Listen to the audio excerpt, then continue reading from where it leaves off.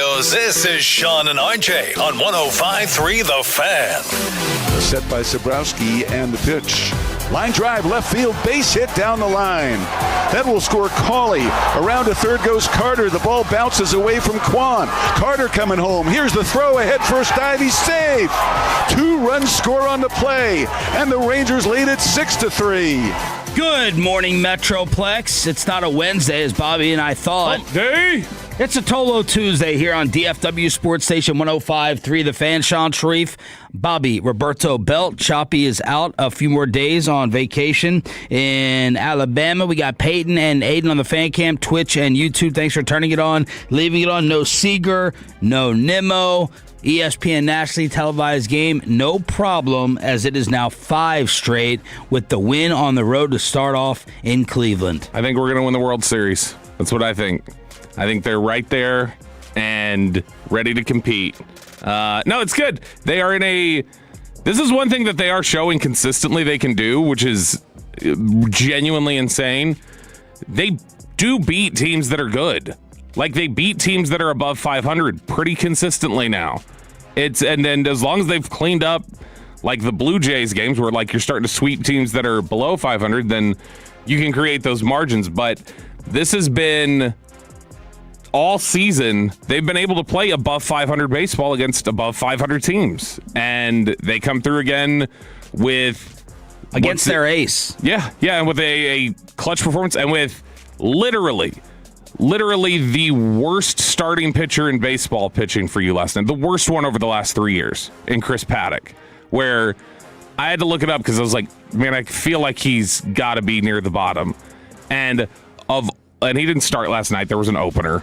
But out of all the pitchers since 2023 who have started more than 50 games, Chris Paddock's ERA is the worst in Major League Baseball. It's 5.53. And he goes out there last night and he pitches well. he on the spot gets it done for you. Yeah, 7 hits in 4 innings, 2 earned after Alexander opened for the Rangers. And the bottom of the lineup getting it done for you as Cam Collie making the debut with a triple. The Rangers. I was like, what is this that I'm looking at on my screen? Is that speed? You got Cam Collie with the triple. Nicky Lopez flying around the bases as well. My guy right now, Justin Foscue, ending it. I go and try to bet him immediately on underdog whenever he's up at bat, showing off that swag and confidence right now. And then Jacob Latz doing what he does absolutely best, and it's not particularly close in Major League Baseball. Another 4+ out save, getting 2 innings of work in to shut it down 6-3. Yeah, and you displayed speed despite no Kelnick, who had gotten designated for assignment yesterday. The day after, that sucks. Sunday, you go out there, you make the play that you do, and then you're designated for assignment. You're out of here. He ran 2 bases. No, I know. I'm not saying he should have stayed. I'm just saying it's like they're continuing to win with speed, and then I think that right now you've got. And one of the things that I've noticed this year is the timeliness. I know he's not been consistently good all year. Like early in the season, he was really good, but it hasn't been. I will say the timeliest hitter it feels like for them this year has been Jake Berger. Like, Berger does seem to come up with when he's up there and they need a base hit and they need a run. Like, he generally, it feels like, comes through. And I mean, he's somebody who in crunch time, I think if I looked it up, I bet I'd see he definitely leads the team in like 2-out RBIs or something like that this year. The Rangers lead the West by a half a game over the Seattle Mariners. Getting it done yesterday on this radio station, 105.3 The Fan. The Armpit is 2 games back. The Athletics are 3 games back in a still very jumbled up American League West. And Sean McFarland from DallasNews.com has some of the numbers. They were a third-place team this time last week, and per Fangraphs had a 38% chance to qualify for the playoffs. And then as of yesterday morning, sitting on top of the division, a 54% chance to qualify for the postseason. That projection has not been that favorable since more than 2 months ago. They have not led the American League West this deep into the regular season, and again, we're not even to the All-Star break since their championship year. That's the way baseball goes. They were 9 games back of first place through this many games last season. 9 back. 8 games back of first place through this many games the season before. So there it is, a nice little boost in the middle of your season. What would RJ Choppy be saying about this? Probably something about like them tweaking the weather or something, and how that has all of a sudden made things come alive for them. This is the longest win streak in baseball now, or tied for it. Not for the season, obviously, but the longest active win streak at 5 games. And yeah, if they can continue to beat below 500 teams, they've got an opportunity after this Cleveland series too, because they've got these last 2 games, and then after that, it's what looks like it should be a bit of an easier run, because you've got in the 9 games leading up to the All-Star break, or the final 9 games here to close out the first half of the season, you've got Detroit, Los Angeles Angels, and then the Houston Astros, and that's not a murderer's row.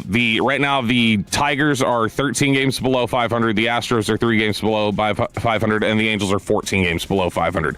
Those are teams you should beat, and hopefully you've cleaned up some of the stuff against below 500 teams. And then how about Tyler Alexander, who closed Saturday's win and Sunday's, scheduled to become the first to go ahead and open since saves became an official stat, like right after what he did over the weekend. Southlake native, the versatility. Skip was talking about it in the in-game broadcast last night on ESPN, their Swiss Army knife right now. The only American League pitcher who's recorded that many saves and that many starts this season on a staff that's being taxed right now, and that's why you saw the addition of Paddock yesterday. See, it's the Texas boys. That's what wins it for you yesterday. You go ahead, you get Chris Paddock, you're getting Alexander, you're getting Cam Collie, all Texas natives getting it done for you yesterday. Cam Collie, their number 13 prospect, and apparently Skip in spring training one morning goes, "Y'all not going to ask me about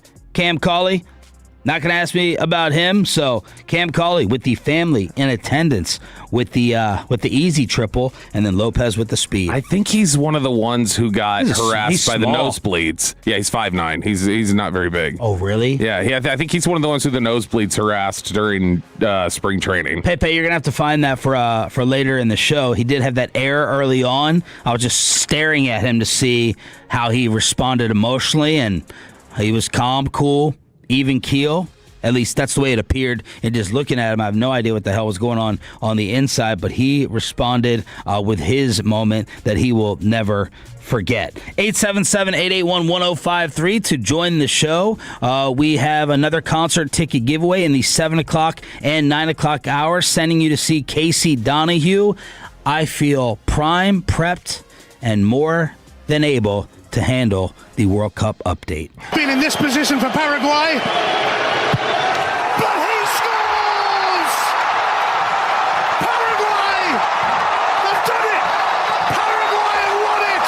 And they booted Germany out of the World Cup! Not an explosive day of goal scoring, much to Bobby's delight. You can just say that every day if you like. Yeah, 7 total goals in 3 games. But the big stunner yesterday, and it was, I know you didn't, but did you look at the penalty kicks at all? No. Paraguay beats Germany in penalty kicks. That was amazing drama back and forth. And then again, I don't know how many live bets I made yesterday, but I basically skipped the nap. I'm going back and forth, and it is keeping me very, very in tune. I'm even betting Netherlands, Morocco when I'm not going to sit there and stay up and watch it. I think Morocco ended up winning that game, which I picked, but these ties are screwing me. Ties in regulation, ties in the extra period, and then you don't get credit for picking the winner afterwards, which is a little bit of a bummer. But Morocco, Paraguay, and then Brazil surviving a scary one yesterday as they fell down early against Japan. How many bets would you guess you've made on the entire World Cup at this point, if you just had to guess? Oh, my gosh. I mean, it's easily double digits.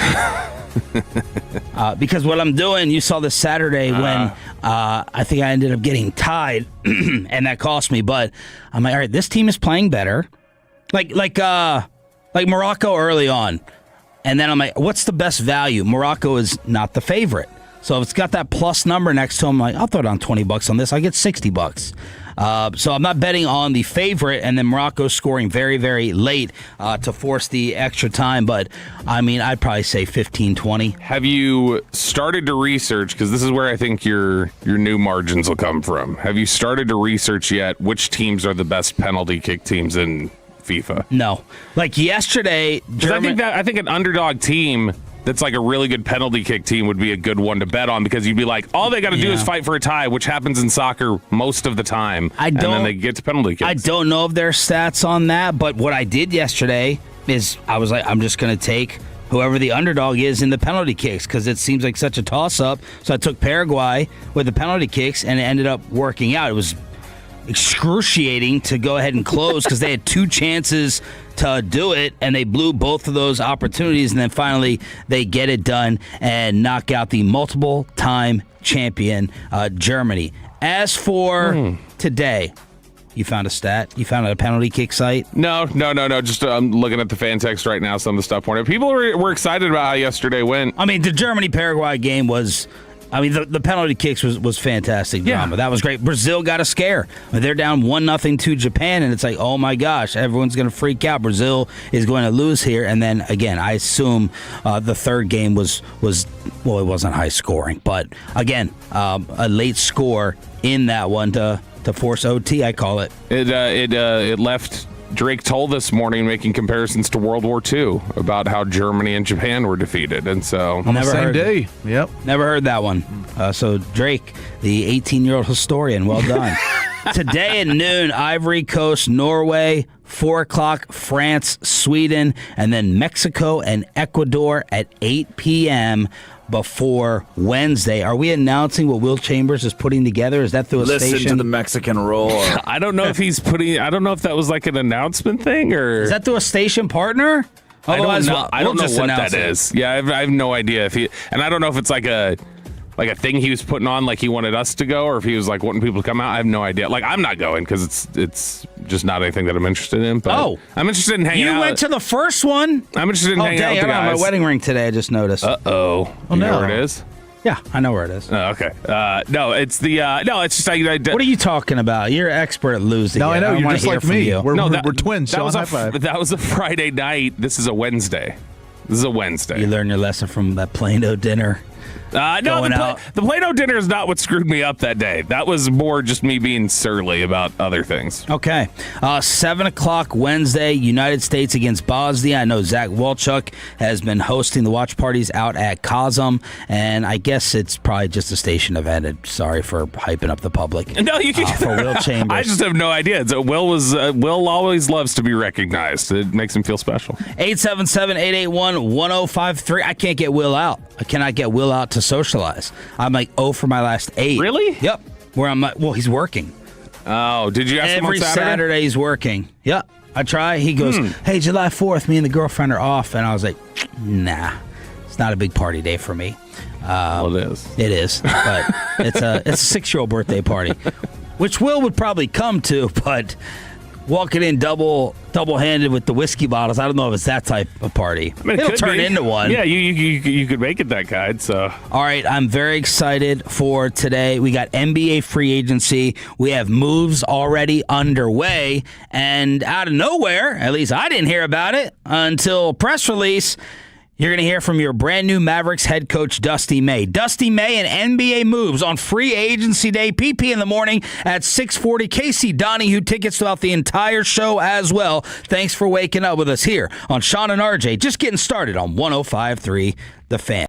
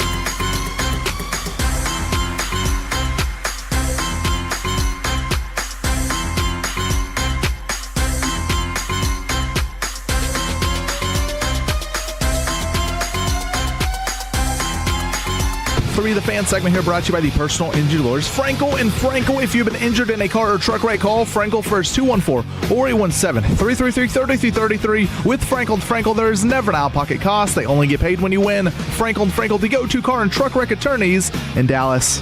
PP in the morning coming up at 6:40 today here on Sean and Bobby. Choppy will be back on Thursday. We got Peyton, Phillip Russell, and Aiden running the Odyssey app, the Fan Cam, Twitch, and YouTube.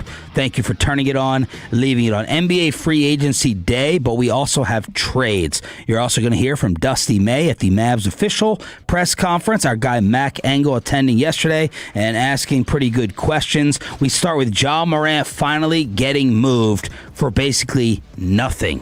Heading on over to the Portland Trail Blazers. Now, they already have Drew Holiday. They already have Dame Lillard in the backcourt, but maybe Portland was like, hey, this is too much of a flyer to pass up. It's Ja Morant to Portland for Jeremy Grant and Chris Murray. And the Grizzlies, at one point in time, the young rival to the Golden State Warriors, have now traded all three of their cornerstone pieces in Ja, Desmond Bane, Jaren Jackson Jr., all gone after getting swept by the Thunder in the first round of the 2025 playoffs. So they're starting over with Cam Boozer, the number 3 pick.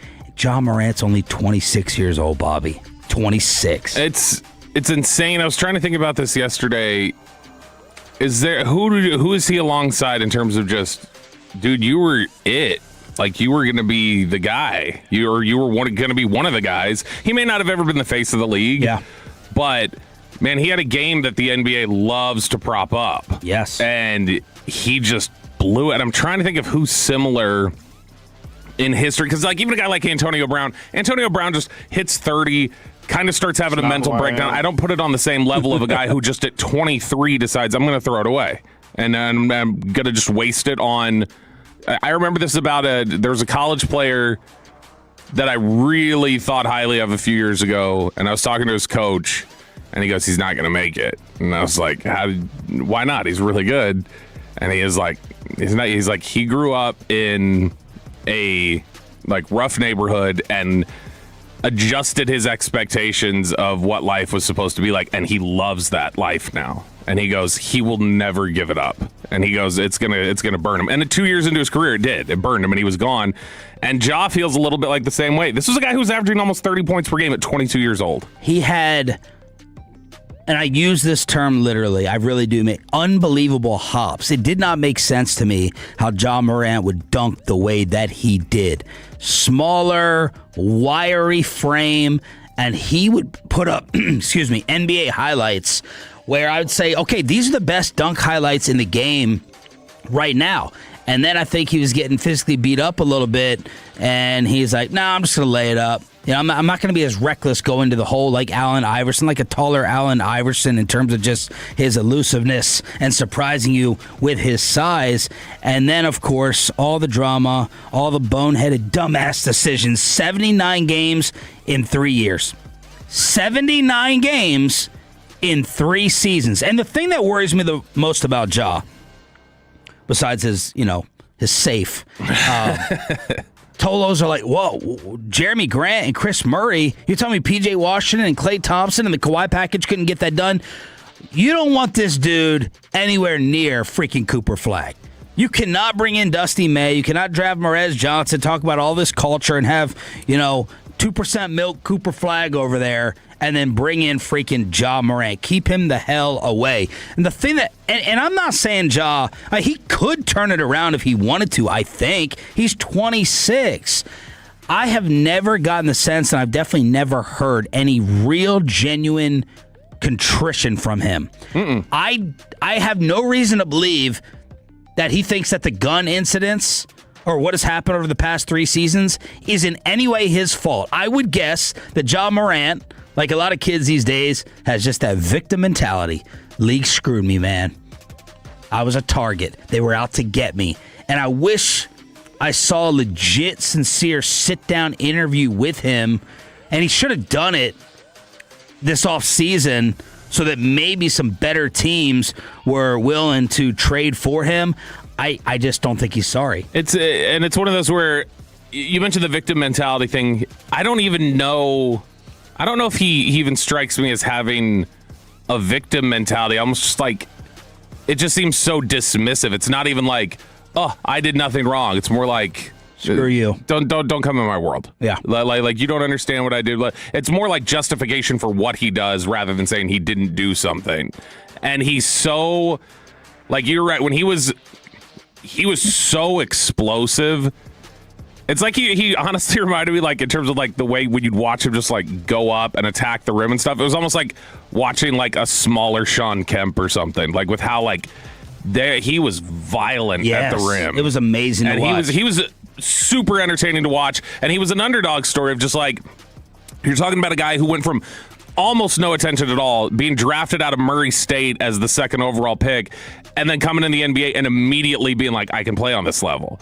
And then just throwing it away in the name of loving a life that you pretend to lead. Because that's the other thing you hear from a lot of people. They're like, he's not about that life. They're like, he did not grow up like this is not like a life that this is one that he's just trying to blend into. This isn't like Dez. It's like a life he wants. It's not like a life he ever wants had. to be a thug. Yeah, it's like a life that he wants to live that life rather than just he actually grew up in it and can't escape it. Tolo Mechanic Mike, did you ever send him his clip, by the way? I did. He got it yesterday. Okay. Only after Eric was like, hey, what time did y'all talk about this? Mike's wanting to clip it. I was like, damn it, I'll do it right now. I did it in a Mike, Wendy's just text drive-thru. Bobby next time. Let's text Bobby. Me and JTFI, we can't be hitting this boy's secretary. He sent me a picture of what he had texted Chiafalo, and he's like, it's all right. I'm sure his squirrel brain got the best of him, and I had just texted him. My squirrel brain distracted me, and that's why I couldn't get it. Mike texted Johnny Manziel. No, because Johnny never had the NFL flash that Ja did on the professional level.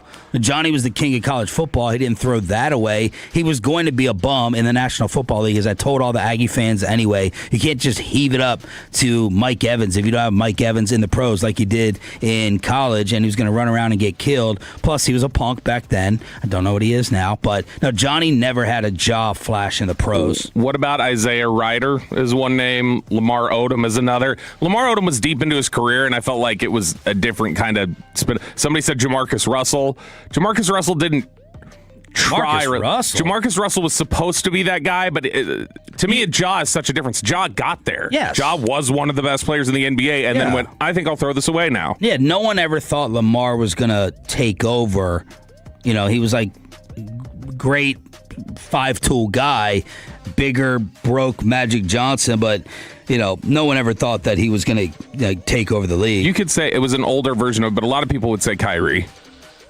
That he got that, and Kyrie rescued it. Kyrie, like, bounced back, and Kyrie had, like, changed his reputation after a while, but, like, that was a guy who, as a young player, was like, get me out of here right after winning a title, and then became a problem at his next two stops. I was worried that this guy was going to be the piece that got traded for Jaylen Brown. I was worried the Celtics were going to take him back, and I'm like, oh, my gosh, the Mavericks should be able to top that offer, but apparently, the Detroit Pistons disrespected free agent center Jalen Duren, and he's like, screw you guys, I'm going into Sacramento. He's going to meet with the Kings at the start of free agency, and they're going to try to work out a sign-and-trade deal. So Jalen Duren looks like he is going to go ahead and leave Detroit and become a member of the Kings. Well, this is not working out for the Pistons right now. They've got a chance to genuinely fumble a really good core. Because what is it in the last 6 months, they released Jaden Ivey after the whole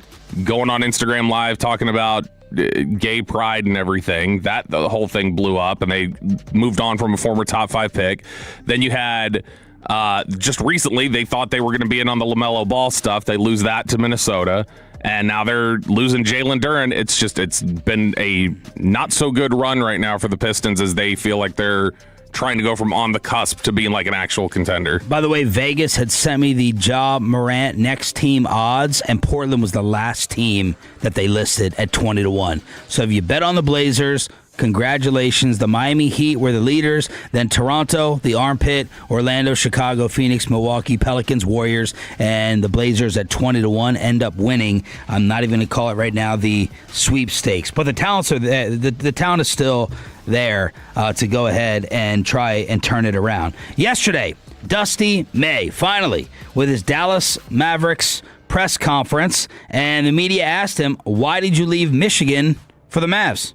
There are a lot of reasons. The very first conversation, whenever I bumped into Masai and Mike in Chicago, and at that point, I had full intentions of being back at Michigan no matter what. And we had a great conversation. It had nothing to do with this position. And then whenever we were talking about our guys, we had 3 guys in the lottery. It was mentioned that would I have any interest in this job? And my eyes went up, and instantly I said, this one checks all the boxes. I said, there's certain criteria for any job that we coaches have. Mine's always been a little bit different, but this job checks all of them. And so I was excited from that moment. Now, the Mavs checked every box, and it started with the people that in the building, the people that I'm going to be going to work with every single day, and to feel like you're aligned, you're inspired by them. All those things are extremely important. The first conversation, that was my first eyebrow raiser while listening to the presser. Chicago was the pre-draft. That's where everyone was going to work out.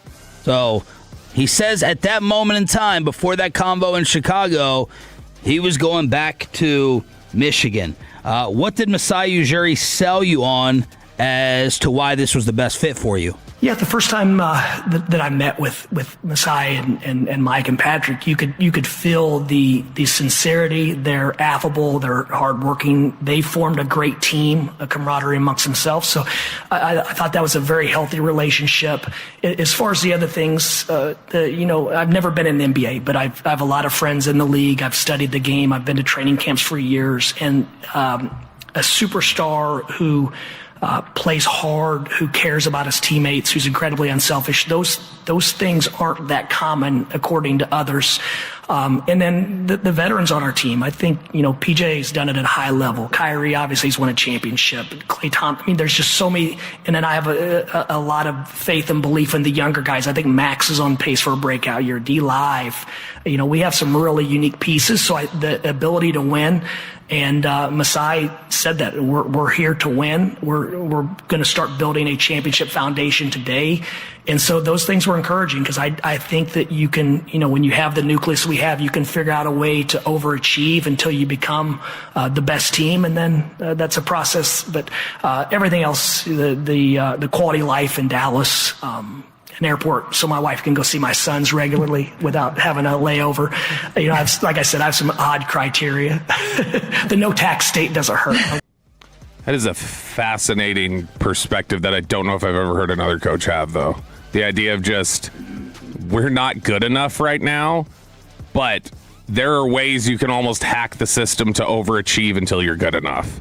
And we can get by doing certain things to overachieve until we're one of the better basketball teams in the NBA, and then we can just play basketball.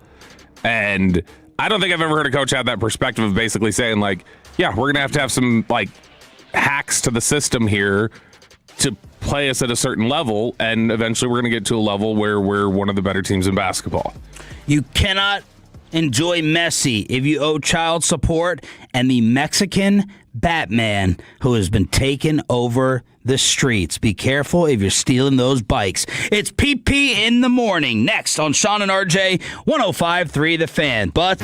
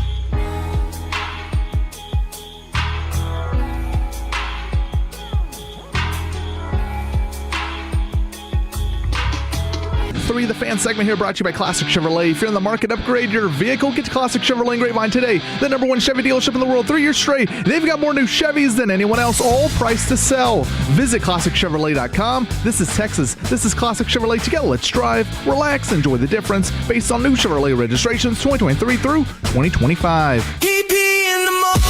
Yeah. PP in the morning. PP in the morning.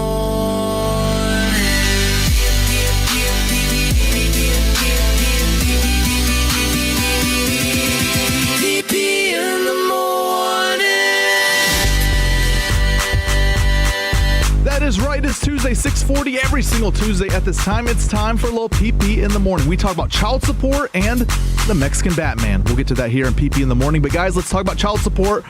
And RJ Choppy not here to talk about it. I had all the questions, ask him. All the questions. RJ not here, but text him on the fan text 877-881-1053. If you're a dad from Argentina and you are behind on your child support payments, you might not be able to watch Messi in person this World Cup. The Argentine Minister of National Security sent a list of 35,000 banned individuals, including 13,000 dads who owe child support money to U.S. authorities to keep them out of World Cup stadiums while Argentina plays. Cheaper to keep her. Man, I mean, it's this database with residents' names on it. It was launched in 2016 just to be used in Buenos Aires, the capital of Argentina, and then it was used all over the world in 2018. So it's starting to, it's been here for almost 8 years now, but this is I kind of like it, right? It's a kind of a good system. I mean, it sucks that, I will say this. If you're a dad that owes thousands of dollars on child support and you're flying to America to watch your team play in the World Cup, you're spending tens of thousands of dollars on trips and you're behind, you're a POS. Yeah. In theory, I would agree that it's a good system, but also, you never know. For instance, just here in, the state of Texas, there are some people who get the screws absolutely put to them, in those child support cases or whatever else, and are being bled dry or whatever. And, you never know where it could be, somebody just bought them a ticket or whatever, and it's like, hey, come travel over here or do this or that.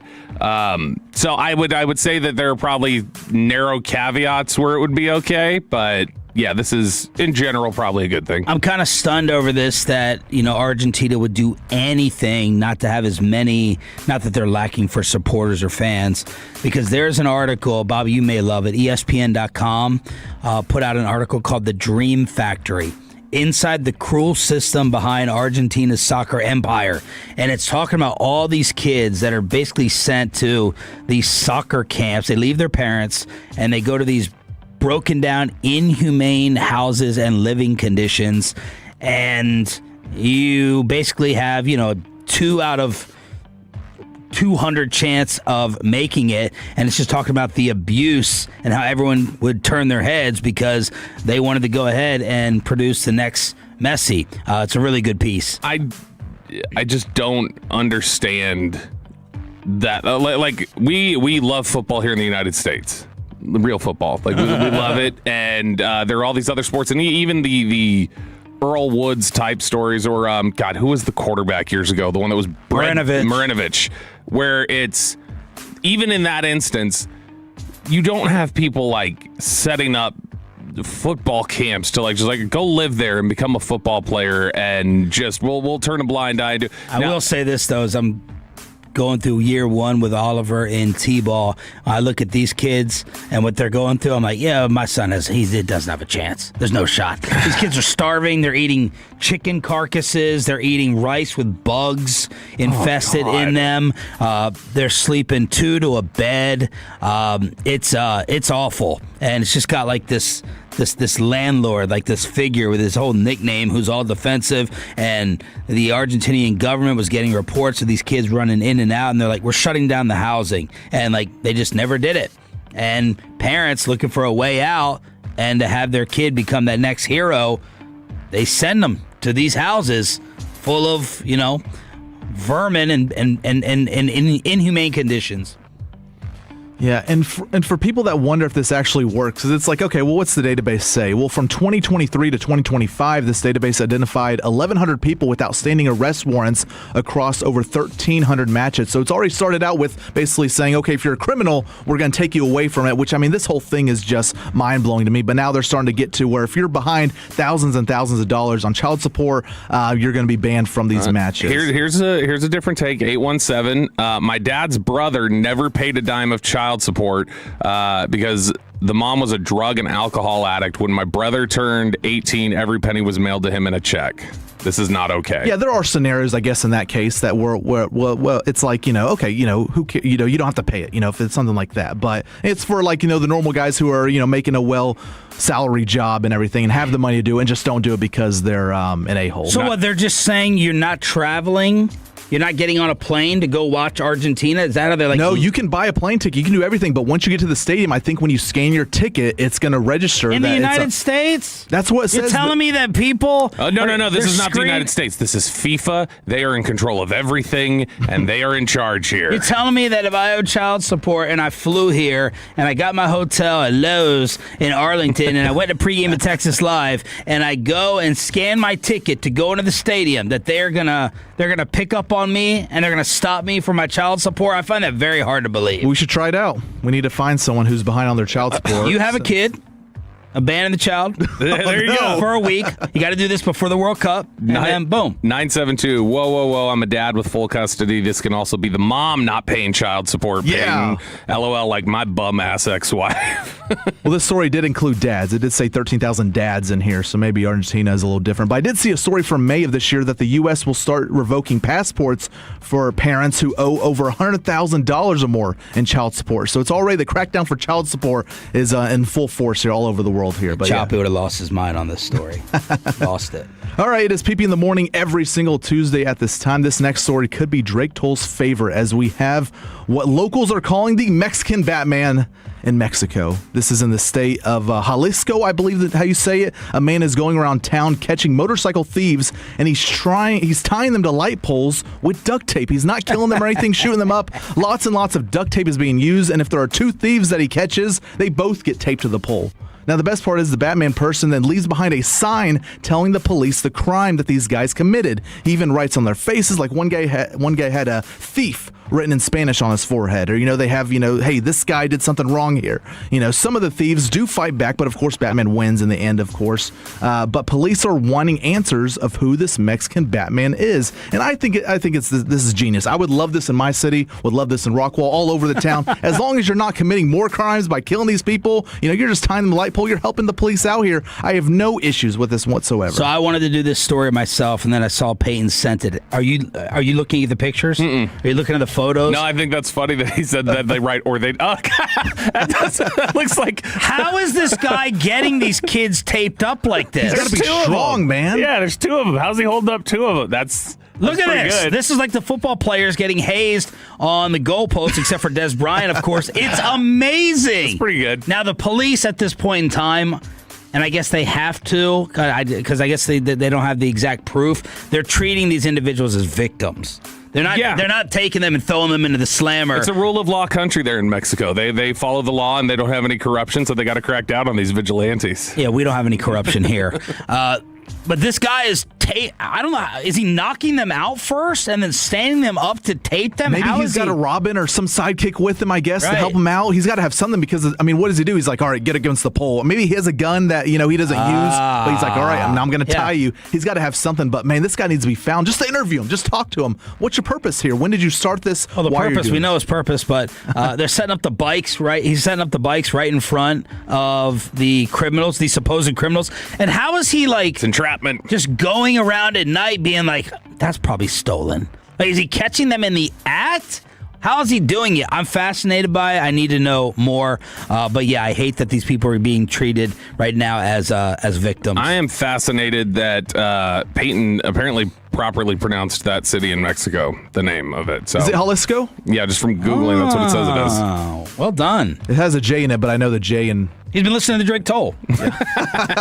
Listen to the Mexican roar. Listen to the Mexican roar. Well, now, guys, in our last story here at PP in the Morning every Tuesday at this time, we go to North Carolina. All hell broke loose at a North Carolina prison yesterday morning in the town of Windsor, where 88 inmates took over control after overpowering the 3 guards on duty at 5 a.m. That's right, only 3 guards to watch 88 inmates. I don't know what the hell they were thinking, but two of the 3 guards were held hostage while the 3rd guard ran out of the prison. He fled. He was like, you know what? I'm out of here. I'm going to go, find some help, I guess. But he fled the case. A bit of a timeline of what took place yesterday morning happened where at 9:30, after hours of negotiation, the two hostage guards walk out, and 18 inmates also were released with them. So they're walking out with these guards. They're like, all right, now's our chance to run. At 9:50 a.m. Eastern time, a second large group of inmates exits the facility. The inmates were armed while they had the guards as hostages. The law enforcement's raced to the prison to try and take over back control of the inmates. At around 2 p.m., all inmates and staff were accounted for and safe, and the incident ended with only a few injuries. But we had you see this a lot in movies, I guess, where inmates take over and it could be all hell broke loose. But, man, it almost happened. But 3 guards on duty to watch 88 inmates. There's a problem with the staff there, I feel. Yeah, that's it's almost like classroom numbers at times here in Texas, where it's like, oh, we got 1 teacher and there's 28 kids. But this is... I love watching these prison shows. I watch a lot of the documentaries of the inmates, like being given control, and we're not going to send in security guards. You guys are going to police your own environment, and someone, who's making a documentary goes and stays in a jail for 2 or 3 weeks or a month at a time. Those are interesting. Yeah, this is...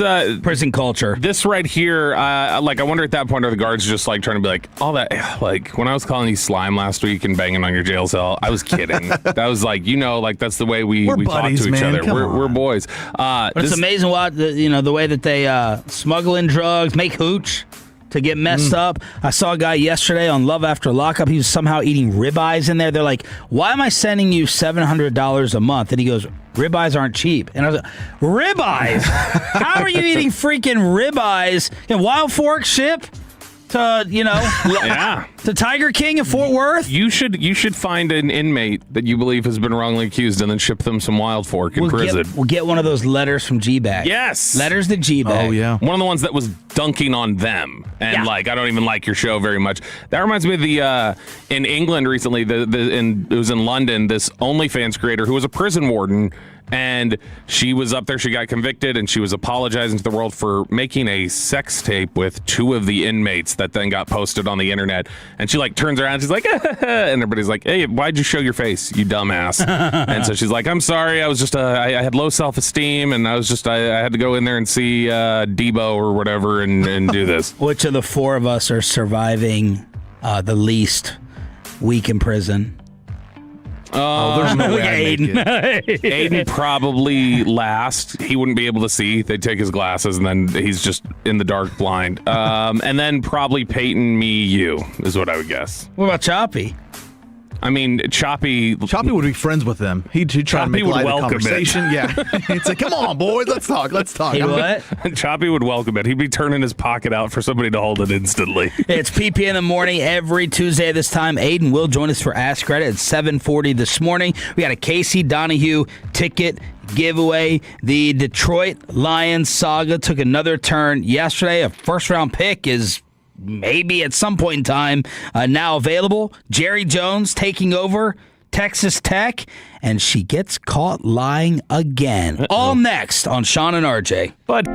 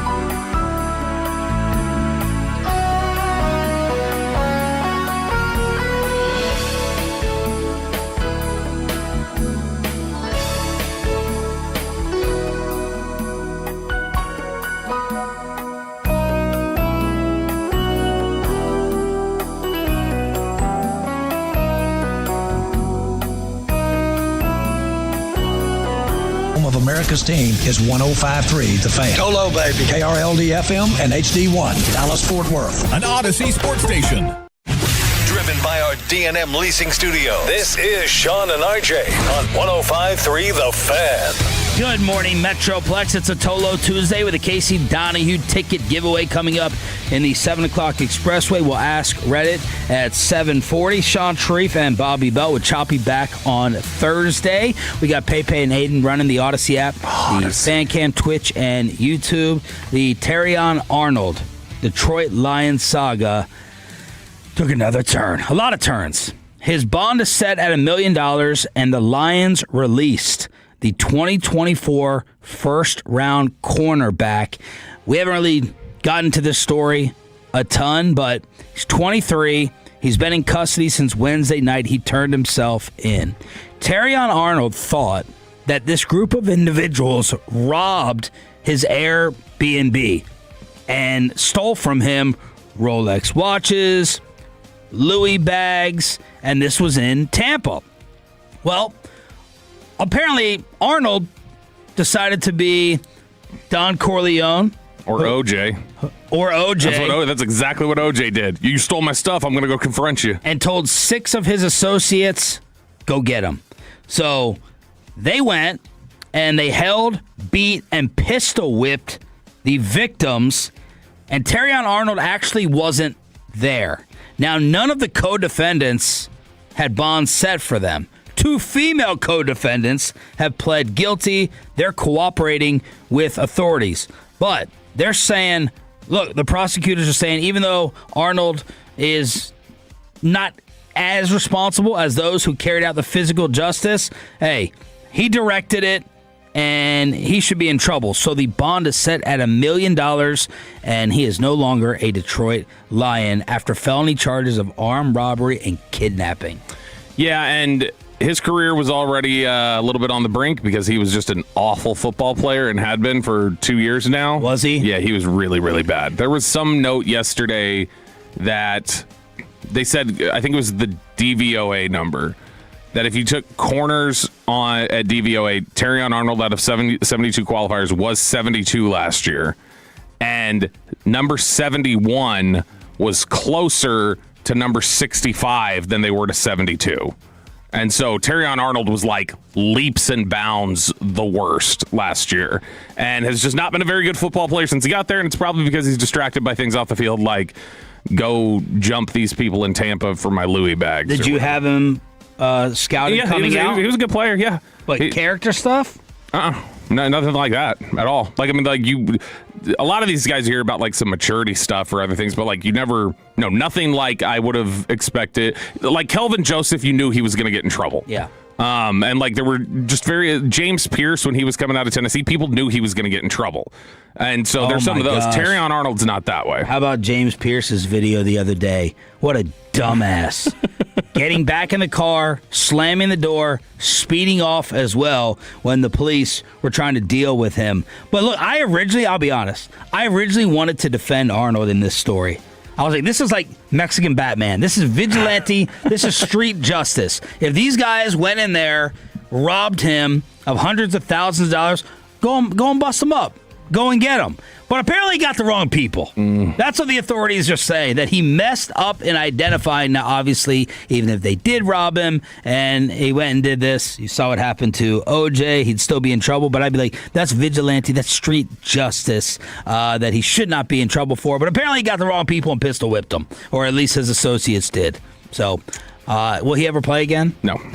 Nope. Like I said, had been so bad. That he might play again because he's got connections to the White House. Yeah, well, he's got Nick Saban, who's on his side. And Nick Saban, who nobody really wants to listen to anymore. I think everybody's pretty beaten down and tired of hearing from Nick Saban at this point. Not schools who want to save money. Nick Saban wrote a letter of support. It was like a character letter, which is apparently supposed to be sealed or something, but somebody managed to leak it.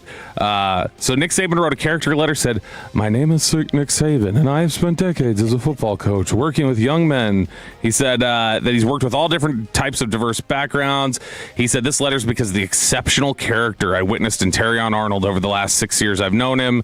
Said when he first came to the program, he stood out not only for athletic ability, but because of who he was off the field. Based on my experience with Terrion, I've always believed he leads with genuine care for the people around him. Over the years, I've welcomed Terrion into my home and around my family. He has consistently treated my family and my staff with respect, humility, and kindness." And then he closes out the letter saying, "Based on my experiences with Terrion, I remain committed to supporting him. While I'm not overly familiar with or educated on the charges he is facing, and understand the seriousness of the situation before the court, I'd ask respectfully, take into account my experience with Terrion." This is just like when he talks about NIL. He doesn't understand how it works. He has no reason to be speaking up on it, and yet he still wants you to listen to him. Texas Tech taking a Jerry Jones approach. So we loved The Gambler.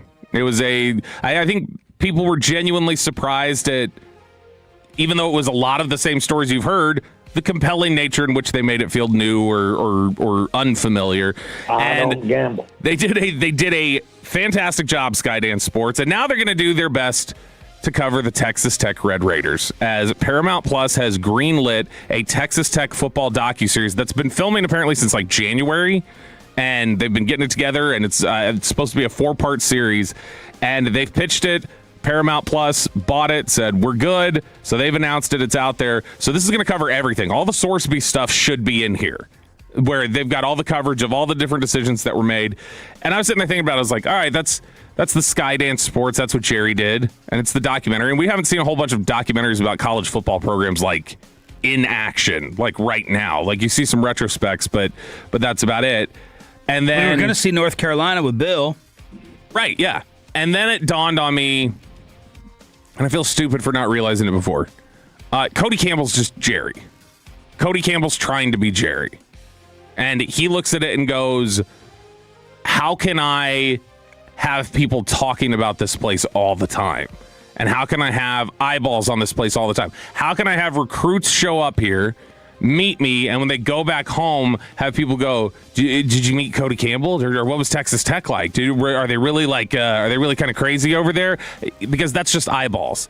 And to recruits, when they see all this discussion, they know who Texas Tech is more than a kid in Washington State knows Texas Tech better now than they ever did before. So am I going to have to apologize to RJ Choppy for his notoriety point, the bad/good publicity? That this be a good, positive development for Texas Tech? No, you don't. Yes. Because we never have to apologize to RJ, because RJ never apologizes to anyone. So, no, but I would say that because it's... But you think he's right? I think it's... No, because I don't think he thought it was intentional. This is intentional now, I'm convinced. I think the handling of the Sourceby thing, I think the little, let's do a video for 21 minutes sitting around a table. I think that kind of stuff is on purpose now. Because when you write it, because I think about it, I go like, that is the kind of stuff Jerry would do if he was in a college program, I think. And he's an oil man. He's spending all the money the way Jerry was early on. They've got all the different times where he talks, and it's like, why the hell would he say that? And then he just kind of smirks about it. And it made me realize, like, oh, he undoubtedly, Cody Campbell, I think, has looked at what Jerry did at the NFL level and how he's kept the Cowboys relevant throughout missing Super Bowls or whatever else. And I think Cody Campbell looks at it and goes, we can keep this program relevant all the time. We can do that just with bravado and our approach. It's that line that rings in my head every time Jerry says anything. And it was what Rick Goslin told me Jerry had said to him when he first got here, which was, I got big shoulders. I can take whatever you want to say about me. Like, you can criticize me however you want. I can handle it.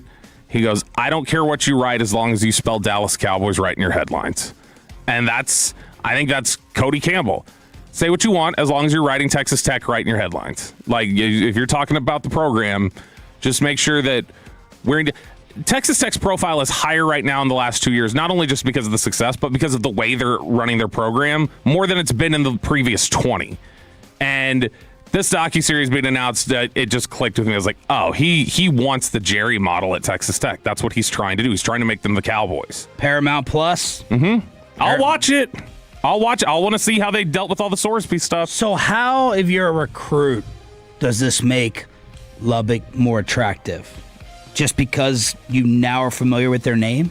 Or you're like, all right, they're willing to go overboard for the player? They're going to bat for the player, but also, there's it's like what drew kids in the past to like Miami at times. Like, this is a little bit kind of like the bad boys over here. Like, we don't care. We're a little rebellious out here. I like that. I like that rebellious tone. And then the other aspect is, I know one thing. There were a bunch of people who didn't know who the hell Brendan Sorsby was when he was playing football for Cincinnati. Everybody knew who Brendan Sorsby was when he was at Texas Tech doing nothing. And I think for a lot of players, they go, you're going to know me if I'm there. You're going to know who I am if I'm at Texas Tech. The Rossini Files. Just when you think they're dead, they strike again. The 7-minute video that a police department. I did not watch. I couldn't this. watch it. I can't. I just read I was reading the quotes. It's uncomfortable to me to watch something that has been so vividly explained already. And then I watch it, and then I go, this is not anything close. And I'm just like cringing at the awkwardness of how bad you were lied. So I could read it. I couldn't stand to sit there and watch her pandering to like, who do you like? Who's your favorite? Let me pull this up. I don't know if I could have watched it even if she would have FaceTimed the coach. And that wouldn't have been a lie. But that's what ended up happening. It's a lie. She didn't FaceTime anybody. She just said, who's your favorite team? JJ McCarthy sucks. Have a good day, officer. And did she call Kevin O'Connell? Is Kevin O'Connell getting thrown into this? No, she showed him a text thread because he said the guy was a Vikings fan. And so she showed him like, look, I've been texted, blah, blah, blah. And he's this was supposed to be, a radio interview where she goes, yeah, I would try to get out of traffic tickets by FaceTiming the head coach that the police officer was a fan of. And then what? Did a police department decide to say, let's embarrass her? Yeah, they went, all right, fine. Like, if you're going to insinuate this, then... that we go along with this type of behavior. Yeah, then we're going to show you, like... Now, they did let her off the ticket, but they didn't... I think she had offered to call, and he was like, that's not necessary. But he even told her, he's like, I understand you have a job to do, just like, would you please pull over to, like, send your text or do whatever you got to do. Just pull over. She said, you know who I was on the phone with? Brian Dayball. He wants the job. She's just flexing, like, nuggets as best she can. It's so... He goes, she goes, are you a fan of the Giants or Jets? He goes, I'm not a fan of either. He said, I'm a Viking fan. And then the text exchange with Kevin O'Connell. And if he said, I'm not a football fan at all, and then she probably would have gone, is there something else I can do? And she said their quarterback sucks? Yeah, she said McCarthy. She literally said, she's like, yeah, y'all's quarterback sucks. So she's just trashing J.J. McCarthy in the middle of it. I don't know what the text thread said. That makes me wonder if something about the text thread, because Rossini was one of the ones early on. Remember, it was like 4 games into it where she was like, the Vikings could move on. And it makes me wonder if just... that was part of whatever conversation she had was KOC just trashing JJ McCarthy or something. She doesn't work in this field again. No, she doesn't. She's there's the fact that her reputation is that you cannot come back. I'm trying to think of what would be similar of like somebody coming back after having their reputation. Kevin Spacey.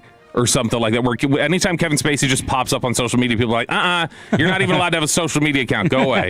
Like, she's not going to be able to show her face as a public figure ever again. 877-881-1053 to hit us up on the Frankel and Frankel Injury Attorney text line. We're about to go commercial free in the Expressway here on Sean and Bobby. We'll ask Reddit at 7:40. NBA free agency day. What's happening with LeBron? Ja Morant traded, and are the Mavs going to get involved whatsoever? A monster NBA free agency preview next with the Casey Donahue ticket giveaway right here on 105.3 The Fan.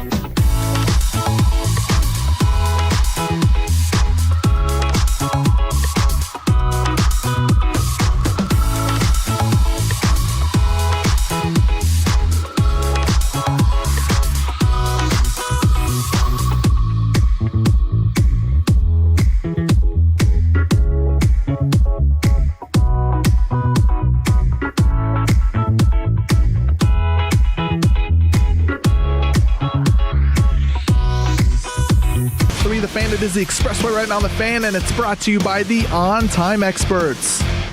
Good morning, Metroplex. Thanks for being a total that stands for Turn It On, Leave It On. Sean Sharif and Bobby Belt with you on NBA Free Agency Day. I guess with a noon World Cup match and NBA free agency, I won't be getting much sleep again. But that's fine. I love basically all forms of free agency with all the possibilities. And the move started happening yesterday. In case you missed it, Ja Morant traded to the Blazers for Jeremy Grant and Chris Murray. It looks like Jalen Duren will be leaving the Pistons. He's ticked off at their offer, trying to work out a sign and trade with the Sacramento Kings. What's going to happen with Jaylen Brown?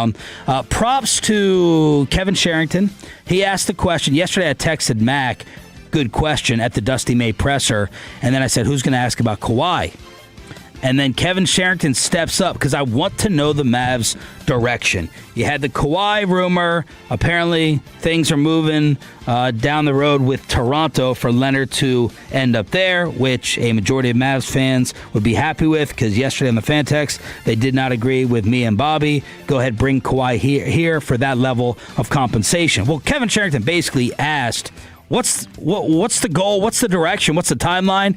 Much to my disappointment, Masai Ujiri did not touch it. He's like, today's about Dusty May. And he basically said, look, the goal is to win. And I gathered, did you listen to the whole thing, Bob? I listened to most of it. I didn't hear the whole thing. I gathered he was basically saying, don't take too much of what I said about we're not making win-now moves today. It's about future moves to build around Cooper Flag. Don't take that too seriously. Just like we should have learned when he said, no, it doesn't mean I'm necessarily. My lack of confidence vote for Jason Kidd doesn't mean anything. And he's just not going to tell us the truth, is what I've learned already. The Masai Ujiri is just never going to. If he says something at a press conference, we've already learned he's just not one to go off of that. Does it make you believe that they were sniffing around Kawhi? Yes. Yeah, I think they 100% were. I think so, too. Yeah, I mean, he's clearly has before. Like, that, when he got... Well, different situation, though. No, but when he got Kawhi, he had liked Kawhi for a long time. And he's spoken highly of Kawhi in every sort of area. We've seen, when an executive gets their mindset on somebody they like Anthony Davis, then they a lot of times just start thinking of building with that in mind and building with that player in mind. And I think it's easy to see how they could become competitive pretty quickly if they've got Kawhi here and healthy with the rest of the group. So, G-Bag's buddy, the great Bobby Marks, who I think crushes it all the time, did a great job during NBA draft coverage. He came out with his NBA free agency preview. Here's storylines throughout the league before we dive into the Mavericks. The future of LeBron will dominate the early days. Now, the initial thought was Rich Paul, whose clients include LeBron, Anthony Davis, Draymond Green, was trying to orchestrate all of those guys to Golden State. I forgot they had Jimmy Butler. Tells you how long it's been since I've seen Nick Harris. Where Jimmy's like, look, I understand. They need to trade me. And they get someone else on a faster timeline without injury concerns, then they need to go ahead and trade me. So Jimmy was understanding about possibly being moved because in a move for Anthony Davis, Jimmy Butler would all but certainly have to be included in that deal. Well, then yesterday, someone else floated, I think it was Windhorse, don't put it past Rich Paul to use this Golden State rumor as an opportunity to get all of his guys paid in their respective places. So, the Wizards are worried that Anthony Davis would want to demand to go out to California and team up with Steph and all the clutch buddies. Let's pay him like we did Trae Young. The thought was initially that the Lakers were going to keep LeBron, but apparently it's been crickets towards the opening stages of negotiation. And then, of course, Draymond declined his player option with everyone thinking that was to clear up more money to pay all the senior citizen geezers to get together, even though I am rooting for that. What do you do if you're the Lakers? Because I've been thinking they have to just let LeBron go. There was a feeling last year that, Austin Reeves was playing well when LeBron was not there. If you're the Lakers, do you want LeBron back or let him go? Man, I don't know. They looked like they played better when he was off the court. Like when Luka and Reeves were clicking and healthy, that looked like that was the combo. Look, he can still play. Yeah. The numbers are still fantastic, especially considering his age. My thing with LeBron is, like, I can't have Luka, LeBron, and Reeves on the same team defending. I don't think you can just. I think even offensively, it's a little difficult. Like, just in terms of the mix and the way those two play. Like, LeBron can play off the ball. He's done it. But I think it's just there's so much ball dominance there that, like, naturally is pulling at you when you have them both on the floor, that it makes it really difficult for things to flow evenly. And so, I mean, he's still a really, really good basketball player. Yeah. And he's still, you know, one of the better ones in the NBA. He's probably not like a top 10 player anymore, but he's somebody who he does everything at a level that says, like, that's a really good basketball player. Bobby Marks, issue number 2, are more blockbuster trades coming. We've already seen Giannis and LaMelo get moved. Will the Celtics' Jaylen Brown or Kawhi be next? And, of course, the story that blew up over the weekend was Bobby Marks on Sirius XM talking about an analytics person in the league saying this about Jaylen Brown. There's mixed feelings about him when you talk to teams. The analytics of Jaylen Brown is not good. I'm more of an eye test guy. There are some people out there that look at that a little bit more deeper than what the eye test says. I had one, not an executive, but an analytics guy saying, well, yeah, we view him as like the 7th best player on a team. I was like, holy crap. Oh my God. I get it. There's a rule for analytics and stuff, but, well, I guess they call it, I joked, I said, I guess we call that strategy now. We basically changed the word. People got 7th best player on a team? So I was like, wait a minute, that's a little bit of a stretch there. What are we doing here? What are we doing? Well, I mean, yeah. Charles Barkley's going to take that and never let analytics be cited on Inside the NBA ever again. Yeah, I would. Now, clearly, Bobby Marks is not endorsing it because he said, what are we doing here? Yes. Like, this was not him saying that he thinks that. In fact, he was just offering up the perspective of, like, I personally would like to go with the eye test, but these other analytics-minded teams may not look. So, okay, rule out Cleveland, which doesn't count losing a series as losing a series anyway. So, but I would think that this is where you just got to start looking past the game. Analytics has to. I think analytics is much better when you're using it in the context of explaining what happened instead of trying to predict what's going to happen. That's a problem. When you want to look at a game and go, like, how did this happen? Where did we lose here? All right, let's go deeper inside the numbers. Oh, this here, we weren't efficient here. We didn't do this.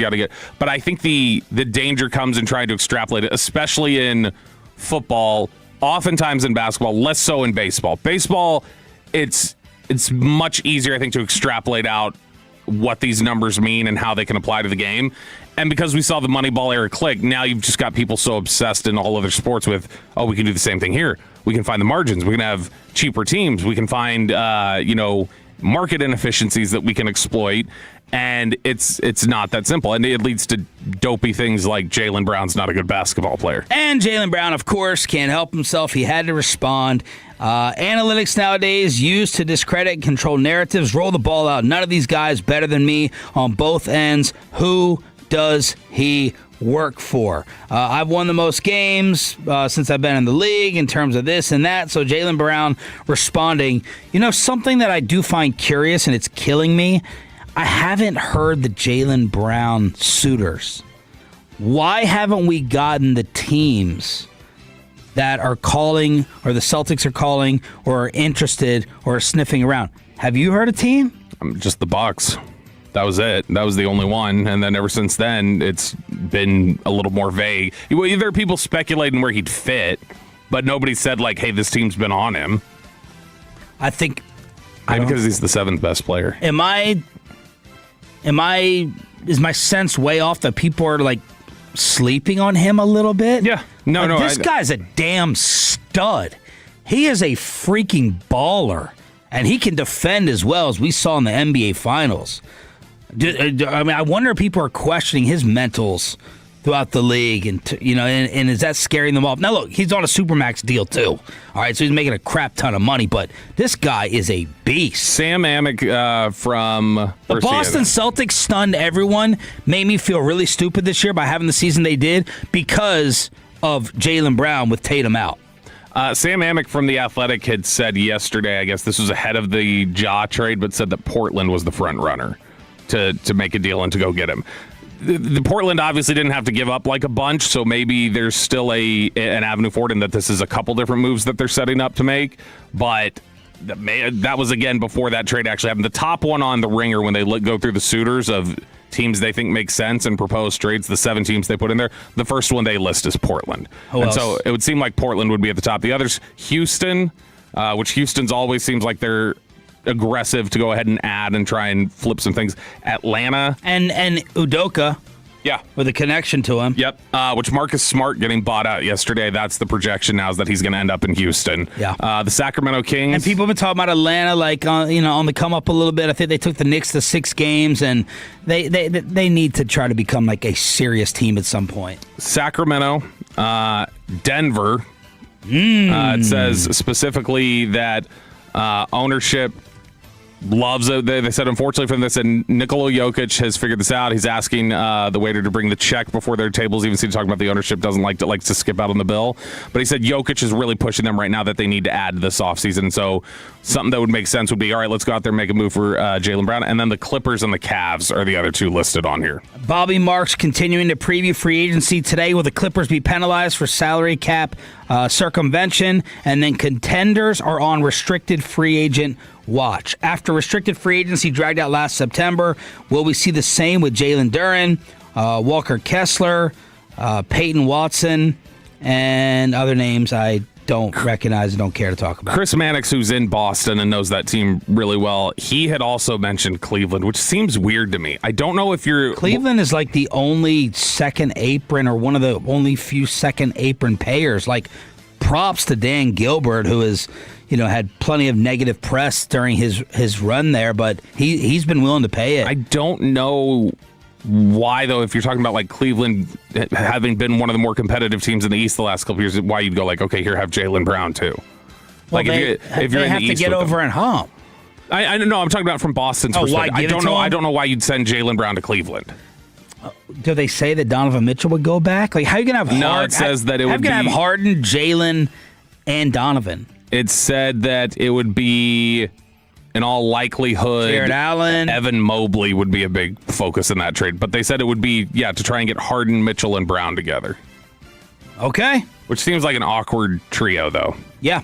Now we go team by team with the previews to the Dallas Mavericks from ESPN former GM Bobby Marks. Yeah, and Bobby Marks is always really good at just kind of doing these capsules every year where he takes a look at, like, all right, where is every team at financially? And Dallas does some flexibility that a lot of teams don't have right now, cap-wise. That's what happens when you purge Luka Doncic. They are $40 million below the luxury tax. They're $49 million below the first apron. He says they're $59 million below the second apron. So they've got plenty of space to be able to bump up against it. He said these are the top offseason priorities. He said, number 1, consolidating the contracts. New president of basketball operations, Masai Ujiri, proved during his time in Denver and recently Toronto that he is not afraid to shake up the roster. The Kawhi Leonard trade in the summer of 2018 confirmed that and ultimately led to a title. In Dallas, Ujiri has the tradable contracts. Only Kyrie Irving is earning more than $20 million right now for the Mavericks. And draft assets, up to 3 first-rounders, which is interesting because you don't hear people talk about Dallas having the draft assets to make it happen. But the fact that they've got everybody under $20 million, Bobby Marks says, makes it very easy for them to move just about anybody they wanted to. Number 2, the return of Kyrie Irving. With Dallas shifting toward youth, does Irving still fit? Considering the Mavs had the 6th worst record in clutch games, they were 17-28, have no incentive to bottom out in the standings because of their pick situation, and are in need of a high-level playmaker, the answer should be yes, at least for now. Irving has 2 years remaining on his contract, including a $42.4 million player option in 2027-28.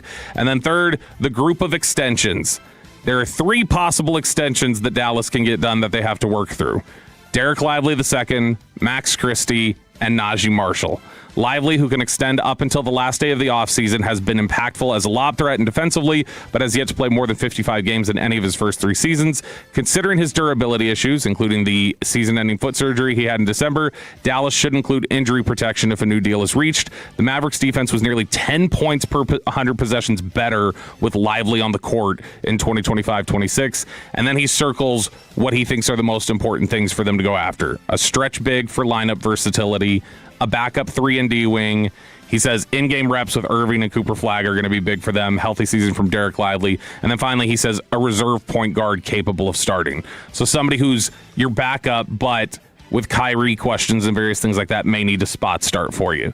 But that's one of those things where I find it fascinating that he seems in favor of, and so many analysts seem in favor of, just not moving Kyrie right now with where this team is at. And it didn't sound yesterday like the way Dusty May talked about it, where he's basically saying that's going to be my confidant and the guy that I'm leaning on for all of my wisdom is Kyrie Irving. It didn't sound like Dusty May wanted him to be going anywhere. Is there a name out there, a move out there that you've been thinking about that you would either want or expect? Fan text, this is for you as well, that you would expect an aggressive Masai Ujiri to pursue. Is there someone out there? It's always important to look at like the history of guys that he's been close to or been connected with. And I mean, obviously the big one so far was, Kawhi was a big one. There's just this insistence from a lot of people that he's going to end up with Jakob Poeltl at some point, who's a big that he's always liked. But other than that, there's not like, when you look at the top of the free agent market, they're definitely not going to be around. You just talked about Jalen Duren earlier. You've got Trae Young, who just re-signed his deal with the Wizards.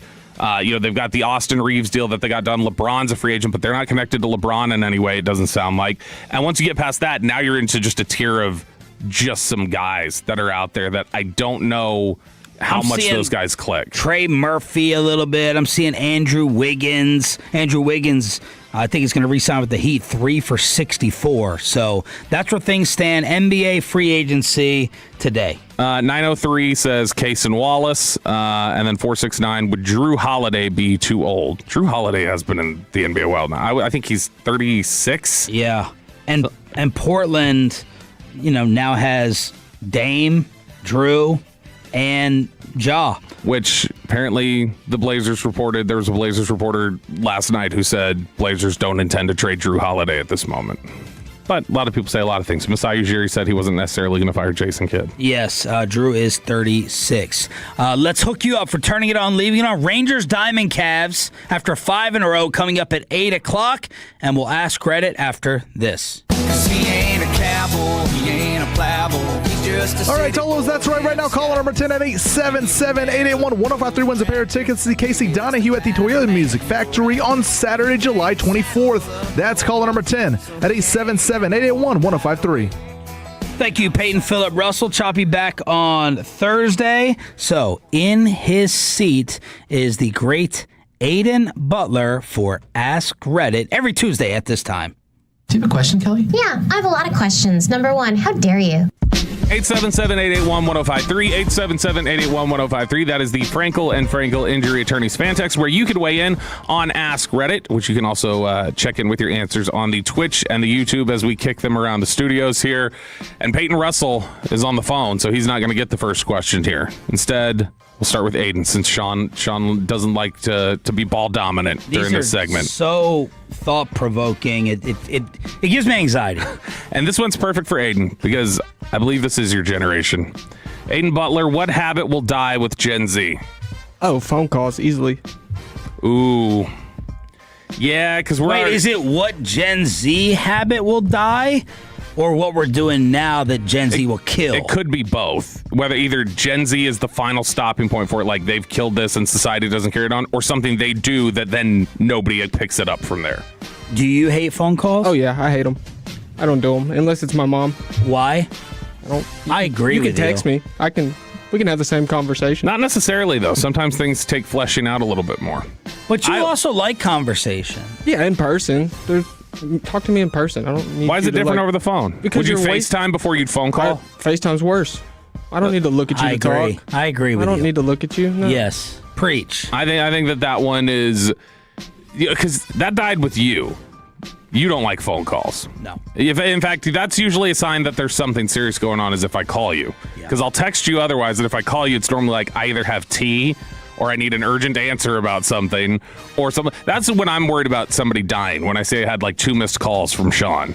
Whenever that happens, I'm like, oh, crap, somebody died or I overslept, one of those things there. Peyton Russell, what will die with Gen Z? Cigarettes. I think they move far and away from cigarettes. They have vape pens. Aiden's shaking his head. Aiden, you don't smoke cigarettes. Only if you're intoxicated. No. Gen Z loves intoxicated cigarettes. Really? But Gen Z doesn't love alcohol. That is true. That's what was going to be my answer, was just social drinking. Seems like it's definitely dying with them. And why is that? Is it weed or is it money? Probably weed. A mix of both. I think it's money more than anything, just because drinking is such a social go out thing, and they don't feel like they've got the money to do it. Is it too insulting to like suggest like work ethic? I mean, you have a good work ethic, Aiden. That's why we wanted to get you away from the other shows that try to steal what we've harvested here. Dating, like genuine date, like going up and like asking somebody out. That seems dead at this point because people won't just walk up to a stranger and talk to them. I want to get you a girlfriend. Me too. Are you on Are you on apps? I mean, yeah, I was, but they're kind of... It's a beating? They're just crazy women on there. Really? When's the last date you went out on? How many dates have you been out on in the past 3 months? Maybe 2. Okay, so you've gone out a little bit. Tried, yeah. And how many times you know? None of your business. You know your mom listens to it. Is it your radius that you think is a problem? Like you're too far away from the city? Yeah, I'm too far away right now. Farmersville's far away from everything. Yes. Oh, dude, when I was on the dating apps, I was so desperate. The radius was 60 miles. Damn. I had 60 miles. I said, anyone, just someone. But female. didn't she tell you that was long distance dating when you were with somebody who like lived in Denton? That was college. Yeah, I was trying to date this girl in college. We'll talk to her, and I was like, oh, like we can meet up or what? She's like, well, I don't want to do long distance. I'm like, oh, where are you from? And she said Dallas, and I was like, UNT's in Denton. That's a 40-minute drive. That's not long distance. Let me get to the fan text. Getting a driver's license. Choppy, you don't speak for us. You're literally chopped? No. What is that? Said you don't speak for us in Gen Z. You're chopped, Unk. What is it, chopped, Unk? Chopped is ugly, and Unk is old person. Oh, I want to know, Unk. Okay. Yeah. All right. G-Bag has learned what chopped meant, finally, after Lucius has been saying it on the air for months. Now they realize Cigarettes are making a comeback. Is driver's license also a thing? Why are people against... I know that less, seem excited to drive the day that they can get their license. Why would that be? I don't know. That's new to me. I got my license as soon as I could. mail.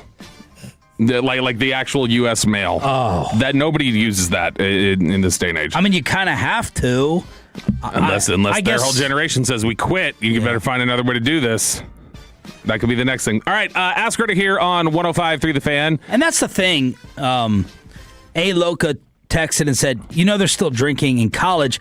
I'm like, college drinking isn't down, is it? Like, in terms of Friday, Saturday, ragers and Jacob Ray, fraternity houses? When Jacob Ray talks about being in college and being up there in Lubbock, that he says that they used to have to, if they would drink, they were definitely deal conscious about it, though. Because he was saying that it was like, oh, you get the pitchers of beer on this night at this place, and you could know that here we could drink efficiently, and so... Honestly, how is Gen Z even listening to this show? Because we have Aiden to represent it. Yeah. I find it enjoyable. Yeah, shut up. You don't know what you're talking about. Next one here on Ask Reddit. I like this one, and this was a very popular one on Ask Reddit this week. Peyton Russell, what's the most unmoanable name? Any of your relatives. Mom, dad, uncle, whatever their name is, you cannot. Unmoanable? Yeah. I was thinking about it from just a mechanic situation. It's any one syllable name. Like if your name's, because generally I'm thinking of like a girl. Oh wait, yeah, because your name's Sean. That's right, and that's one syllable. Yeah, one syllable, I guess. Because I think of somebody named Ed. Like he could go, Ed. No, that'll work. I don't know why I thought of a dude too, but I thought Sylvester. Because girls moan. We don't think a guy's moaning. Luigi probably. I'd put Bobby up there. Bobby, no. Bobby or Bob? I can tell you it sounds good. Either one. That's Bobby or Bob would be better. It's a cartoon. Bob is awful. It's a cartoon. We'll ask Kristen if it's easy. I can tell you how easy it is. Sylvester. So something that's either too many or too few syllables. I feel like someone said Keith. If it's a woman, Bertha, Gertrude. Because see, that's the problem. If it's just like a single syllable, you're just holding out a vowel sound. You're going like key. What an amazing question. Who the heck came up with this? And everybody's just basically naming. First, the top answer was similar to what Peyton said, which is whatever your parents' names are. Yeah. Or whatever this name is. Like you can't do that. Ruth. Yeah.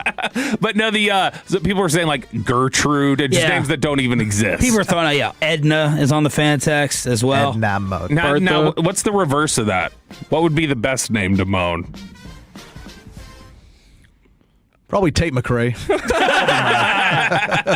See, Tate would be a weird one. Tate. Yeah. It sounds too close to something else. Nah, yeah. See, you can't do that one. All right, next one here on Ask Reddit, as the fan text, says Byron. We got Harriet.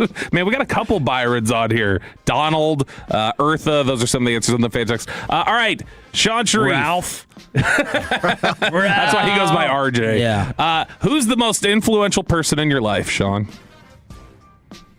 And it doesn't have to be presently. It could be whoever had the most impact or influenced you the most. I'm trying to get a non-cheesy answer. Answer professionally, then. I think you got. Professionally. Me, thank you. This will be crazy, but I won't say that they. I'll say the three biggest radio lessons that I use today came from, in no particular order, Bassick, Grego, and Brian Mitchell. Three things of interactions with them where I'm like, all right, I'm gonna do this different. B. Mitch, that's your guy. B. Mitch, which I saw him reference last night on the internet. It was like by total chance. Terry Crews, the actor. Yeah. I guess they were teammates in Washington, and Terry Crews to this day just idolizes Brian Mitchell as being the only guy who believed in him as a football player. Wow. And so he painted this massive painting of him. And so Terry Crews, like a couple months ago, I guess, had shared a photo of my guy Brian Mitchell just sent this to me, this painting I made I haven't thought of in years, but me standing with this painting I made of Brian Mitchell. And so see, B. Mitch, he's influencing everybody. Terry Crews, you guys got that in common. What did you learn from them? Was it what not to do? So Brian Mitchell, I was trying to overcomplicate, over cowherd topics where Colin is everything's an analogy and let's just not do the usual, expected opinion. And I'm like, all right, that was part of the new school. We got to come at it from a different angle every time. And Brian's like, no, our personalities are interesting enough. Give your natural opinion, don't overthink it, and it'll be compelling enough for people to listen. So I was like, all right, let's stop trying to overdress this a little bit. Grego, we were doing a training camp show in this conference room, and we used to have the top 7 at 7. It'd be like a headline thing where we just run through the top 7 stories. And Grego walked in the room randomly to screw around with us, and I was just so hyper laser focused on being a professional about it. I didn't cut loose with him, and I was too paranoid about getting back to the story. So I'm like, all right, need to loosen up from that aspect, right? And then Bassick, I was frustrated with work and probably the ratings years ago, and not recently. Not recently, thanks to Bobby. And I just listened to Bassick. I think KNC was doing well, as they still are. And and I'm like, you know what? Just screw it. And I'm listening to Mike just say whatever the hell he wanted and not apologize for it. And I was like, 2 or 3 years ago, I was like, screw it. If I want to insult someone locally, nationally, say something offensive, I'm just going to say it. So I just cut loose even more because of Mike, cut loose more because of Grego, and then the Brian Mitchell point. I remember I was talking to somebody years ago at one of my other radio gigs, and I remember they had said, we're talking about somebody else on air, and they had said, you can't do that, or they're talking about something they had done, and I was like, why, what's the problem with that? Because that's phony. And there's a listener will always hear phony. Yeah. They're they'll always, and so they're they said, if there's ever anything you're thinking about, similar thing of just say what you're thinking, because the second you start hedging or you're trying to talk around something or you're saying something that's not genuine, they will sniff it out. No matter how well you think you're hiding it, people will sniff out when you're phony. Yeah. And so you cannot do that. Otherwise, it'll destroy your career and people will think of you that way. Russell Wilson, right? Yeah. Everyone just rolls their eyes at Russ. Yeah. He's either he's phony mixed with cheesy. You know, 817. Damn, I forgot about Top 7 at 7. What a good time. Yeah. Aiden, biggest influence on your life? R.I.P. Roy. My mom, easily. Aw, that's so sweet. Single mom raised me, and Walks around on the streets with you with your convict shirt. Oh yeah. And she thinks it's hilarious, so she encourages it. Peyton, biggest influence on your life? Well, I'll stick with the industry. Sean influenced me a bunch, obviously, but I will. We have time. Well, he inspired me a bunch with his answers, but I'll pick my bonus checks. That's right. Keep them coming, Sean. Can I change my answer? As long as the checks keep cashing. It happens with the quarter. No, it was Corey Majors for me when I first stepped into this industry. Oh man, look what you just and did. Corey's brought this up a little bit. I know I didn't invite him to my wedding for no reason How whatsoever. can he be the biggest influence and you invite Carter over Well, because him? so when I first started this industry, I just interned here. I was fresh out of college. I was working promotions. I didn't have a job for me up here in the programming side of things. So I was promotions. I was traveling with the radio shows, going here and there to events. And Corey was talking to me, asking me, "What do you want to do here?" And I was like, "Well, obviously I want to be a board out, work my way up, and be part of a show one day." And he's like, "Well, I will give you this advice: the best ability is availability. Basically be a yes man." So Jerry Jones is your answer. Yeah, Jerry Jones, of course. Love Jerry Jones. But yeah, so it would be Corey Major just for the conversation me and him had, and I was basically yes man for the first year or so of being in promotions, and then obviously when I got called up to be a board op, thank you Tim Collins, Gavin Spittle, and so I was just always available, and then obviously made my way up here to be part of a show. So thank you, Corey. And you forgot all about him. I didn't forget about him. All right, so this is might be a little niche, but this thing blew up, and Sean liked the question yesterday. So I'll throw it out there to whoever wants to answer first. What cheat codes from games do you still remember, even though you haven't played those games in 10 plus years? That's an amazing question. Fan text, please. Michael Vick, Madden 2002, 2003. That was a cheat code. I didn't know why my friend always played with the Falcons. I was like, okay, I'm going to pick the Patriots or the Eagles back then, but the Falcons, it was Michael Vick. This is not what I'm thinking. No, that's not what it means. Well, no, I know. Like an actual cheat code. Yeah, like you type in some code or whatever and give it upgrades or whatever. Yeah, but I always thought Michael Vick was a cheat code. Yeah, he was, but I mean, again, not the question. Y left, Y right, X click thumbstick in Godfather on Xbox. That gave you full ammo. So if you were like trying to take over if you're trying to take over the Tatalia compound and you had like fired off all your ammo, then it reset your ammo. There was also a health one. I can't remember which one that was. But yeah, I would always do those because you could not take over the 5 families because you had to take them all over at once. You could not take them over unless you reset your ammo in the middle of that. Aiden, you got one? There's like 7 GTA cheat codes swirling in my brain right now. And so... Man, everybody's saying Contra on the fan text. That's what Chris Navarre just texted. Blood code on Contra is the only correct answer. They're going up, up, down, down on Contra. R1, R2. Or Mortal Kombat. All of it, yeah. You're getting a ton of Contra. Some GTA, R1, R2, L1, L2, left, down, right, up on Grand Theft Auto. There's a bunch of Mortal Kombat, Blood Code, Ken Griffey Home Run, and Griffey Baseball, and N64. What you got, Aiden? Anything from GTA. We used to write them down and pass them out at school to our homies. And then you'd linger on that. So did you have one, Sean? One that you were just like, you specifically remember? I can't remember. I always felt like I wouldn't let people know I was using the cheat codes on Godfather. It's like, I just feel dirty. You can't let anybody know. Yeah, but everybody did. We'll finish up Ask Reddit. Thank you, Aiden Butler, running the fan cam, Twitch, and YouTube. We'll finish up Ask Reddit with Peyton's Idol at 9:40. And my other radio tip would be don't hit the microphone while it's on. Was that you or Aiden? That was Aiden. It was probably his glasses. I'm a pro. 5 in a row for your Texas Rangers. Diamond Cavs on the home of the Rangers next. But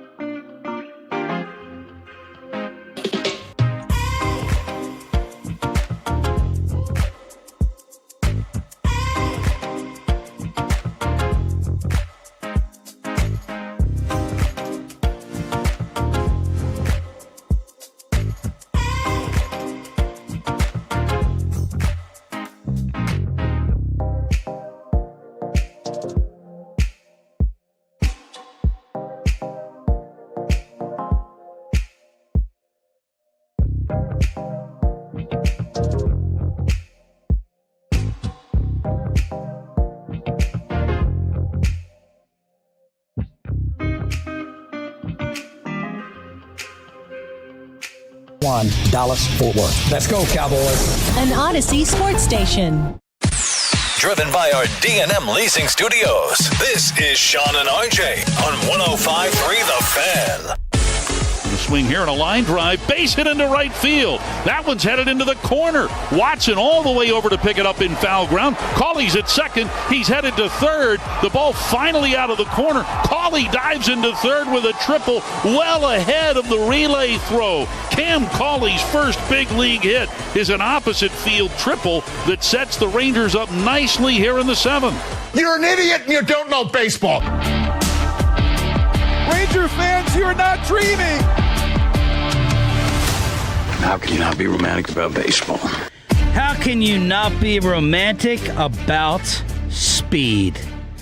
Kind of trying to make a drug joke. Bottom of the lineup, speed. 9. Oh, a 9. Yeah. Thank you so much. Because you actually thought about it. Yes, I did think about it. Chop never thinks about it. Choppy, we'll be back on Thursday. This is Sean and Bobby on your home of Texas Rangers.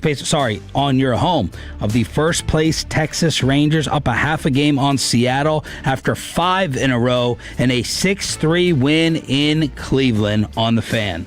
It's a good run they're on right now. The biggest thing for them right now is they're coming up big late in games. That was one of their problems. They had a historically awful stretch for them with runners in scoring position there for about 3 weeks. Just where they were hitting something like 109. It felt impossible for them to be as bad as they were with runners in scoring position. And right now, it's been timely. It's 2 out hits. It's late game heroics. It's, the right button being pushed here or there by Skip Schumacher. So it's really tough to think of baseball in even series increments, because when you're talking about 162 games and the NFL, for instance, plays 17, 10 games. 10-game stretches are the equivalent to one Cowboys game. And so that's how you got to kind of think of it, as this 10-game period right here, that's 1 week. 10-game period here, that's another week. And so if you break it up into those sections, you realize how much more important it is not to get lost in the ebbs and flows either way, and instead look at kind of the macro of what they're doing. And right now it's good. I think I'll have this similar to reaction to any type of athleticism on the Cowboys defense this year, where I'm like, oh my God, I haven't seen this. I haven't tasted this in a while. But when Collie and Lopez were flying around the bases, I was like, oh, what? It was unrecognizable to watch speed and athleticism out there on the base paths. That's what a Schumacher, when he got here and he talked in his opening press conference, that was one of the big things that he talked about was important to him, was just speed on the base paths and taking extra bases and being aggressive in their running style. And he becomes the first Ranger, Sandler with some notes, since Hanser Alberto to pick up a triple as his first major league hit. Hanser Alberto was not a good baseball player. That's for him. Foscue, my guy, Mr. Swag right now. I'm president of the Foscue fan club for this week.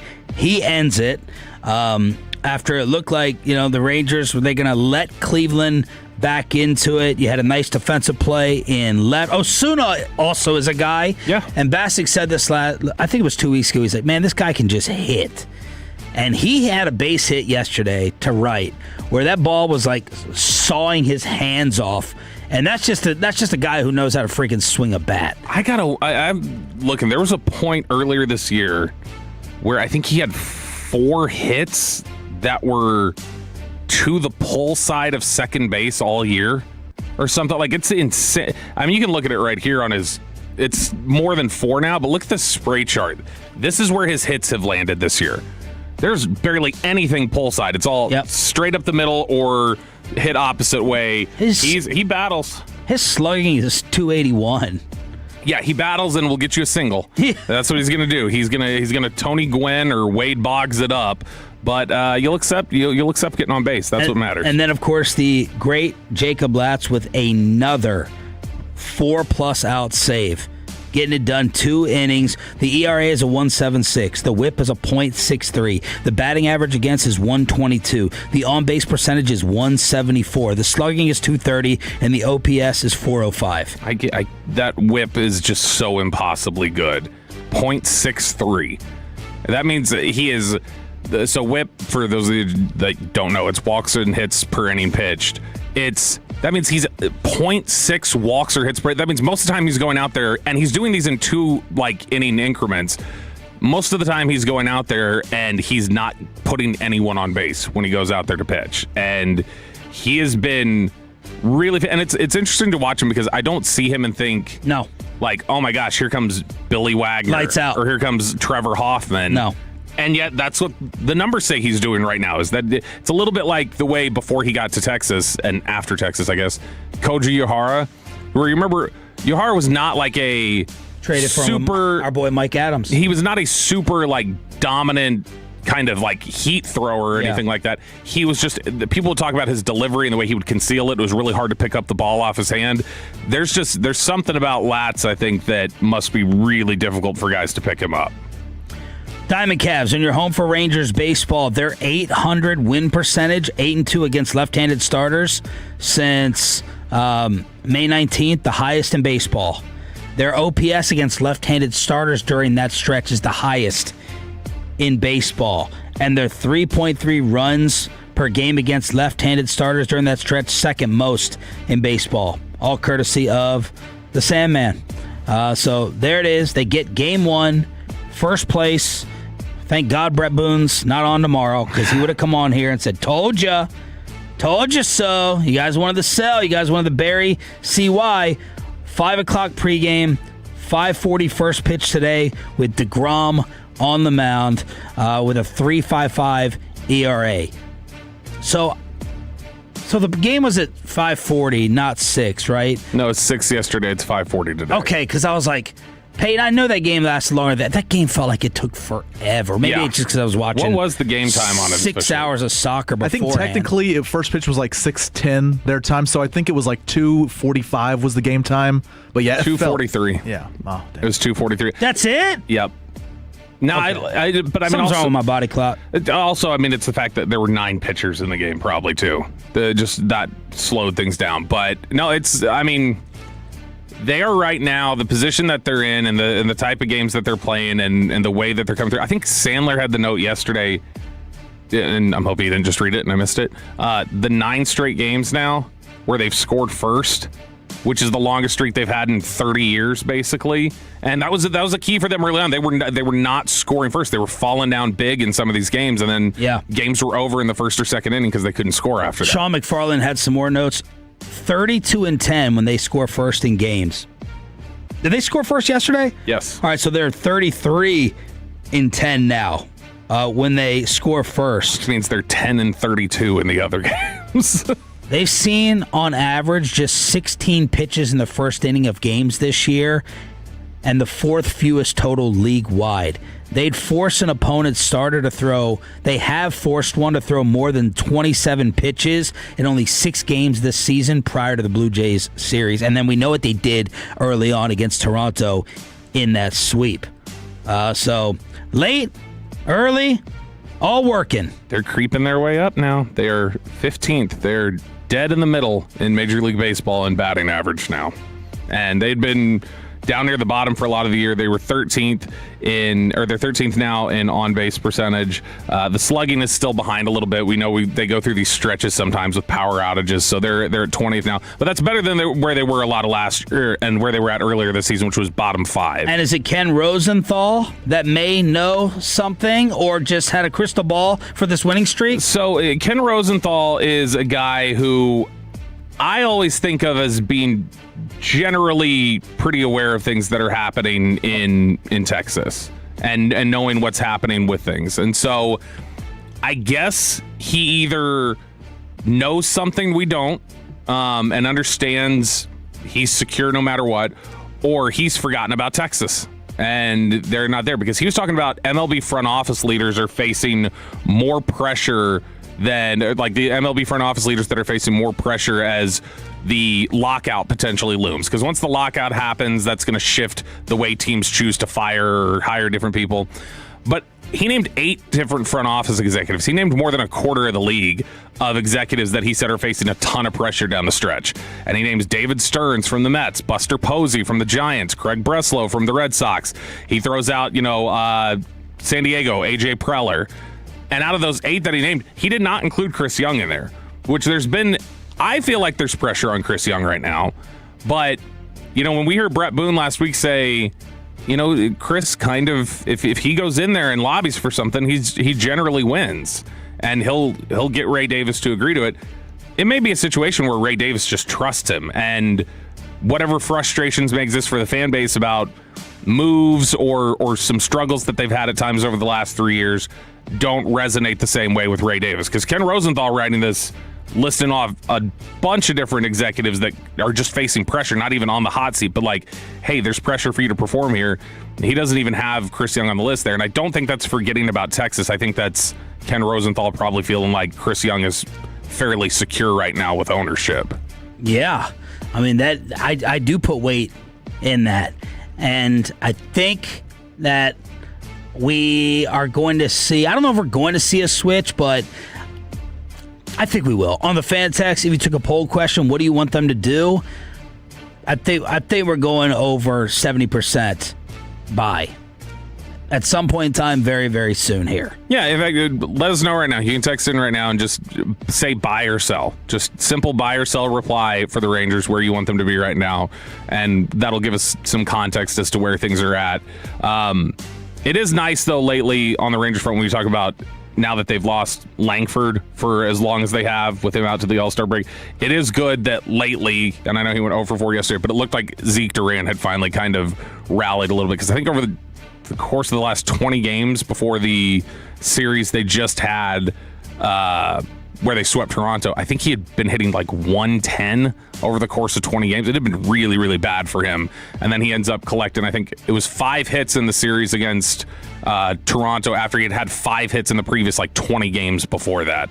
So Zeke Duran hopefully has cleaned some things up a little bit, because they need guys to be more consistent while while Wyatt Langford's out. More Rangers baseball. Early evening, right here. Overwhelmingly buy on the fan text right now. See? Yeah. We switched in 48 hours. Yep. I'd say it's probably 80-90% buy right now. Diamond Cavs on DFW Sports Station. Thanks for being a total that stands for turn it on, leave it on. We got another Casey Donahue ticket giveaway in the 9 o'clock hour. Look at the guns being showed off here from Alec Medford. Oh, yeah. It's Tank Top Tuesday. I saw him teasing the fan tank top. Rolling in with the tats, the guns, and everything. Come on, ladies. Go for it. He might be taken. I don't know. Corey keeps saying he is the mom slayer of Mansfield or something. The mom slayer. That's what he calls him. Alec, are you taken? No. No. He said no. All right, there it is. A date off. Do this at Will Chambers Gathering. Have the ladies show up for Aiden and Alec. Yeah. Right there for Wednesday night. There we go. Then when Aiden's going to have to wear his own shirt that he made so that he has the street cred. Speaking of Wednesday night, a World Cup update in place of Choppy, and who's gotten swept up in the Texas Sahara dust storm. Next on Sean and RJ 105.3 The Fan.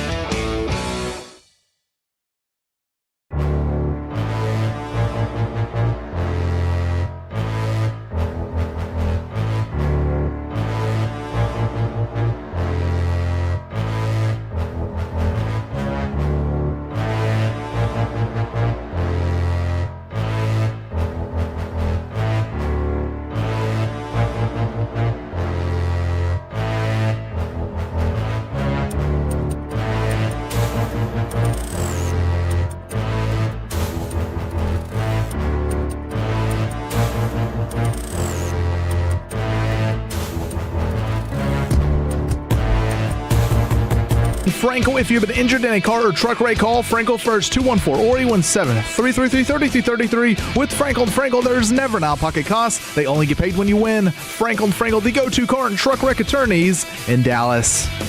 Bruno Guimaraes.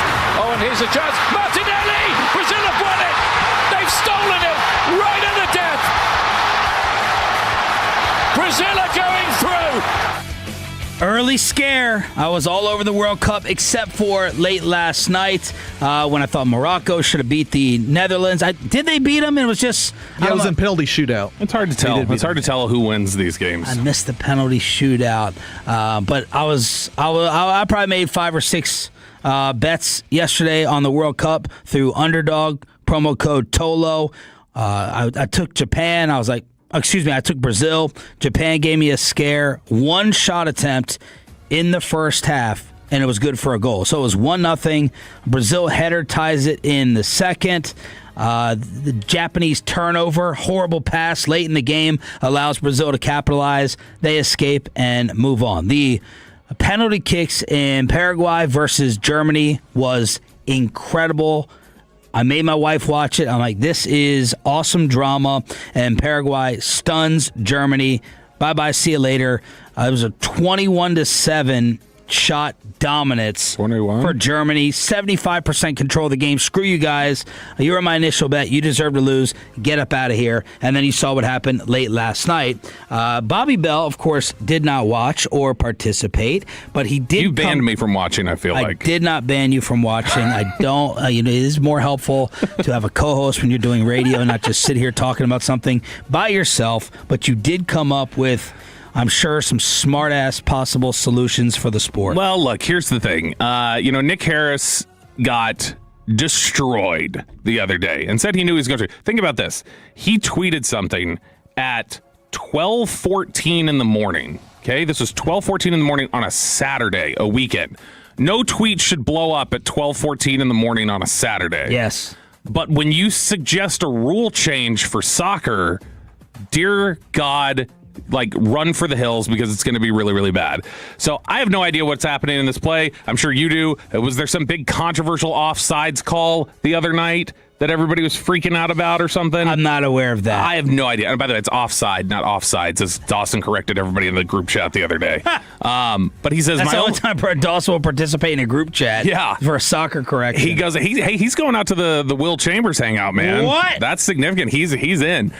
Nick Harris said, my only big gripe with this sport, if the ball is in the box, there should be no offside. You should have to defend the box, period. The fact that this is offside is so ridiculous. It got 2.6 million impressions at midnight on a Saturday because I totally agree with him. European soccer fans going, look at this moron who doesn't know anything about our beautiful game, and that whole thing. They were all like, I feel like Hook is about to jump out or fly over my boat. Yeah, that started out, I don't know what accent that started out. It ended as Liverpool. It was like the Beatles Liverpool by the end of it. Dustin Hoffman over here. But it got just all this sort of crazy interaction. Somebody goes, you can't just start watching the sport 2 weeks ago and be advocating for rule changes. And they're like, you do realize Nick does watch soccer, actually, though. He's not just he would come in here wearing his kit when he would come in here with us. And so I decided his kit or whatever they call it, the soccer kit. Isn't that what they call the little uniform? The uniform. They call it kit. The jersey, like sweater for hockey, they call it a kit in soccer. Yeah, you don't say uniform or jersey.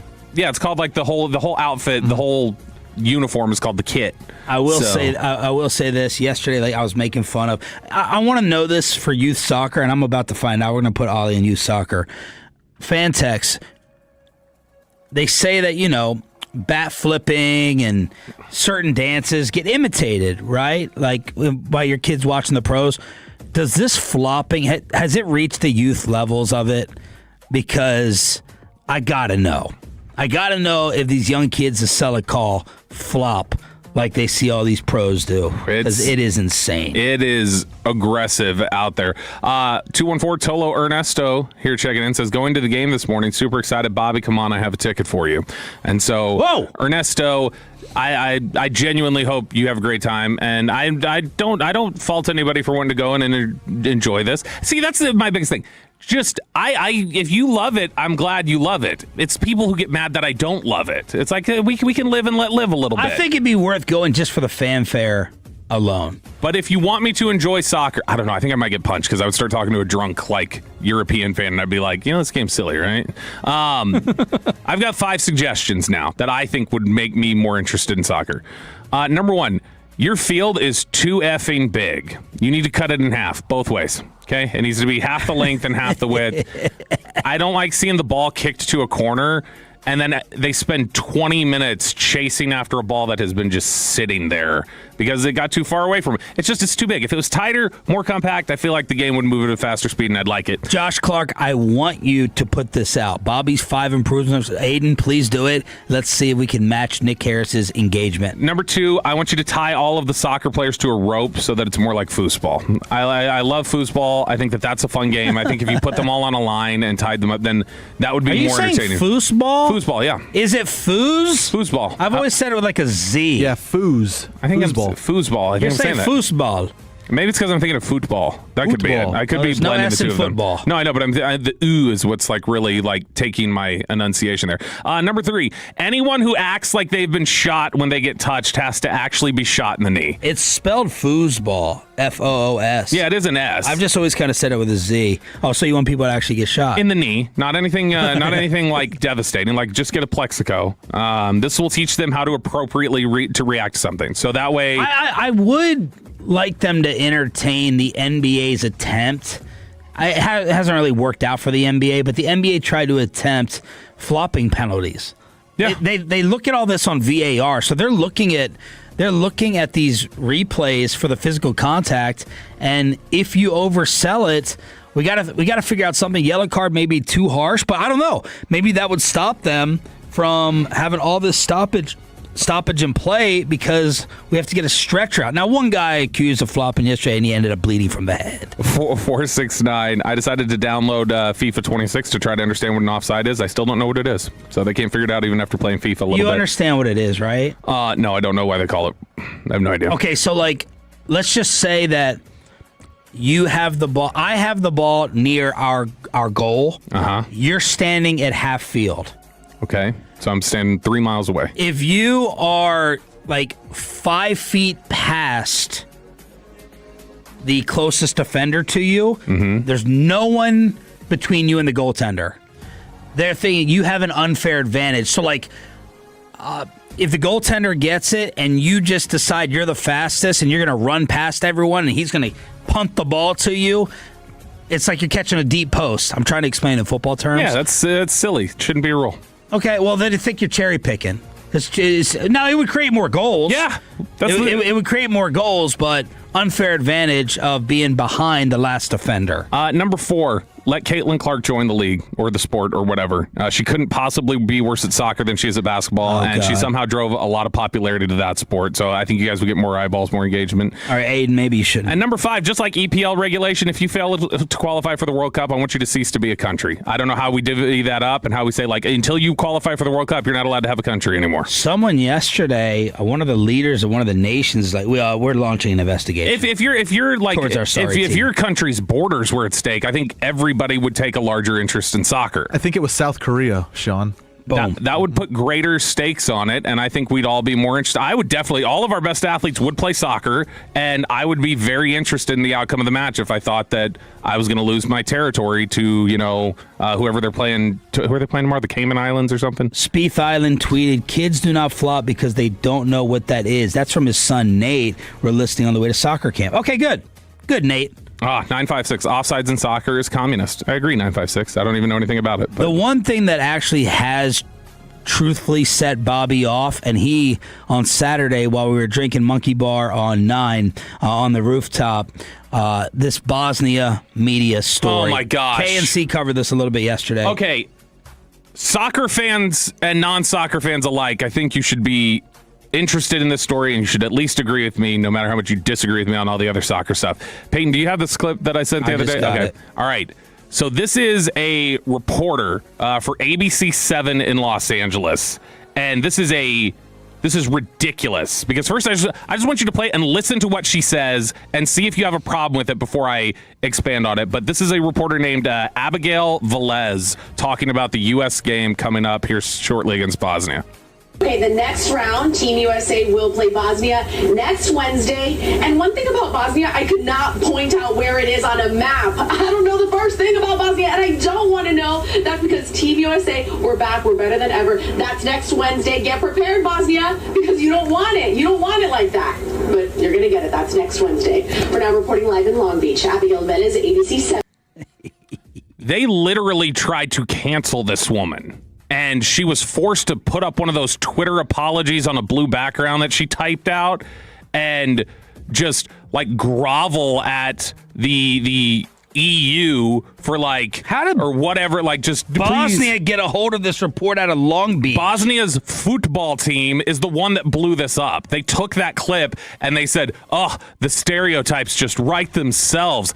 And all of the hand-wringing going, shouldn't there be reporters who are informed? She's standing outside of a freaking, like, stadium just play trash talking. I don't know anything about Bosnia. Go USA. Like, it's a joke. Yeah. And then people are going, oh, did you know all the atrocities Bosnia has overcome? Yeah, I do know. Because I know the U.S. bailed you out of a genocide. Like, that was the United States that did that.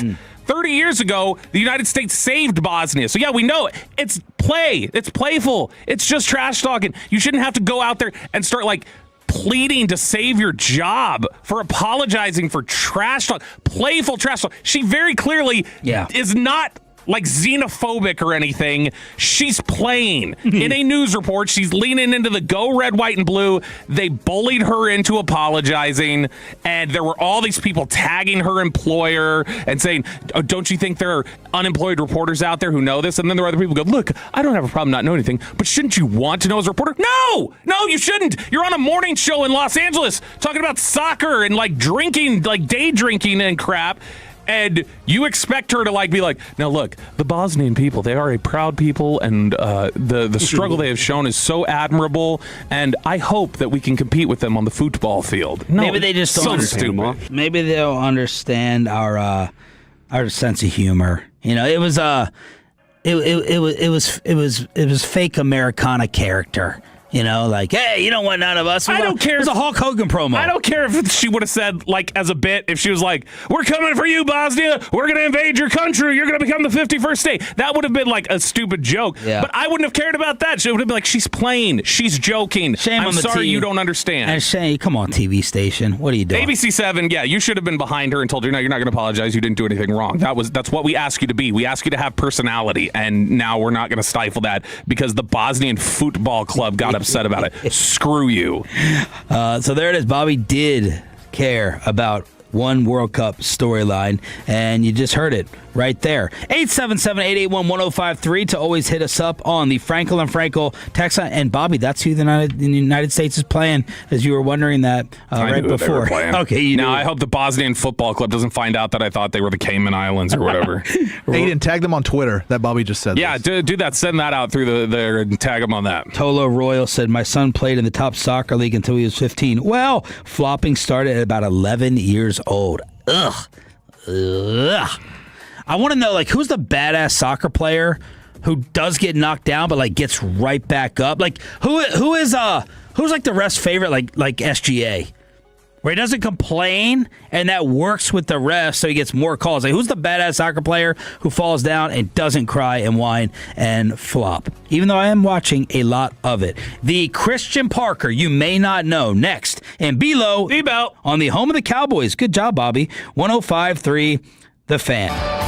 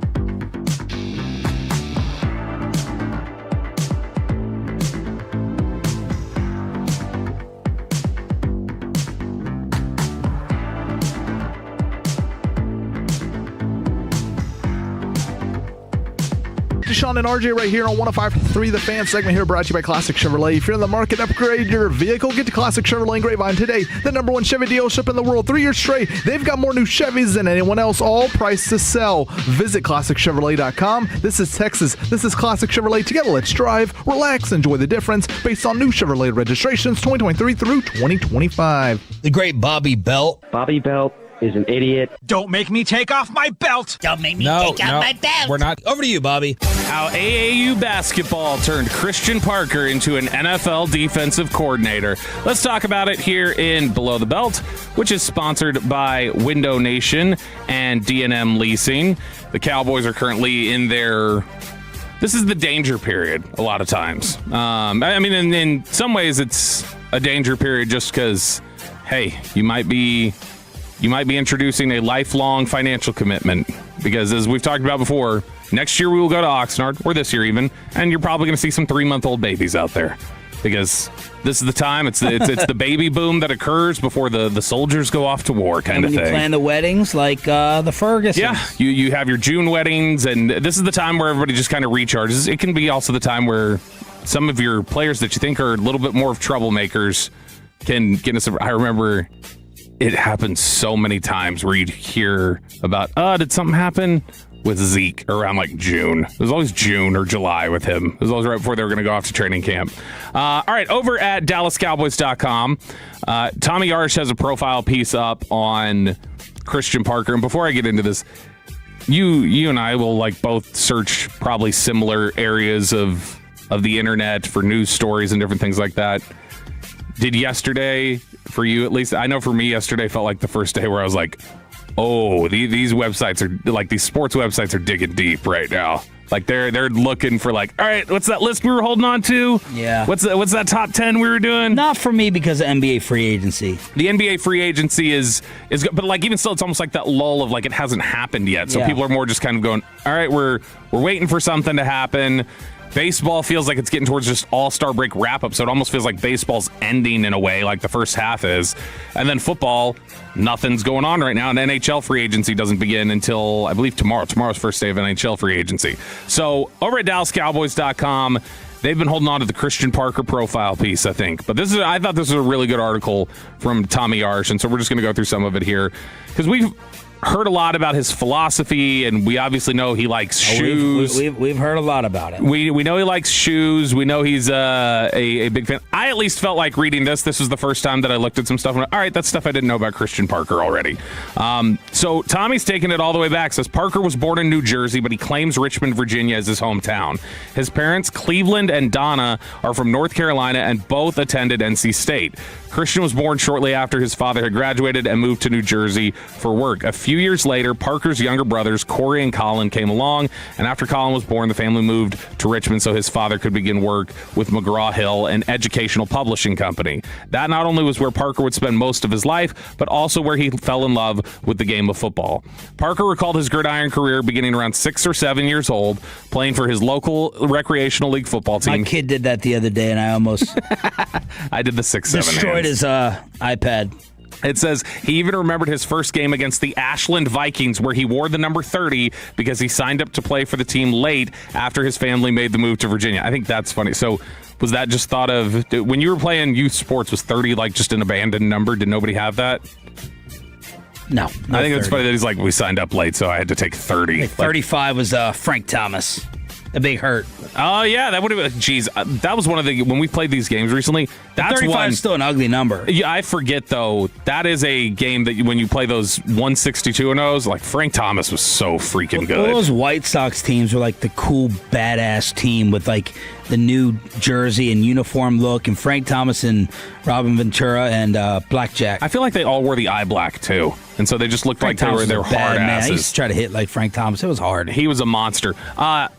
Christian Parker, though, gave credit specifically to John Davis and Dallas Simmons. These were the guys who coached him and his brothers in football and had a profound impact on him, but they also coached him in AAU basketball for Team Richmond. He befriended their sons, who both played for the football teams and the basketball teams, and the coaches, he said, in particular, were tough on him, and practices could be really difficult, but they were winning games, and Christian Parker saw the value of tough practices and coaching and saw these sort of things. And he said, I started trying to pay attention to more about the schematic part, about why we were doing certain things and what made sense and what didn't. I think it helped from playing basketball and football because it's all about space and angles in both sports.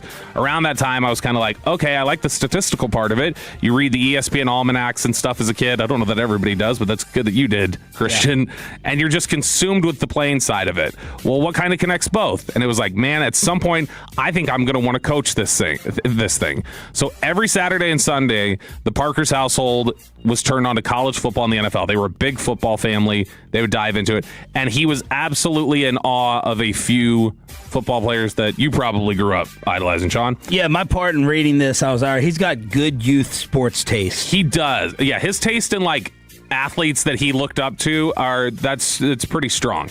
Michael Vick at Virginia Tech was a big one for him. Electrifying. He also loved the 2001 University of Miami team, which I think might be my favorite football team of all time. My favorite player ever, Sean Taylor. They had Devin Hester, Sean Taylor, and current Cowboys passing game specialist Ken Dorsey, which I think that's kind of funny. If you like grew up idolizing that team and now you're part of scheming up against him in practice every day, being able to see Ken Dorsey out there, which I had noticed them chatting a couple weeks ago, and I was like, what would they be chatting about? Is this like just how they're going to set up practice over? I wonder if Christian Parker was just hitting him with like Miami questions, like how tough was Maurice Clarett? Was he tough for you guys to stop over there? And you saw him fanboying out a little bit with Kalishaw. Dude, he is clearly a sports obsessed. Like, yeah, he goes, I used to watch you on Around the Horn. Go ahead, ask your question. He strikes me that if he was not coaching, just based on some of this background, it seems like he maybe would have liked to have done like sports talk or something, because he seems like this guy who this is just, he loves looking at the game and analyzing it and talking about it, and again has some really great opinions, because as he sat in his in a barbershop with his father routinely, he would obsess over trading cards. He's a big trading card guy. He would memorize every player's stats regardless of the sport. That was a big thing for me growing up. I used to love to like memorize stats. The way my mom finally got me to, like, I say finally, I mean I was 5 when I learned to read, but the way my mom got me to read when I was 5, like to pick it up on my own, was she got me a subscription to Sports Illustrated for Kids, and she was like, I'm not going to read the articles to you. You need to read them. And so she said, if you want to learn about this stuff, you got to learn to read. And so I picked it up super fast because I wanted to be able to dive into all the sports talk and different things like that. So his big obsession there when he was doing the trading cards and everything else, 2 people. Michael Jordan was his number 1 idol. And then the first jersey he ever owned was a Deion Sanders Cowboys jersey. Wow. Parker is very fond of Sanders, with a photo of him hanging in his office overlooking his right shoulder and a pair of Sanders shoes next to his desk. After going through his youth career, he learned about football. He became a bigger football player at Battlefield High School. He was a 2-time All-District player at corner, earned All-District honors in basketball as well. He went to the University of Richmond, started as a corner, but it was really when he got a position change that he decided coaching is the way for me. So they switch him to receiver a little bit later in his career. And when he gets the switch to receiver, that's when it kind of clicks for him, when he's able to start teaching the other receivers about coverages, when he's able to show them that side of the ball that he did previously. And he's trying to teach them how to, defeat a coverage. And when he started seeing the results, he realized, I like this side of the game. And I really like being able to connect with people and teach them. And so when they've talked about the fact that, because they mentioned this article, a day after he turns 21, a day after he graduated college, he went and attended his first staff meeting with a college football staff and was like just entrenched in that and wanting to obsess over that. So when they've talked about, like, man, he spends his whole life preparing for this, you can hear, like, he's an AAU basketball player. He's like 12, 13 years old, and he's looking at it and going, how do we win this game? Like, we won this game, but like, what makes us different than the other teams? What are we doing that's different? And then he's like obsessing over the stats and wanting to know why this person's better, or like trying to help teammates understand certain things. It really does sound like, as cliche as it sounded before with others, he really has just like lived his whole life in the pursuit of, I want to teach people how to win the game. Like, and I want to be one of the strategists. He very much sounds like a sports version of a chess player. The way Amari Cooper used to talk about various things, and the way that he wanted to set people up. And similarly, it sounds like Christian Parker's in that same vein, that he's kind of setting people up and wanting to understand tactically how to defeat people. And so I thought it was a great look at, just in general, the obsession that he has. And again, the fantastic youth sports takes. And that brings me to this other issue that I have. And maybe this is a bigger topic. Maybe do you want to do the defensive expectations topic a little bit later? Yeah, if you want to throw in Arch here, whatever one you think takes less time. Okay, you know what? Let me throw in I'll throw in the long shot awards here because that'll take less time. That'll be pretty quick. Bucky Brooks over and that's a future conversation really quickly about Christian Parker. I do think that what's setting up here is our expectations might be, as much as we've talked about expectations being too high, expectations might be too low in a way, and we'll talk about that a little bit later. That's a tease. So Bucky Brooks wrote over at NFL.com, and he's trying to figure out who are the best dark horse candidates for certain awards, which you as the new degenerate that we have here, Sean, you should listen up because these are your dark horse candidates here. So he's got most valuable. I can get one of these stupid TVs to change. Dude, these TVs this is why is this so impossible? I don't know. We have 7 remotes, 4 TVs, and we're stuck on like Blake Lively all day, like Sandler program. I was about to say, this is Sandler. This one doesn't move. The piece is a junk. Yeah, I don't understand what the hell's wrong with them. We can't ever get anything on the right channels in here. Most valuable player, the dark horse candidate, Kyler Murray, which is something Choppy, I think, has brought up as he thinks would be a nice dark horse candidate as like a rebound guy. Offensive player of the year, A.J. Brown. Defensive player of the year, Jalen Carter. Offensive Rookie of the Year, Casey Concepcion, the receiver going to the Cleveland Browns. But on the Defensive Rookie of the Year, the guy he has as his dark horse candidate, his long shot that he think has a chance to really pop off and potentially win the award, Malachi Lawrence from the Dallas Cowboys. He writes up, the Cowboys' rebuilt defensive lineup will put the rookie alongside a collection of veteran playmakers commanded significant attention at the line of scrimmage. With opponents forced to deal with Quinnen Williams, Rashawn Gary, Kenny Clark at the point of attack, Lawrence will see plenty of one-on-one matchups on the edge, leading to regular sack opportunities. Moreover, the disruptive supporting cast could help Lawrence enhance his stat sheet with a bunch of tackles for loss and quarterback hits generated on extra effort and hustle plays. Lawrence is poised to receive plenty of exposure given the Cowboys' brand and the team's 6 primetime games. The rookie from UCF could swipe the award with a productive season that features a series of splash plays. And the only thing I would say to you, Bucky Brooks, is just don't put your hair on it because I have made that mistake myself. Isn't Bucky already bald? Yeah, I think he is bald. So don't put something else on it that I don't know what it would be. But still, that's a positive thing for Malachi Lawrence because I feel like even the Cowboys have talked about Malachi with a little bit of tempered, like, hey, we think he's going to be really special, but it's like what he's going to be, not so much what he can come in and do right now. Yeah. They don't talk about him clearly in the same sort of terms of immediate impact the way they do Caleb Downs. Well done. Below the belt on the home of the Cowboys here with our insider Roberto on Sean and RJ. It's DFW Sports Station 105.3 The Fan. Are LeBron and Kawhi going to new teams today? The very latest with NBA free agency, and say hello to your new Dallas Mavericks head coach as well, plus a Casey Donahue ticket giveaway after this.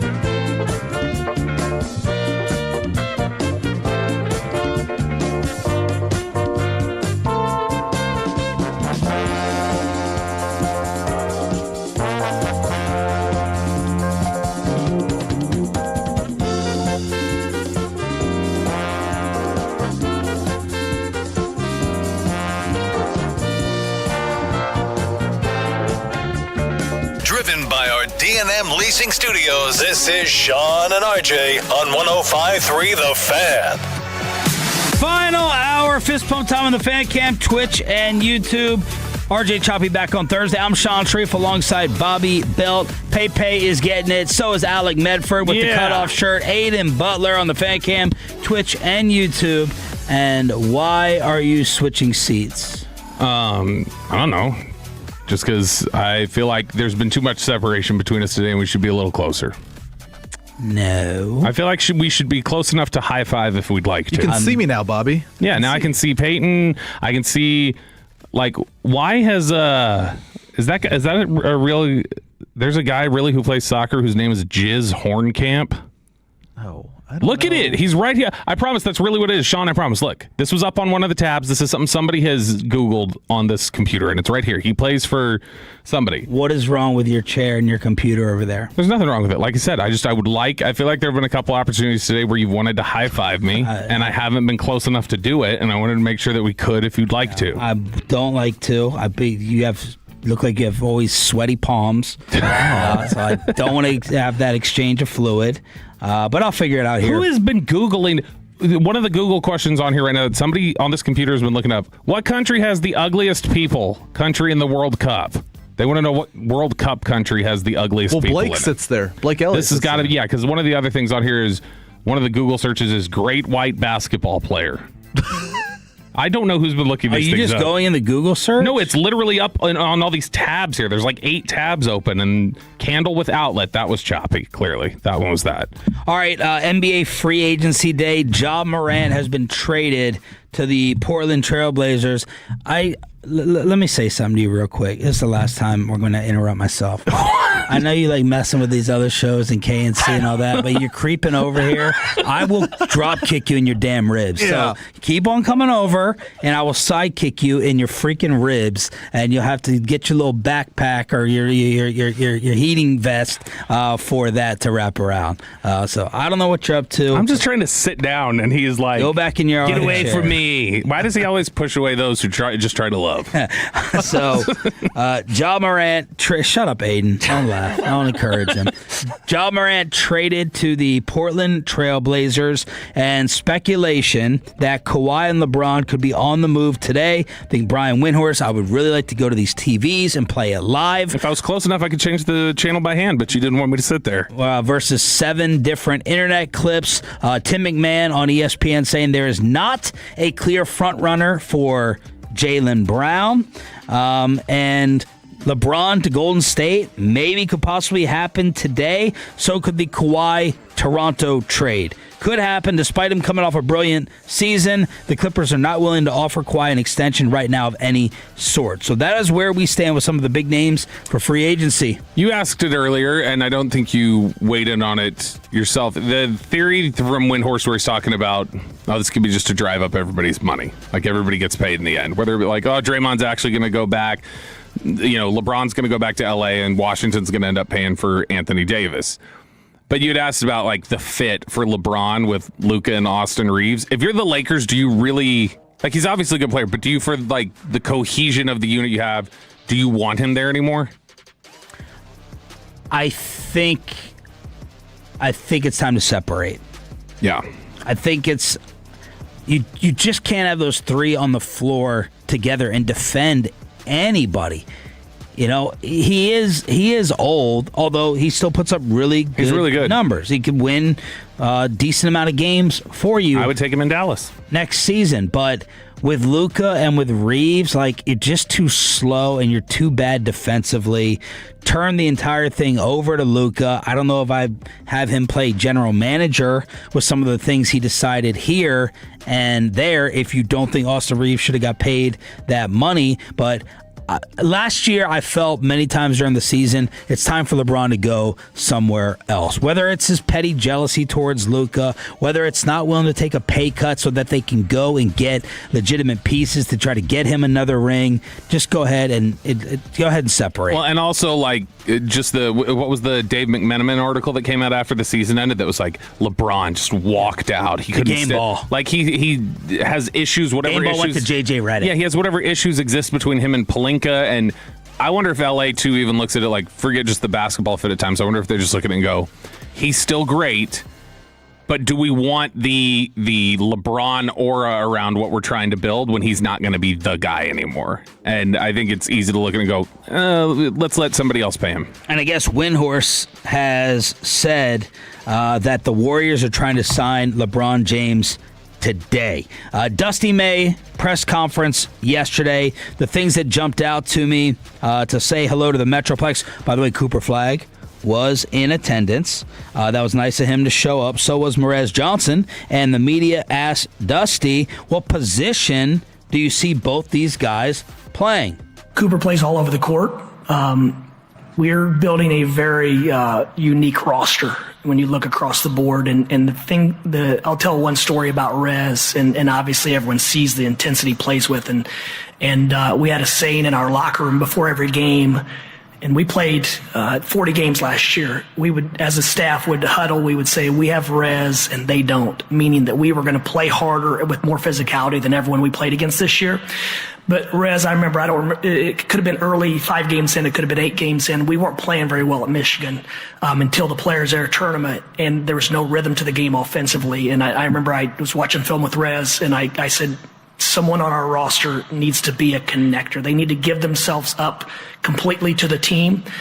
And from that point forward, he overdid it. He was too unaggressive offensively. He should have tried to score more, but he was so consumed with whatever this team needs to win. So not only was he doing all the dirty work, the blue collar stuff, but he was also responsible for us finding a way to play well together and there be rhythm to the game. And it's just the type of person he is. He's going to check a lot of boxes for this team. And I can't tell you which boxes they are because we don't know what we need yet.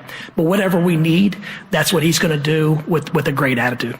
He also said he never dreamed of coaching in the NBA, that they're building a very unique roster for the Mavs right now. He was asked what translates the most from college to the pros. He said adaptability. We're not going to be married to anything. The merging of the game, the college history of failing. And he said, well, now it's kind of like, because Mac Engel, who joined us yesterday, said, did you basically leave because you don't like the NIL setup? And what do you say to the past records that have failed making that transition? He said, well, it's basically more pro in the college game today. And I look at OKC's coach and Quinn Snyder and Billy Donovan is having success on this pro level. Masai Ujiri said, we want to bring joy back to basketball here. And he would not commit to the timeline that he suggested was down the road to build around Cooper Flagg with the Kawhi rumors out yesterday. He didn't want to touch it. Said this is a day about Dusty May.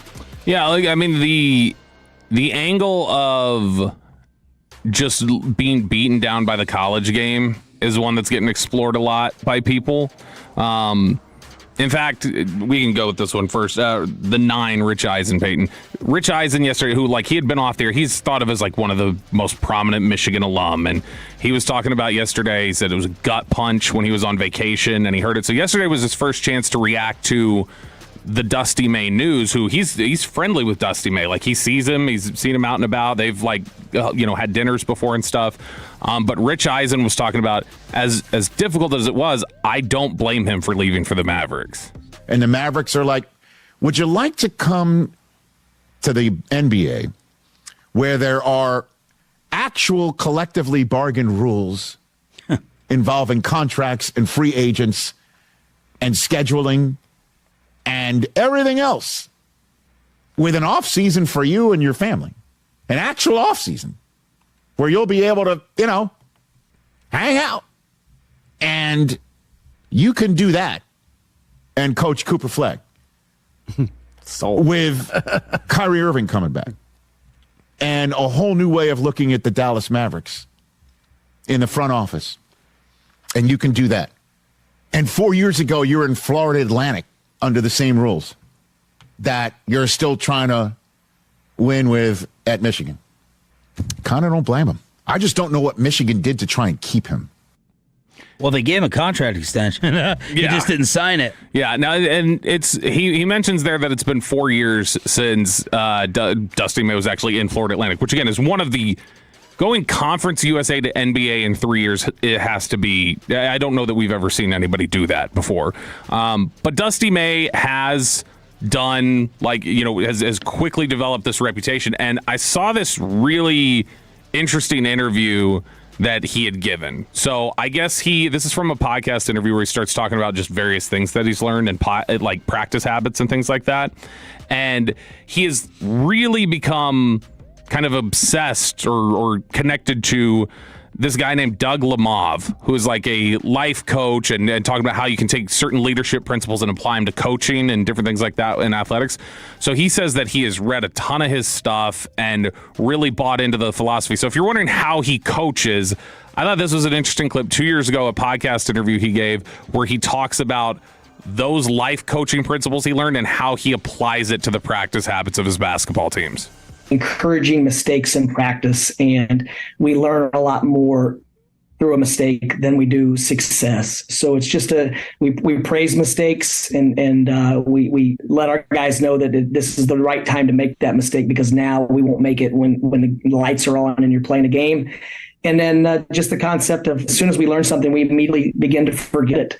And so there's a process that the brain operates where you learn something, you forget it, and then we go back to it. So our practices will jump around. If we introduce a new play, we may introduce it in a walkthrough setting, and then we do some type of one-on-one live. And just in the middle of one-on-one live, I'll say, stop, let's run fist 5. And it's okay to be wrong. It's okay to not know. Think about it. If you need the staff, we're here. Otherwise, I want you guys to figure it out on your own.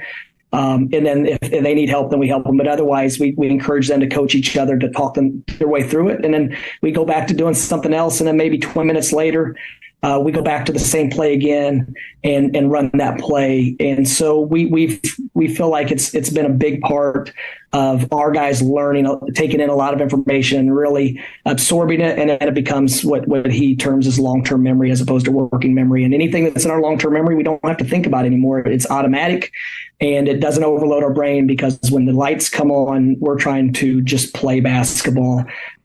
I think that's fascinating the way he approaches that. Yeah. First off, when he says that we encourage mistakes, that's very similar to what Christian Parker was talking about when he first got here with the Cowboys, where he said, I want guys to touch the stove in practice. Like, I want you to learn it's hot. You need to learn it's hot. You need to not just hear me say, and if you're going to do it here. Let's learn let's fix these mistakes, and then we'll go forward with that. But specifically, like, the idea of making what they're trying to teach complete muscle memory of, here, you've learned it. Okay, now I'm going to make you think we're doing something else. And when we're 10 minutes into practice, I'm going to go, stop. We're done with this drill. Go run that play that we ran. Okay, well, we're not remembering. All right, well, I'm here for some assistance, but you guys need to figure this out. All right, you got it down? Cool. We're going back to this? Nope, we're jumping back.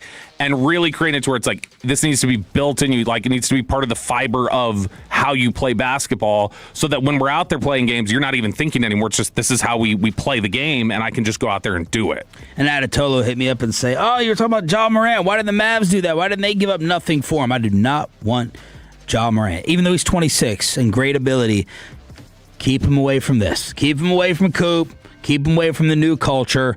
No, thank you to Ja, who's going to Portland right now. Now, the 817 said what I said to y'all during a break earlier, because why does Dusty sound like Gary V? That's exactly what I told Sean and Peyton during a break. Let's hook you up for turning it on, leaving it on. 'Cause he ain't a cowboy. babble, he ain't a plabble. All right, Tolos, that's right now. Caller number 10 at 877-881-1053 wins a pair of tickets to see Casey Donahue at the Toyota Music Factory on Saturday, July 24th. That's caller number 10 at 877-881-1053. Archie Manning wants you to stop talking smack about Arch. Next in the Red Zone, your football fix after this. What's next for you to enjoy?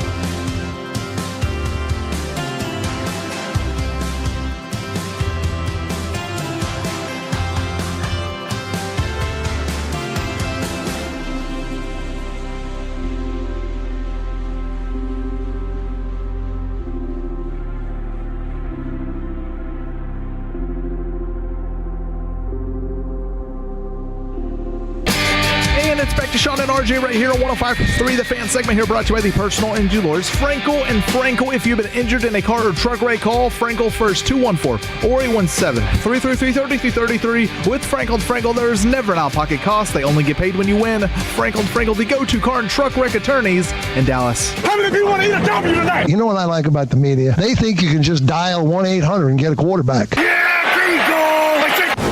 This is the Red Zone, your football fix, brought to you by the greatness of Just Love Coffee, the only way to start your day, with locations in Grand Prairie and Arlington. Sean and RJ coffee bag is out, with proceeds going to the Sandlot Children's Charity. Choppy back on Thursday. Cowboys insider and Longhorn lover Bobby Belt. Yes, so the Manning Passing Academy was going on over the weekend, which has become like It's like the training, the youth training, high school, college, middle school, whatever.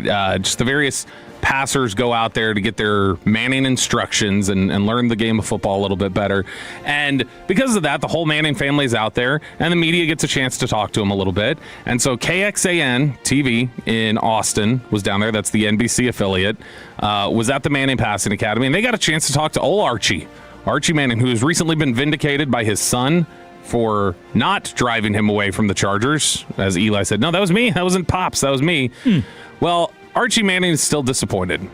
He, after Eli made it out to be like he's hands off, he doesn't really care. Archie does care when you're coming after Arch. And so he let it be known, not in angry terms, but he definitely made his opinion known that he thought that everybody was being pretty unfair over the last couple years to Arch. I was kind of disappointed in a lot of people. The whole thing, they kind of crowned Arch before he ever played, and I just didn't think that was fair. It was a little tough start. Played a great team, and anyway, but I've never been more proud of anybody in my life is the way Arch battled through what he had to go through last year and the way he played. The last 8 or 9 games of the season. That's fine.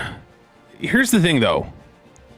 He can't talk about, I'm disappointed, and I'm this, and I'm that, when his grandson gets crowned before he put, that's what comes with your name, dude. Yeah. If he's going to be the number one recruit in the country, which he was, I believe he was the highest rated prospect in the history of 24/7. You got him coming into this, he was a perfect prospect, great. It was like a 1.000 or whatever it was. But if he comes in as that level of recruit with that name and everything else behind it, no matter how much you want him to just be given a chance to grow, and no matter how unfair it is, which is probably unfair, the expectations that get put on him naturally, but it's also what it is. This is the expectation that comes with it. I mean, you said in the email last night, they're the Kennedys. Yes, if you're a Kennedy, great. If you're a Kennedy, your name's Kennedy, and you run for office, there's an expectation that comes with that at that point. If you're a Rockefeller, if you're any one of these even the Bush family or whatever else, if you are somebody who's going to you are tied to that family, you're tied to that legacy, and you step into the same profession, expectations come with it, Archie, and he you know knows that. And yeah, it got out of control, but I would also argue it could get him overdrafted. Yes. Yeah, it can work both ways on him. It can be. Everyone right now is forgetting last season basically happened. Choppy's very guilty of this because he's obsessed with the Mannings. He's going to come in, we're all just all right, number one pick.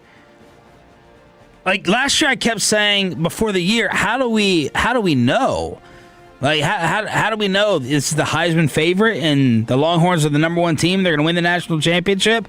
And then not until the last, what would you say, 3 games? 4? He started playing better late October is where he was. But yeah, probably safely you could say he was figuring it out over the last 4 games. And I hope he figures it out. He seems like a nice kid. It's always better when Texas, as annoying as you all are as a fan base, are prominent and a factor. That's just better, USC football as well.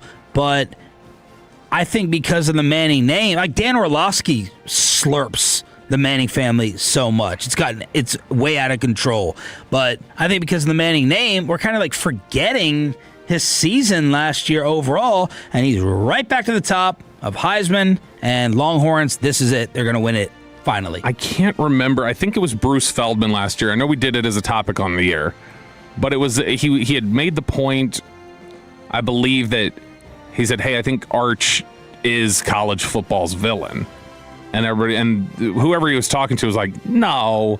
And then I think when we talked about it, we were like, yeah, he's kind of the most prominent player who it seems like there is this sort of anticipation or this wish from some who would just be like, you know, I'd like to see him get knocked off his high horse. Like, I don't want to see him get that. With that in mind, do you think, as we talk about it cutting both ways, do you think Arch has become a largely sympathetic figure that people do feel bad for him? No. Or do you think there's still people who are just like, I'd like to see Arch Manning fall on his face? I don't know if I'd go either way with it. I mean, last year heading into the year, though, you definitely felt like fans of bigger programs probably wished he would fall. Yeah. Even forgetting for their own benefit, just... And playing for Texas is a part of that. Yeah, there's probably more rooting against than for him. But, you know, he reminds me of Eli. Like, seems nice, seems innocent, seems likable, handles the pressure very, very well. I just don't know how good he is. I don't know how good he's going to be yet. Do you think do you feel much better about him right now? Then, no. Like, I mean, You're not leaving enough room for the growth and the maturation and then the development? I feel better about him than I did after, like, the Florida game. But by that point, horrific loss. Yeah, and well, not just that. That was like the culmination of about 5 bad weeks of play. And so by that point, it was about as low as it could get. Like last year, I think every Longhorn fan was like, I still wish we had Quinn. I feel worse about him now than I did 10 seconds before the Ohio State game started to kick off the season. I feel worse about him. Worse? Now. Yes. Because at that point, the mystery was there. But it was so bad for the first 5 games that plummeted expectations. He rallied. He was able to manage a little bit in some of these other games. And so that was a confidence booster. But I'm still not back up to where I was at before the season started last year. Hey, you, Longhorn fan? Yeah, no, my expectations are a lot higher this year. You know, like you said, I saw him play the last 4 or 5 games of the season. He looked really good, but he's going to have the talent around him. Last year, the offensive line was a big problem. We got some transfers from Auburn and other schools as well to help him out on the receivers. You just need a playmaker for him to be successful. And so with Arch, my expectations are, they're higher, but Heisman level, I'm not there yet. But if he beats Ohio State, it's going to be up there for sure.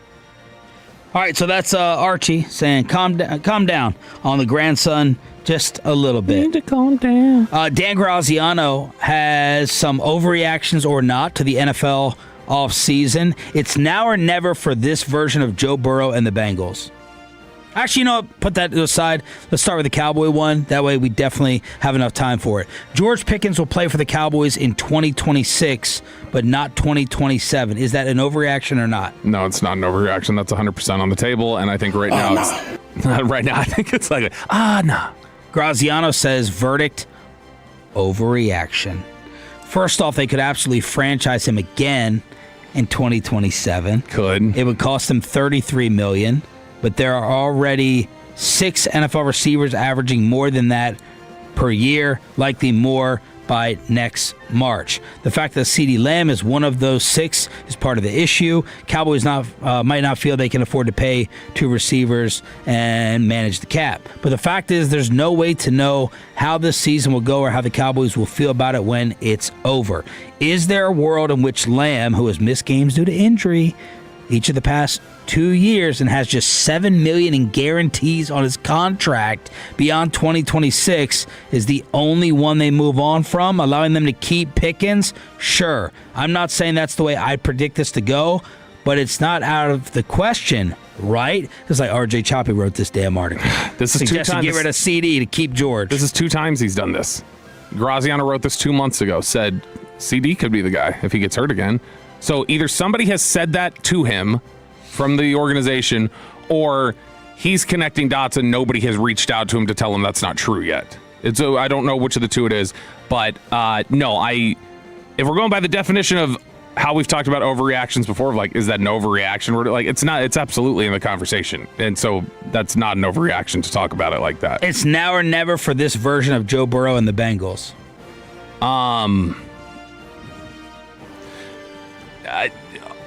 Not an overreaction. So this core could be together for like 2 years.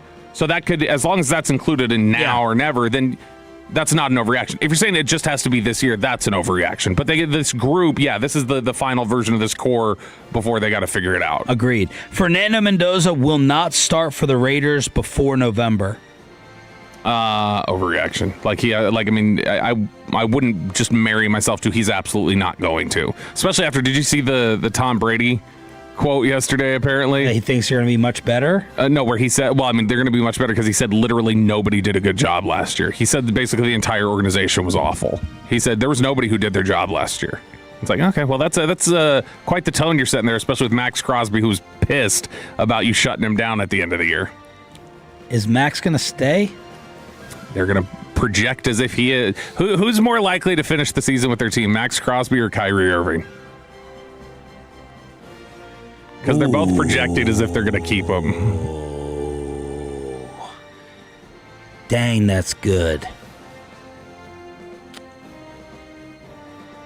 My problem is I feel like Max has brainwashed himself to want to be a Raider again. Whereas Kyrie, I think you could talk into...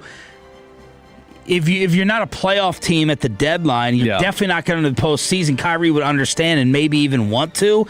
I don't know. I think Max is going to go back to bitter mode if the Raiders suck again. That's a good question. What's your answer to it? I think it's more likely Max gets traded and Kyrie stays, because the Mavericks just are projecting as if he's here. Like they have not wavered in that. Raiders. But the Raiders showed you they were going to trade him previously. Yeah. J.J. McCarthy has started his last game for the Vikings. I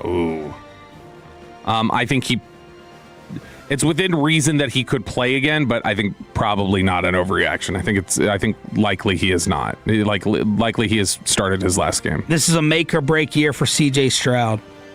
Not an overreaction. I mean, in the sense of NFL quarterbacks have kind of boomeranged in recent years. We've seen that history. But in terms of the verdict for now, yes, we will give up on him as the Texans quarterback if he doesn't do it this year. There it is, your football fix in the red zone every day at this time here on Sean and Bobby. This is your official home of the Dallas Cowboys, 105.3 The Fan. Let's finish up Ask Reddit with the KNC masterpiece next. But I always want to know what you're firing up on the grill.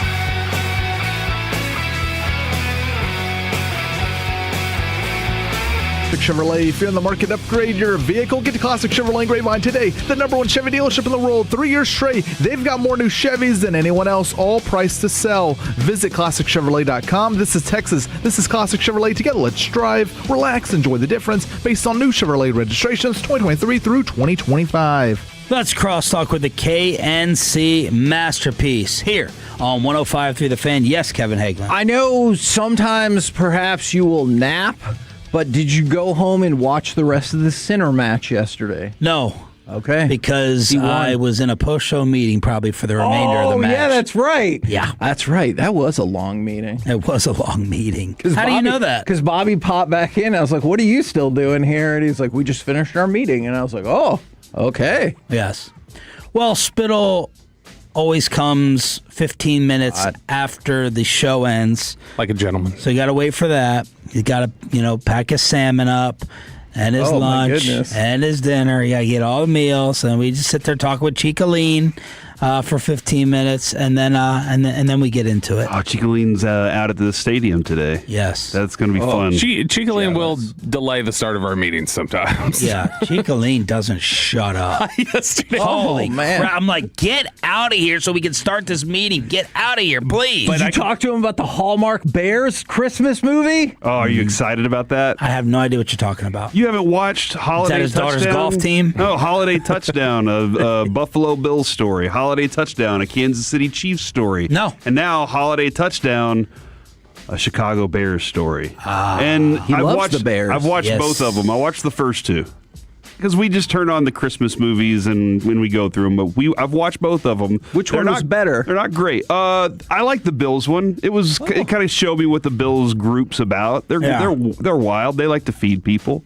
So that was fun to see. They do some like little things that are about the culture of the fan of that base specifically. The Chiefs one was kind of weird. Did they cover the OJ angle in the Bills one? Oh, my goodness. They did not. No. You would probably defend that, too. I don't know why they left that. Hey, I was just trying to be optimistic. I think DeMar Hamlin was in it. Okay. I think Josh Allen swung through, and a couple of other. Deion Dawkins was in it. Yeah. So they'll probably have. Deion Dawkins could show up to that, but not our interview at Super Bowl. Sorry, that's negative. I should stop. So yeah, maybe you'll see some DeAndre Swift and some Rome Odunze in the next Holiday Touchdown movie. Probably Caleb, right? You know what you won't see? A 4,000-yard passer. Bears have never had that. Hey, they beat our ass. What's coming up on the show? Rangers Guardians yesterday. Guards. The Guards. What are you doing? It's not that funny. What are you doing? You're just feeding it, throwing the wood into the fire. You bust out because you said the Guards. Because of all the people. Don't you want to get rid of him at 10 o'clock? He pops back in after our meetings because you do this stupid stuff. Yeah. This crap. But when people text in when Mickey says that, it's just that feels like a great callback, and it makes me laugh. Every time Mickey says guard, it's hard to guard. To be like so guard. many people text in, so I just thought that was good timing. That is a good callback for Positivity. us. Do you have any faith? Do you have any faith in Evan Carter that he can be a useful offensive piece? I do. For this Rangers team. We do that right out of the gate at 10 o'clock. How did you get through the show today, Sean? I'm seriously, I don't know. First 5 seconds, he goes, Rangers are winning the World Series. I had to talk to him in the commercial break. I had to talk to him and give him a lecture. By the way, what do you think about my World Cup segment idea today? The Erling bird gets the worm. I don't love it. And I definitely don't love that folder you have. I can't stop looking at this. Because it's all torn up? Why don't you get a new folder, and what is in there, and why is it pink? At this point, it's Look at that. Wait. It's just two pink pieces of paper on the outside of we can paper. say nowadays about men carrying around pink things. We're back. We're back with that. Thank you, Shane Gillis. You see this ruling? This is the Shan folder. Gillis. This is the folder that my wife had, and it's still usable. Look. When did she have it? It still closes. At the house. She gave. Do I need another when? one? What year? Look at the back of that thing. Probably last year. Oh, yeah. Probably last year. And it has ad reads and other notes and important papers. Are you keeping it for like sentimental value? No, this is very useful. This is my folder. Would you carry around a Trapper Keeper if I brought you one? Ooh. I know my new way. My Trapper Keeper be over. Because of that song, I might. Here you go. I might. Here you go. That's a funny bit. That was a funny bit in South Park. A very exciting day today. It has ad reads and stuff. If I brought you an awesome new folder, would you use it and throw that away? Sure. Okay. Let's finish up Ask Grad. I'm not going to. I just want to know if you would. Would you let Sean tear that thing up and throw it away? If you brought me a new one, yeah. Okay. Let him tear that pink thing up. I'll see what my kid is. All right. Ask Greta here. Alec just turned. What outdated slang word or phrase will you never stop saying? Oh, man.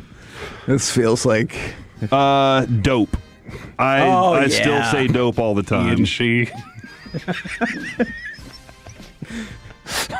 That's very topical because of the... Never mind.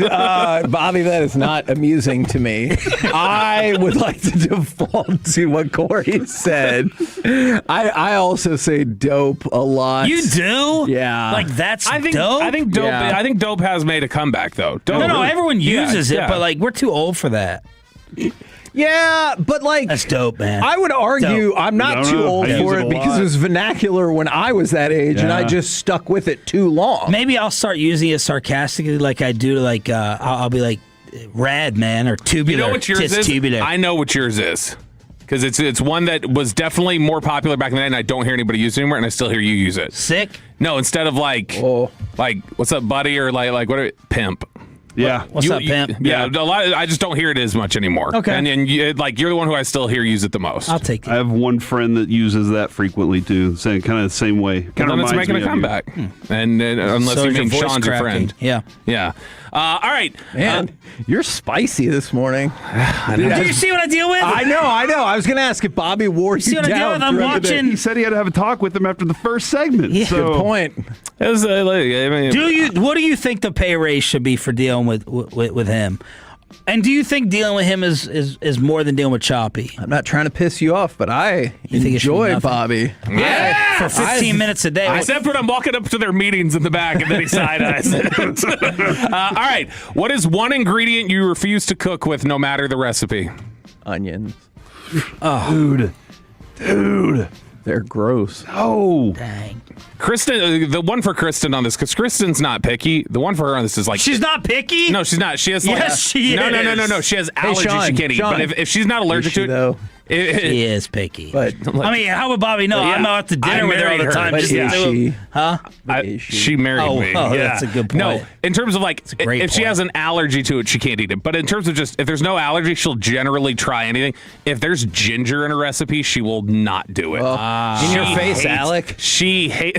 Does Alec love ginger? Oh. I should just excuse myself. You guys are really in a we don't rhythm. need you. Take off a few minutes I early. think You're so. fine. Go watch the center match. If there's like one of those little elixirs you can take, to like, oh, ginger helps with nausea, anything like that, she won't do it. She despises that taste. water chestnuts. Really? Oh, I feel like they don't taste like anything. I don't care. I hate the texture of them. I'm not usually concerned about texture, but for whatever reason, water chestnuts drive me nuts. There's a certain spinach dip that Adrienne makes that's awesome, and she always puts water chestnuts in it, and I just sit there and pick around them, and I'm like, nope, that's it. I can't do olives in any context. Amanda like hates olives, tomatoes, you can dice up and like mix in things, and it's fine. Like I can consume most things as long as it's in a certain context. There's no way I've ever had an olive that I've been like, this was okay. This didn't overpower everything. Olives make your poop sticky, and that's like stuck in my brain ever since, and I don't know if that's true or not. Is it not already? Well, no, it's not supposed to be. Literally, that's considered a sign of a serious medical condition. Okay, thanks, guys. It means there's too much fat in your stool, Or and too much olive. It could be something that's killing you. People will say truffle, but not like the expensive, rich truffle, like a truffle sauce or You like. don't like truffle, right? Sometimes. Or like you don't think truffle it's worth the fries hype. sometimes. Can you I do don't the think it's truffle like the super expensive, like we're grating it over your pasta. caviar is the thing that's What overhyped. did you just say? Caviar? What? Can I No, say that's not caviar? what you said. Caviar. You're Cavender. That tells you how rich I am. I can't even say it right. Caviar. Caviar. Yeah, I can't. That price, I can call it what I want. I can't do that. All right. Next one here on Ask Reddit. I feel like this is a perfect one. I'm sorry. Go ahead. Somebody said curry. My kid, I came home last week, and my son said, "Hey, I'm making chicken curry tonight." And he crushed it. He can make chicken curry? He crushed it. Attaboy. And I'm so proud. Look at that. Yeah. Did you eat it? I did. And we still have a little bit left. Does it smell up the whole house, though? When you walk in the house, like, does it still I smell can't like smell anything anyway. My nose is broken. COVID. Why? Like Dewey Cox. All right. Allergies. The wrong kid. This is very much, I feel like, one KNC could come up with good Sahara answers dust for. storm. If you could curse your worst enemy with a minor, non-harmful inconvenience for the rest of their life, what would you choose? Continually stubbing their toe on something around the house. Like how often is continually though? At least once a day, maybe twice a day. I think for me, with the other toe. I think for me, every traffic light you approach turns red every single time. God, that would be annoying. I think I'd rather do that than the toe stub twice a day. Dude, every single time you're driving. You look down and you're like, is it bleeding? Like you slow motion look down and you're like, is blood gushing out of it? Would you rather hit the big toe or the pinky toe? Because the big toe feels more like a jam, like almost like a broken bone, whereas the pinky toe feels like it's fallen off. Yeah, I think the big toe. Yeah, paper cut under the fingernail, or every time they go to the bathroom, there's no toilet paper. Ooh, that's especially for paper. That one's pretty bad. Hey, you got one for this? Yeah, my answer was the food order is always messed up. Every time they eat out, it's always messed up. Somebody's done that to Adrian. Like somebody's cursed her with that every time. Really? Every time there's something missing. Does she have like a picky order? Does she ask him to sub things? No, Choppy swears he'll never return it. He doesn't want to spit in. He'll just eat it. I'm like, what if you order a steak and you get chicken breast? I'm going to eat it. I'm just going to go ahead and eat it. I won't return it, but I won't eat it. Will you pay for it though? Will you be like, hey, I ate chicken breast, but not because at that point they're not spitting in your check. Challenge it afterwards. Now we got just a little bit of time left, so I think it'd be a good time to ask Kevin and Corey the most popular one we asked earlier. Gentlemen, Rangers will win the World Series. I know it. I know. You don't have to tell me. Your backwards T hat. What's the most unmoanable name? Oh my goodness. Hagee. No, that rolls off the tongue. Yeah. Indeed it does. We need that for next week. I went with Ed. Ed. Like, you can't really do that. Really, one-syllable names are just you moaning a vowel. See, that's really messed up my brain because right now instead of saying, "Oh my gosh," especially with those cut off shirt. Opal. Yeah, I don't even know if that's a name. What about Ernie? Oh, Ernie. That doesn't feel right. Alec would be okay. Med wouldn't, but Alec would work. Oh, Alec. Like Aiden works well. Yeah. Yeah. No, Is for it sure. ideally 2 syllables? Yes. Pay. Okay. Oh, that's a good one. Yeah, I think that those are the ones. What about for women? Yeah, let's. What's a woman's? Let's talk about women in this segment. Barbara. Oh yeah, Barbara. That's awful. That's too many. It's a mouthful. That's not the mouthful I'm looking for. Ethel. Ethel. Yeah. Ethel. What's the best one? Because he wants to do the Charleston afterward. What's the best one? For me, it's Kristen. Position. Yeah, for me, it's No. Charleston. The Charleston. It's a dance. Made in South Charleston. Carolina. Okay. How do you All right. spell unnecessary? UNNECESSARY. Moan unnecessary. See how that sounds, Corey? Unnecessary. Hey, that's You spelled it right. Thanks, man. kind of raspy and nice. Oh man, Like Kathleen Turner. We're back tomorrow. Please hit the button now. So she said. We've taken away the excuses. Where you go, we go. Listen to Sean and RJ and the Fan anytime.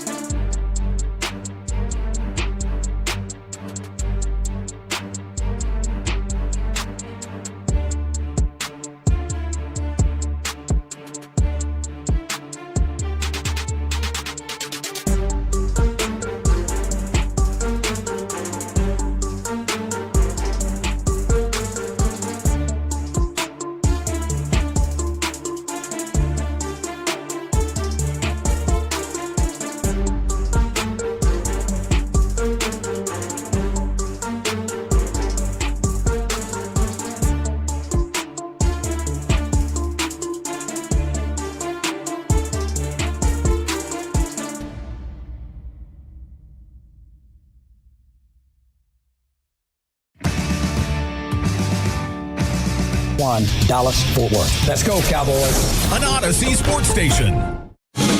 Driven by our D&M Leasing Studios, it's the KNC Masterpiece on 105.3 The Fan. KNC Masterpiece right here on 105.3 The Fan. You got me, Kevin Hagelin. You got, oh man, I love the World Cup, Corey Majors.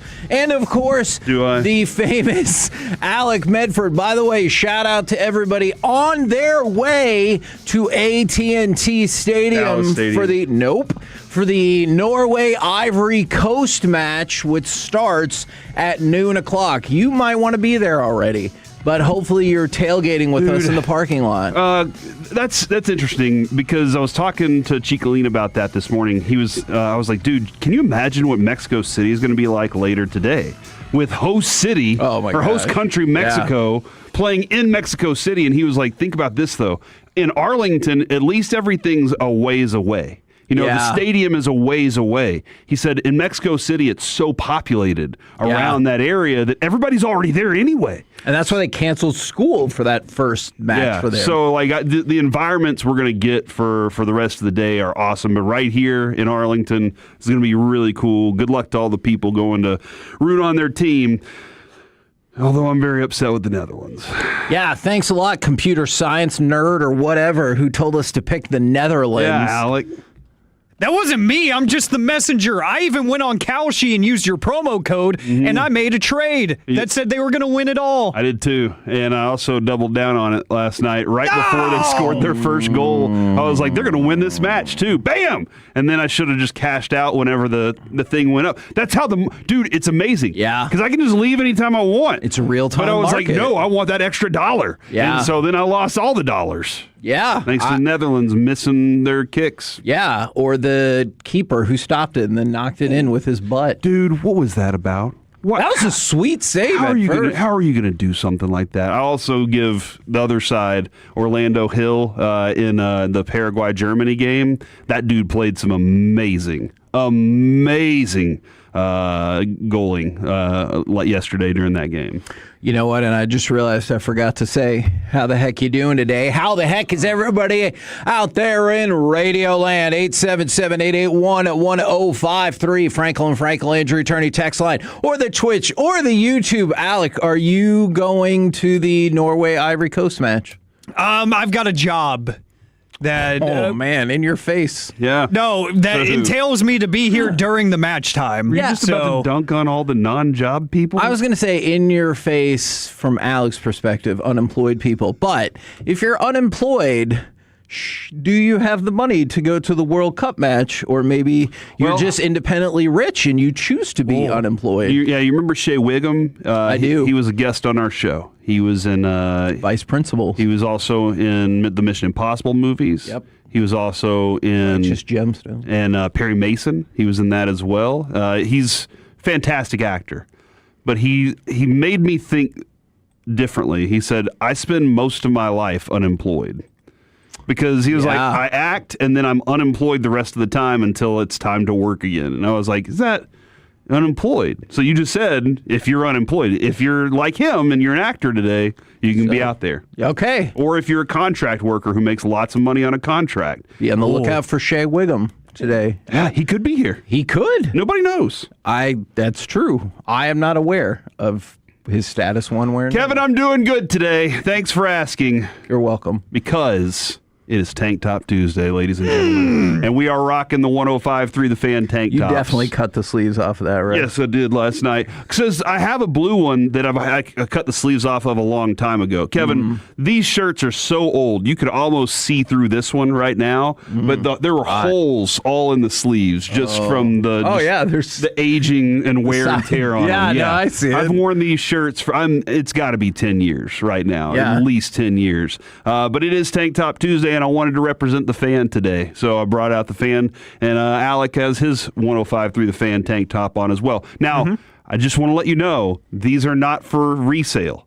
Well, maybe they're for resale, but we don't have any for sale anywhere. We need to come up with an idea on how to make that, market those, get those out there, and get the company some extra cash. Do you think we should have a tank top night where everyone just buys the regular 105.3 The Fan shirts, and then they all come in and we have a cutting party? Ooh, that's a fun idea. Cut the sleeves off. That's a great idea. We could have a party and do something like that. Yeah. Or, let's say we want one of our teams to actually tank, and we can say tank for tops, and we can do that. I like it. I like that idea. To be the best. Yeah, to be the best. I get what you're saying. The number ones. Hell yeah. Go ahead and give me... Man, speaking of number one in the AL West, go ahead and give me cut number one. For the first time in more than 2 months, the Texas Rangers are above 500. And a swing here and a line drive, base hit into right field. That one's headed into the corner. Watson all the way over to pick it up in foul ground. Collie's at second. He's headed to third. The ball finally out of the corner. Collie dives into third with a triple, well ahead of the relay throw. Cam Collie's first big league hit is an opposite field triple that sets the Rangers up nicely here in the seventh. And just to show you what, like, kind of a injury crunch the Rangers were in going into yesterday's game, they signed Chris Paddock, which we talked about on the show, pulled up Cam Collie, which, again, we talked about on the show, and both of them essentially started. Like, I realized you had the opener with Tyler Alexander. We'll get back to him in just a second. But Chris Paddock was your, like, de facto starter, and then we just played the triple from Collie. He scored 2 runs. The Rangers get the win, 6-3 over the Guardians, and we talked about this yesterday. Tyler Alexander is not going to pitch, and we were like, I don't know. It says he is going to. Tyler Alexander became the first pitcher in Major League history to record back-to-back saves and then start the next contest. Now, is that absurd? And once again, think about it. Your real starting pitcher was an opener who was the first pitcher ever to have saves in back-to-back games and then start the very next contest. He was relieved. Very old school of him. Exactly. Nolan Ryan's like, good job, kid. He was relieved by somebody you just signed, and then one of the key hits came from somebody you just pulled up from AAA. It is dire times in terms of injuries, but guess what? The Rangers are making it work. Again, I think this is the kind of team Skip loves to manage. I have a feeling that a dude who played most of his career as a up and down in the minors and in the majors, not one of the superstar guys, absolutely knows how to motivate dudes that are kind of in that spot right now too, trying to figure out what they're doing. What the next phase of that, and we'll see how that goes down the road, is can Skip take them from being that plucky bunch to being some like great? Can he elevate a team that's gone as he go? We'll see that along the way, hopefully. But the Tyler Alexander thing, 15 pitches that he had, and then he comes out and does that again. He's 16 last night, but he's an efficient son of a gun. Yeah, he throws strikes, and that's what they love about him so much. But we all thought yesterday, as Alec was sending us the Paddock thing, we were like, there's no way that this dude is going to be up like pitching tonight. And then there he is, providing you 4 innings. But Kevin, by the way, Tyler Alexander, that's the first hit he's given up in 5 appearances. Are you serious? Hit. Got him. That is not the takeaway I thought you were going to have. Oh, okay. That. Well, that's a hit. We got to work on that. Okay. Sure. But the Cam Collie thing, all this guy knows is winning, Kevin. Since he started his major league career, he has been above 500. As he is, and that's all. That's a good point. Don't let this kid look back and think that, you know what, my career was wasted on a team that went under 500. Just keep them focused on being above 500 from now on for the kid. If you had to predict right now, will Cam Collie ever be on a Major League Baseball team that's below 500? No. Okay. Not with plays like that. All right. I like it. I will add this, though, man. There is an element of speed that this team has.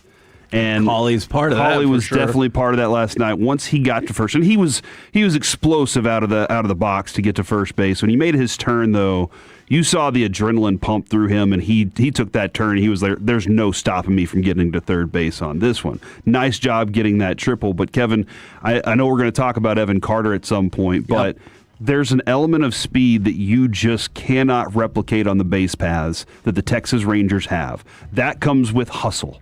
And when you hustle and have that kind of speed, you're going to get runs that are scrappy when you can't hit home runs. And I know this team can hit home runs at times, but last night, guess who wasn't in the lineup? Your leadoff, Wyatt Langford, and your leadoff home run hitter, because you were with your right-handed group last night, and you were able to scrape together runs because you are fast. And Josh Young continuing to do what he does at the top of the lineup, just got to applaud what they're doing it might be Josh Young's team. And I've said this for a couple years now. When it comes to an intriguing hypothesis. Energy, he's always been that dude that if he's healthy, he is leading the charge. He's the first person as soon as you're coming off the field after you've scored a run to give you a high five. He's that guy. But the other thing is, what has been his best asset this season? Scrappy at bats. Look, I'm going to take 2 cuts. And if I take 2 cuts and I absolutely drill them, great job. Yeah. But if I have strike 3 coming, I got to figure out how to get on base. And this lineup right now is a group of dudes that they're not all Aaron Judge. They're not all Shohei. So they got to figure out stuff like that. I would rather them follow his approach to the plate than anybody else right now as the way that he's hitting. I mean, to that point, Josh Young has 28 multi-hit games this year. That's the most in the American League. So, like, as much as, man, your potential all-stars did a good job last night. I know it wasn't at the plate, Ezekiel Duran's finest night, but Josh Young with another multi-hit game. Jacob Latz with another multi-inning save game. Yeah, that was great. He's been unbelievable. He threw 17 pitches over the span of 2 innings. Yeah. And so he got yet another multi-inning save, which seems like he's excelled at that. But for Josh Young, since you were talking about him, 28th multi-hit game, most in the American League, tied for the 4th most in all of Major League Baseball. And I just want to say this at the risk of getting crushed. For people who don't think Skip Schumacher is a good manager and will never be a good manager, I feel like it's too early to decide that one way or another. But if you want to know what he does well as a manager, I would argue take a look at the last week. You've had to use openers. You've had days where you had to use a bullpen game. And because of that, you've had days where your bullpen has been exhausted. Seager has been missing. Wyatt is now missing. You didn't have Jock last night. Your left-handed hitting has really, taken a step up, and you've been winning games with this like bizarre night-to-night patchwork, either of your offensive lineup or your pitching staff. And I think Skip deserves some credit for it. If you want to S on him, that's totally fine for things that he has admitted. I didn't do that right. But I think he deserves a certain amount of credit for what's happened in the last week or so. Yeah, and I mean, look, man, we've killed the Rangers when they've deserved to be killed. For sure. And whenever they're playing on a 5-game win streak like this, I'll accept this and I'll rock with it, man, because that's something. I think there are some positives that are going in this. I also loved the play. Is it 2 now, Kevin? 2 outfield great plays in a row to end the game with Nemo's catch and then Osuna last night with his hustle. You know what? I think that probably is a fair way to describe it. I know last year, what were they? Their Little Rascals? Yes. They still play. This young group still has this scrappy style that is, this kind of is reminiscent of our young Ranger lifestyle. When we were little kids, we were watching teams that weren't built to beat the Yankees or the A's. Or we weren't built to see that. We were built on, we were a minor league system that was essentially going to be traded away our best players so we could get prospects. And we're watching some of these young guys, these young prospect players, make some really important plays. I like Jake Berger delivering last night, too. That was nice for him to get a couple RSBI. Brandon Nimmo, by the way, he does have a sprained AC joint in his left shoulder.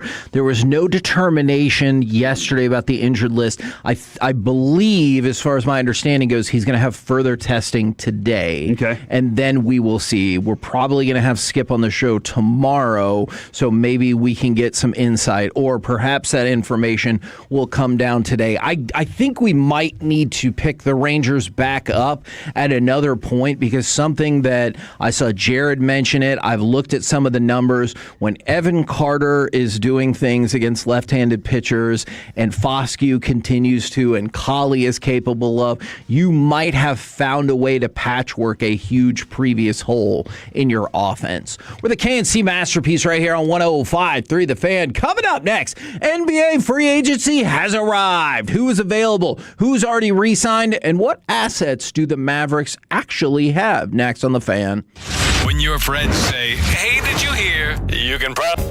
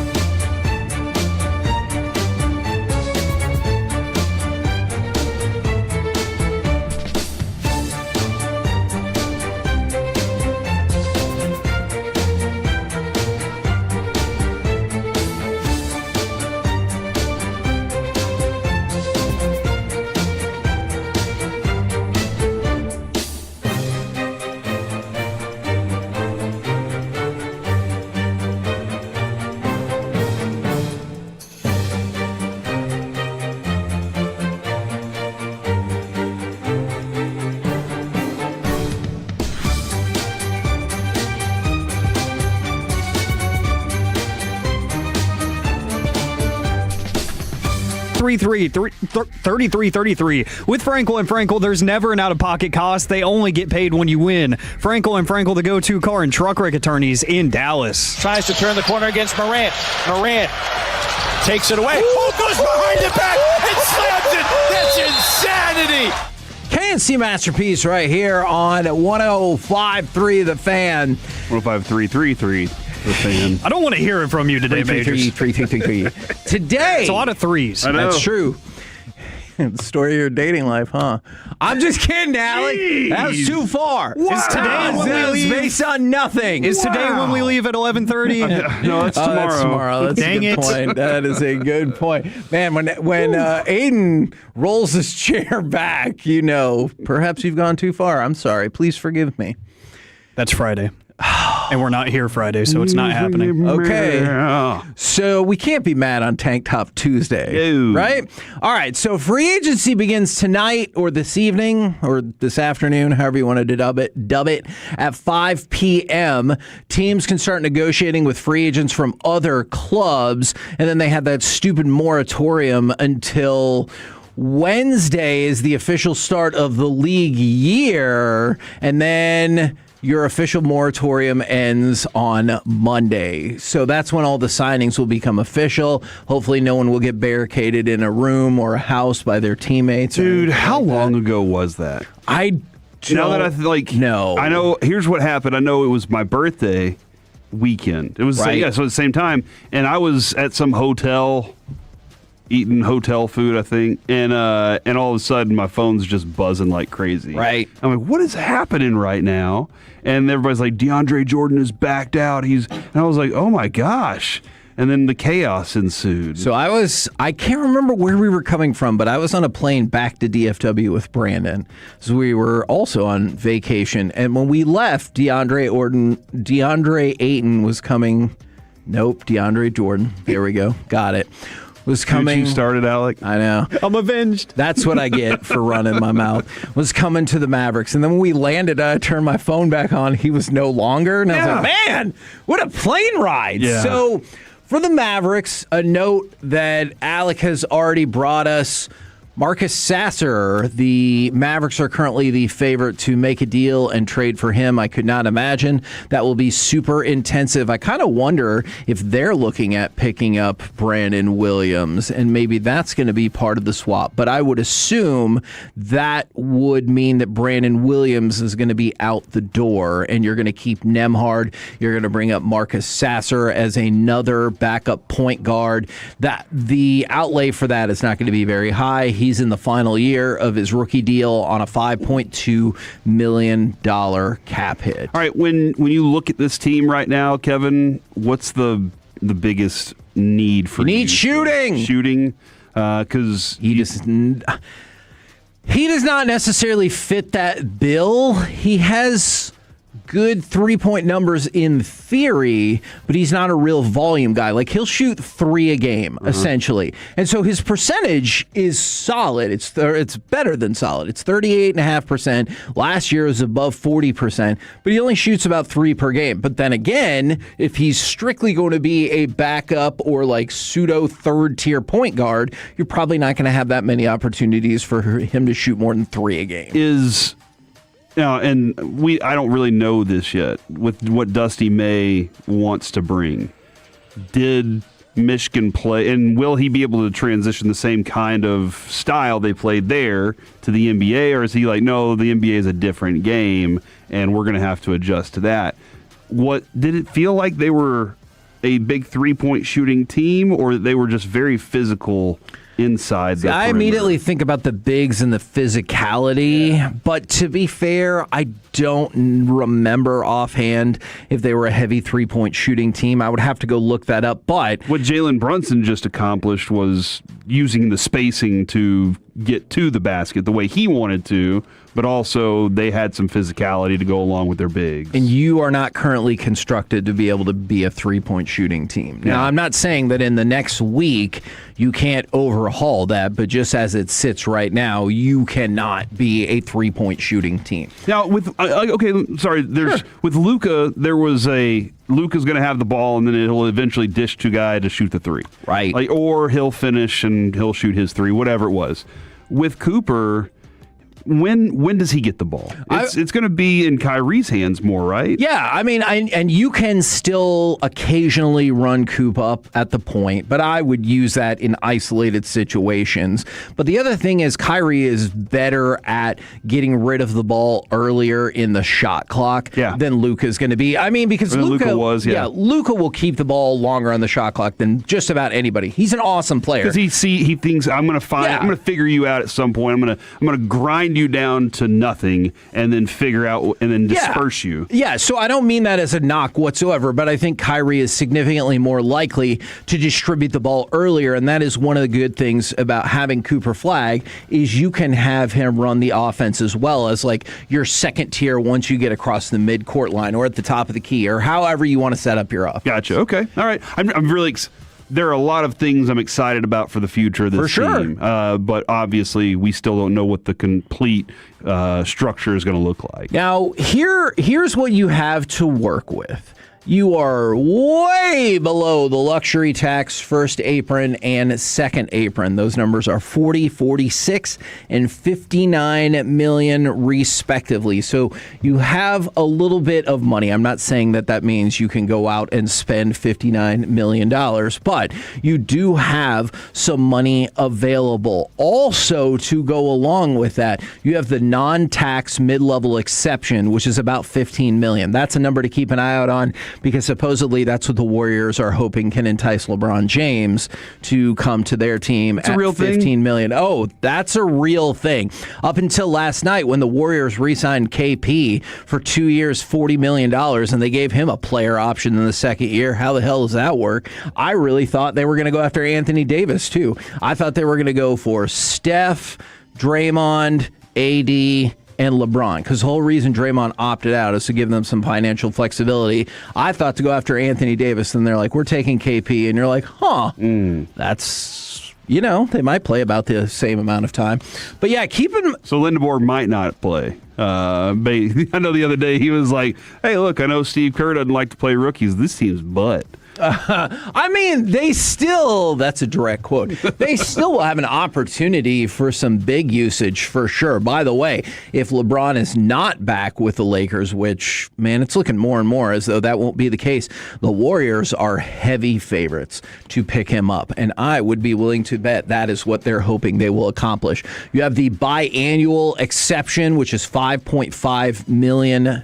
And then you have a couple of trade exceptions if people are looking to unload some money. One of only 2.8, but one of $20.8 million. And that's always the dream, right? A player that you think could be totally usable that can slide into that exception that another team's like, I'm so tired of this guy. Yeah, I'm sure it'll work. Yeah, I mean, look, that's what the Trailblazers are hoping on when they made the trade for, not much for Ja Morant. In case you were curious how low Ja Morant's stock has fallen, he got traded for Chris Murray, who doesn't really play, and Jeremy Grant, Jeremy Grant is a solid enough player, but what are we, 3-4 years removed from thinking, is Ja Morant going to be one of the next faces of the league? But he has fallen off a freaking cliff. One of the things we were concerned about, now I don't know how much of what's happened off the court has affected this, but one of the things we were concerned about early in his career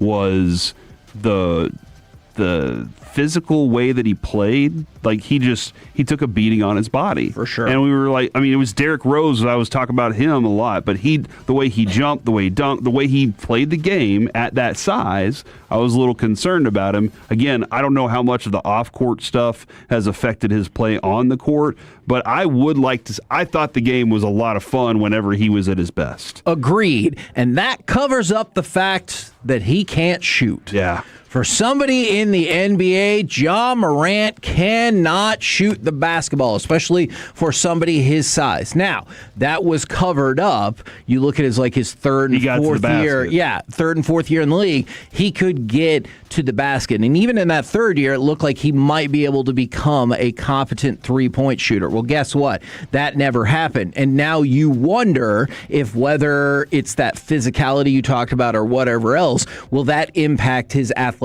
ability to just get to the basket. Now, it certainly did this last year, but he didn't play a whole lot, and there was all kinds of problems. So I don't know if you're going to focus in on just that. But Ja Morant cannot shoot. And well, Dame can, so. Yeah, well, we'll see. I wonder if you're to the point where if you can't run at all on athleticism and you can't shoot, what is that really left you with? Well, you got to figure, you have to evolve. Like that's the only other option. Now, the other thing that I wonder is when you get traded for nothing after being one of those dudes that you thought was the face, do you take that as an ego kick and say that's a motivator, or does it just deteriorate you? And I don't know what kind of mental fortitude Ja Morant has. I really don't either, because I would have thought when the league, he seemed to have convinced himself that the league was conspiring against him, right? Mm-hmm. And I would have thought that the comeback after that would have been, I'm going to show every single one of you. Didn't happen at all. Now, is this going to be a different deal? I wish I could tell you, Corey. I honestly have no idea how that is going to play out. Jonathan Kuminga is a free agent after the Hawks declined his option, so that didn't really work out the way he thought it was going to. And then keep an eye out on Jaylen Brown. I really don't know what's going to happen with this, because he looked like the guy that was going to ride alongside Cade Cunningham. And they take the number one seed, ready to make some playoff noise, all of that good stuff. And then Duren is an absolute no-show in the playoffs. He was terrible in the playoffs. And so supposedly the gap between the contracts, some will say the Pistons want 25 and he wants 40 per year, is so sizable that they gave him the opportunity to go talk with other teams, whether it's the Kings. I've heard some buzz, I think, about the Lakers, to go and try to structure a sign and trade, because they're so far apart. And we're like 2 or 3 months removed from this is the future of him and Cade. Mm-hmm. And it turned so hard and it went so bad for them that they're like, all right, see ya. Well, it's crazy. Is that another thing too, where they have told you to go find that? If you can't actually find one, very George kind of Pickens. Yeah, very George Pickens. Yeah. Do you go, well, I gotta figure it out here, or do you just say, no, this isn't going to work? Good luck to him on that one, though. I thought the turn was going to be really good for him. Yeah, personally, I would not be interested in the idea. Well, at $40 million, the idea that he wants $40 million is absurd. And I just want to go back to Brandon Williams and see how y'all feel about this. I am just telling you how I think it's going to play out for the Mavs. I like Brandon Williams a lot. We had him on the show. He was lovely. A couple times. He was great. Yeah, he was great to talk to. The issue there is he's an unrestricted free agent, and I wonder if the Mavericks look at the number that's already locked in for Sasser, the potential for him to be a restricted free agent after the year, and that is of interest to them. Whereas Brandon Williams, he definitely upped his stock in the league. I wonder if, because, they'll tell you can't start offering deals until 5 p.m. tonight. Oh, I don't believe that whatsoever. So I wonder if Brandon Williams or his team or whatever has already been like, hey, we're being offered about 3 for 24. Or I don't know. I'm just making that number up. But and I wonder if the Mavs are like, oh, really? Yeah, we can't really we're not really in a position where we want to do that. And that would be my guess. Yeah, there are a couple of moves that they still have to make in order to have that kind of flexibility in a lot of different areas. And again, with Isai and what the Schmitz and Dusty May want to do, this thing, he might just be a left out piece. I know. It's possible. Jason Kidd and company loved him and gave him the freedom to run the offense the way he did, but a lot of times when a new coach comes in, they want their guys around and they want dudes that they're familiar with. So that could be the case for him. And then from the 214, I wish there was some way that Luka would ask out from the Lakers. Keep an eye out on what they do this offseason, because Windhorst was talking about this was the pitch to Luka and his team. This is the offseason, especially when or if they move on from LeBron, that they'll have a little bit of money to do some stuff. So if he basically said, or his team said, build me a team that I can win with. And if that doesn't happen this offseason, this is the time for them to have it. And I'm not going to kill anybody's Luka dream of him coming back to the Mavericks in 2028, even if I don't necessarily think that's how it's going to play out. Would you like it? Hell yeah, I would. You would be okay with it. Can you imagine Luka operating with Cooper Flag? Holy moly. So Cooper gets the ball with like 3 seconds left every time. That's fine. He'll figure it out. We're the KNC Masterpiece right here on a 105.3 The Fan. Harrison Barnes also signed a 1-year, $8 million deal to stay with the Spurs. Good for him. Coming up next, has the ABS helped elevate left-handed hitters? Next on The Fan.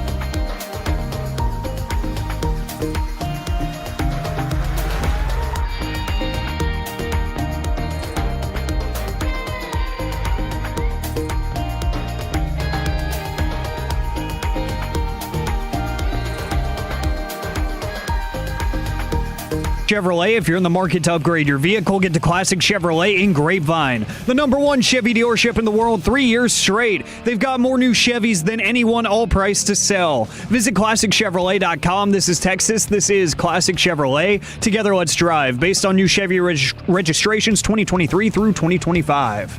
The 2-2. Swinging a ball hit back up the middle into center. Base hit for Nicky Lopez. Cam Collie trots in to score his first big league run, and the Rangers lead it 3-2. KNC Masterpiece right here on 105.3 The Fan. The Rangers will go on to win the game 6-3, as that is now 5 straight wins. I do believe the Texas Rangers are above 500 for the first time since a little more than 2 months ago. Not decades. And right now, it's time for some baseball nuggets. Kevin, tell me. I want to make sure that we take the appropriate time to celebrate being above 500. Okay. This is a really, I'll tell you what if we add another bonus Rangers segment in the show? Rick bonus. Damn it. I'll still do it anyway. I just want to make sure that Patolos out there are recognizing we worked really hard to get to 500. Yep. And now we are above 500. So April 25th. Be happy. Was the last day the Rangers were above 500. This is a positive thing, man. Even though the American League stinks. Hey, you're still in first place in your division. Yes, exactly. So by a whole keep it up, guys. Let's keep it up. You're first place in your division and above 500 despite still having a negative run differential, which is pretty amazing. Now, let's get through the frog days of summer. That is not right. Would you like a downright amazing, heartwarming story? Yes, absolutely I would. I'm going to talk to you about the saga of Melanie Marquez. She is 4 years old. And over the weekend, she ran the bases at the White Sox game.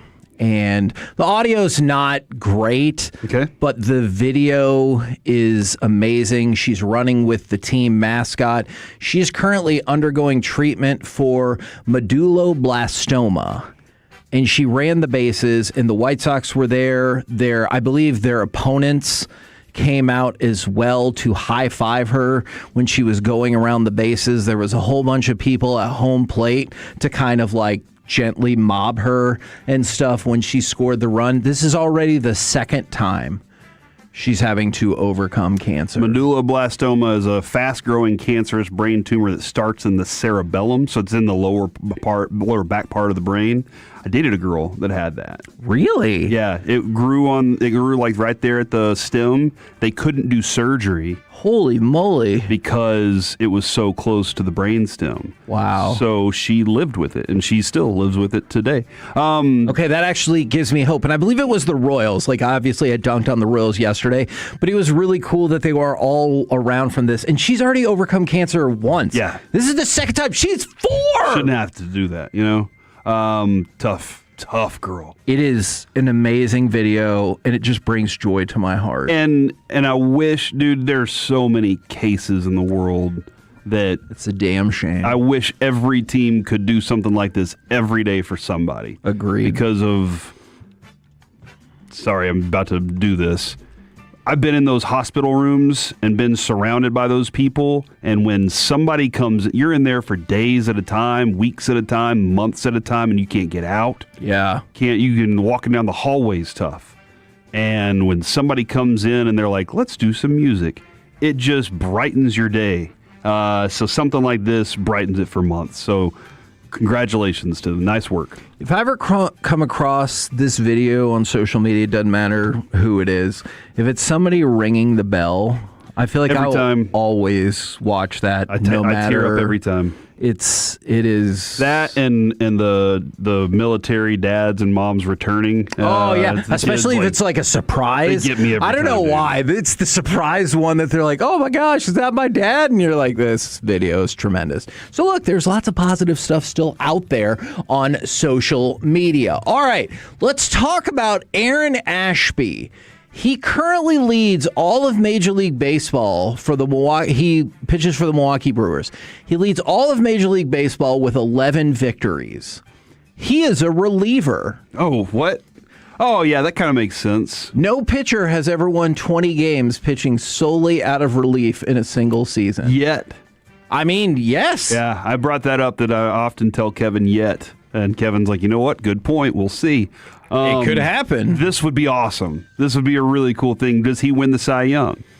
Or do they go, well, wins aren't a pitcher? I was going to say, this does kind of feel like the ultimate determination of do you value pitcher wins or not? Because otherwise, like, his ERA is pedestrian, his whip is pedestrian. So, like, you could look at a Mason Miller or any number of all of these starting pitchers that we've talked about all year. I feel like best case scenario, he'll be like 7th, and he might be the first reliever ever to win 20 games. That'd be awesome. Let's do it. Yeah, it is. This is all I want now. Okay. I want him to win 24 games. Oh, man. And for them to be in a conundrum with pitcher wins and him being like, well, y'all decide. Yeah, much like Felix Hernandez back in the day made pitcher wins useless. Maybe this can bring it back. Yeah.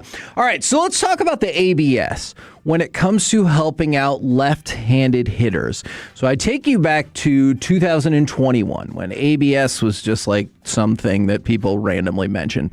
Left-handed hitters had a WRC plus of 97.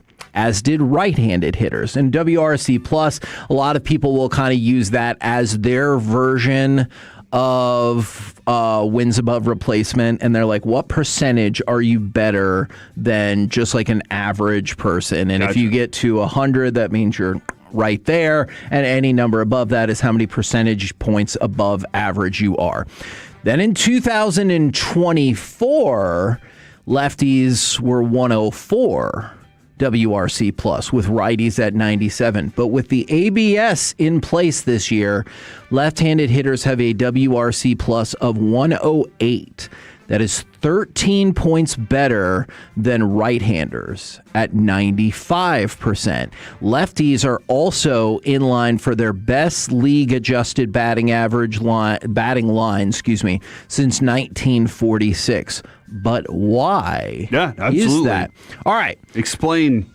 So I want you to consider this. As Mike has talked about in the past, most catchers are right-handed. And so they can smoothly handle pitches on their glove side to potentially get the favorable ball strike calls, that makes right? Sense. Yeah. But when you look at this, you go all the way back, ESPN did a study going all the way back to 2015, and the 5 hitters who had the highest percentage of missed calls were all left-handed. 10 of the top 11, and the only exception was a switch hitter, were left-handed. 29 of the 30 hitters who received the most missed strike calls were either left-handers or switch hitters. So when you look at the corrections that the ABS can make, they're correcting what had been kind of like a, I guess, bias against left-handed hitters, because it was easy for right-handed catchers to frame pitches in general, but especially against left-handed hitters. And so left-handed hitters were being victimized more by missed calls. So now with the ABS in place... now I hate ABS. Oh. Yeah, there was a purity to this back then. There was some nuance, and now we're just turning this into robot structure. Now, that is I thought true. I liked ABS this year until this stat right now. So now that it's taken the soul out of pitch, yeah, dude. Okay. Yeah, no, it's taken like this was something that teams built their entire rosters based on. They were like, hey, lefties are screwed because of the framing system. I hate this now. Okay. I'm trying to think. I got something for you, dude. No, I was going to say I'm trying to think of a more magical and enchanting way to put it that you'd be like, oh, that's nice. But I couldn't come up with anything off the top of my head. In the 903, my son's 10 years removed from APML, acute promyelocytic leukemia. Probably didn't spell that right, they said. Is considered cured, and now he starts medical school at Texas A&M this fall and wants to be an oncologist. Wow. There you go. That love is... I love the Tolos, man. Yeah, that's freaking amazing. And I bet that person will be the best damn oncologist there is out there because they're like, hey, when I went through this, or when I, from a psychological standpoint, I bet they would be really effective. We're the KNC Masterpiece right here on 105.3 The Fan. Coming up next, we will deliver your Dallas Cowboys news of the day right here on 105.3 The Fan. Sean.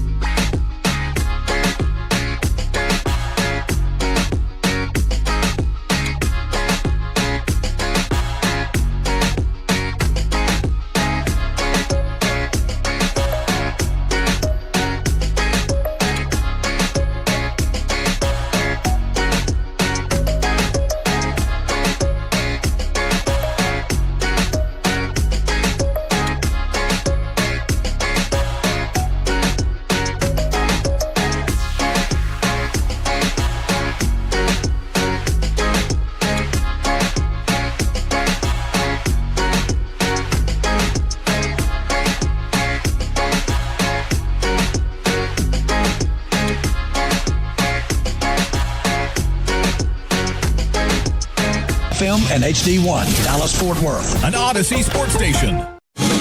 Driven by our D&M Leasing Studios, it's the KNC Masterpiece on 105.3 The Fan. KNC Masterpiece right here on 105.3 The Fan. It is time for your Dallas Cowboys news of the day. And I would like to start, if you don't mind, talking a little bit more about Rashawn Gary. Now, obviously, Shoddy has loved Rashawn Gary early on, and he already said he is a full-grown man out there. But let's be honest, you were also able to pick up Rashawn Gary because he had fallen out of favor. And the question was, are his days of being a particularly productive, especially for the price, NFL player over? It feels like that's kind of what Green Bay thought. Like, at the time, it felt fairly surprising that the Cowboys gave up a fourth-round pick for him. And then you remember they love to give up fourth-round picks for whoever. What are your, what kind of anticipation or even expectations do you have for Rashawn Gary, who will consistently give you, your 7 to 9 sacks? I'm kind of right there. Like, that's kind of what I expect out of him in this defense, is that. Now, he had was it a $96 million contract with the Packers? And I think that was kind of one of the reasons of, we have paid you the money, right, and you are not playing at the level that we think you should have been paid at. And he's like, but this is the player I am. And then they kind of went and got some other people that could replace him, and their defense kind of changed. We helped with that too. Yeah. And so but again, when you know what a player's worth, and you know that he's not actually as valuable, you know what I'm saying? He's not worth this much money, but he is worth this. Right. Then do your expectations of what you're going to get change for you? So I don't have very high expectations. I'm not expecting him in this defense specifically to be a 14 or 12, even 12 sack guy. But if he doesn't get 7 to 7.5, then I'm going to be pretty disappointed in what we're getting.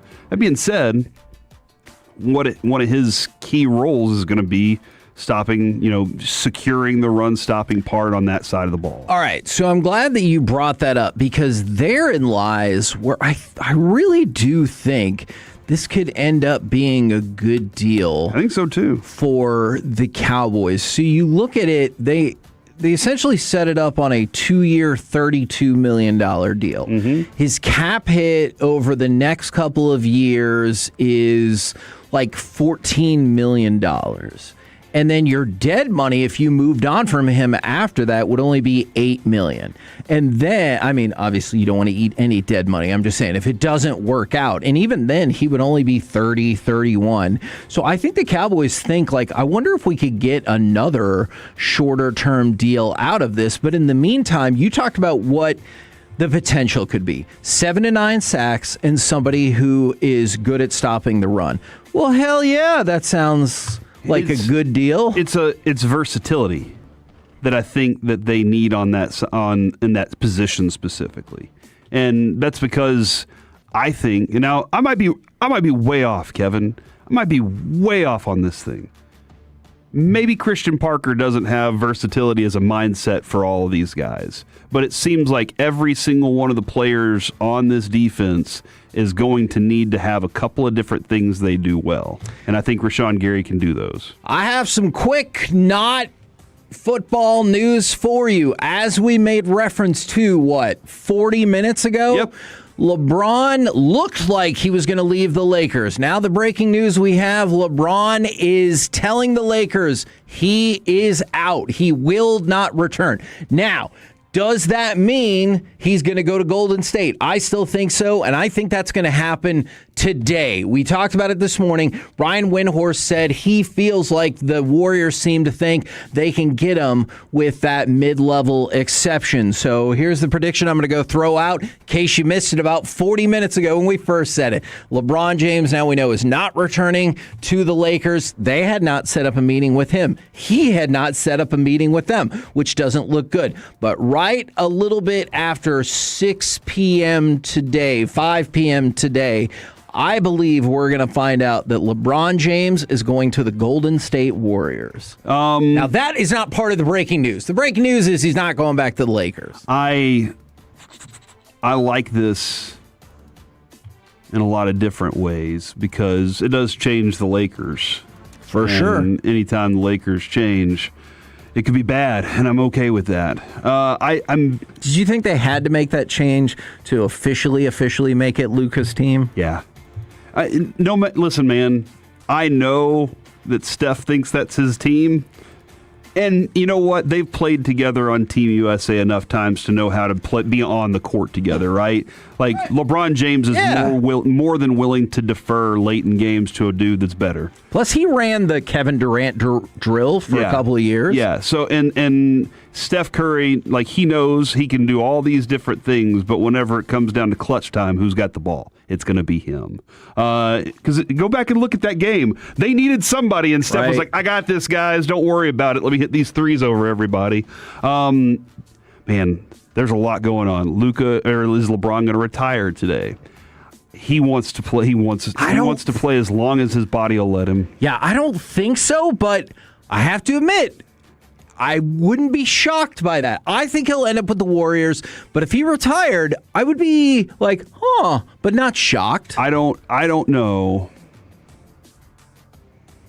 if he'll never be able to change the argument between what people think about him and Jordan. But what he's done over his career has been pretty impressive. And oh my God, yeah. I think at worst, he's the third best player of all time. We talk about players going to chase rings that have never gotten one, and they go chase one on another team because they were Karl Malones and the Gary Paytons and those guys they went to go get a ring with some other team, and maybe they didn't do it. This guy has bounced around and done it, on many different levels, and could do it again. He very well, if he went to the Warriors and played alongside Steph, he could very well do it again. He's a great facilitator, still a good defensive player sometimes. Can I devil's advocate you just a little bit? But could it ever, if he had enough championships, could it ever set him in a different category? Or is he already there? He goes to the Warriors. They win 2 straight, like what happened with KD. Now he's got 6. What percentage of people do you think that would put him at number 1? Now, I'm prepared for the texts to come in and say, hell no, Jordan didn't need to leave his team to get... I'm not saying that would automatically make him number 1. And honestly, I don't think championships clearly alone determine who's the best. Why don't people think Bill Russell is the greatest basketball player of all time? Mm-hmm. Like, they think he's great, but no, you very rarely hear somebody go, oh, Bill Russell's the best of all time. Well, he never lost a Game 7 and won 11 titles. Why not? And so I don't think championships alone will make that determination. But I always thought if LeBron would have won another one in Los Angeles to make it 5, I wondered then if people were like, ooh, man, maybe he is the best. But he never got that last one. Yeah, I think I always am going to feel like I can look at them and say that they're 2 different dudes and still have respect for what he did in his career, even if I didn't like the dude. Oh, man, I didn't love Tim Duncan while he played, but I also had a ton of respect for what he accomplished in his time because he was awesome. Agreed. And so I got to see greatness in my time. This is the greatness of our time. I mean, what Steph did in his short period of time, too, that's greatness. But what LeBron James has done in this part of our generation, our lifetime here, this is what we got to see as greatness. I know we also got to glimpse Michael Jordan for a little bit, too. But this is what, we get to see in that second ovation here. This is pretty interesting to see what he's where he might go. I firmly believe, at absolute worst, he is the 3rd best NBA player of all time. And I think he could make a very compelling argument for 2nd. Because of Kobe? No. Because of Luka? I mean, maybe someday. Oh, because of Dirk. Luka right now has 0 titles and 0 MVPs, so Dirk he is not in that conversation. Good. Yeah, Dirk has an MVP and an NBA title. So he could be number 2. I'm just saying. No, I mean, I think logically, Jordan... LeBron, Kareem makes sense if you want to swap in Kareem at 2 and then put LeBron at 3. I think that Kareem's always been right up there for me. Yeah, and that's what I'm saying. But, like, how incredible is that at worst he would be the 3rd best player of all time? And I don't know what's going to happen. But I also wonder, like, let's say he does make his way to Golden State today. And they do bring back Draymond Green. And, like, people were trying to throw out this nonsense that if they would have gotten Anthony Davis, they would have been the big 4. Whoa, what 4? Draymond Green is a big 4? Anthony Davis is a big 4? Get the F out of here. I think Draymond's toast. Like, yeah. I'm as done with him as I've ever been. I had a lot of respect for what he did during those championship runs, and then it's become more frequent that he's just like, I don't have my fastball anymore, so I got to start throwing at him. That's what I feel like with Draymond. So yeah, I don't know what that big 4 would look like, Kevin. From the 2-5, maybe Clay's going back. And then who's the big 4?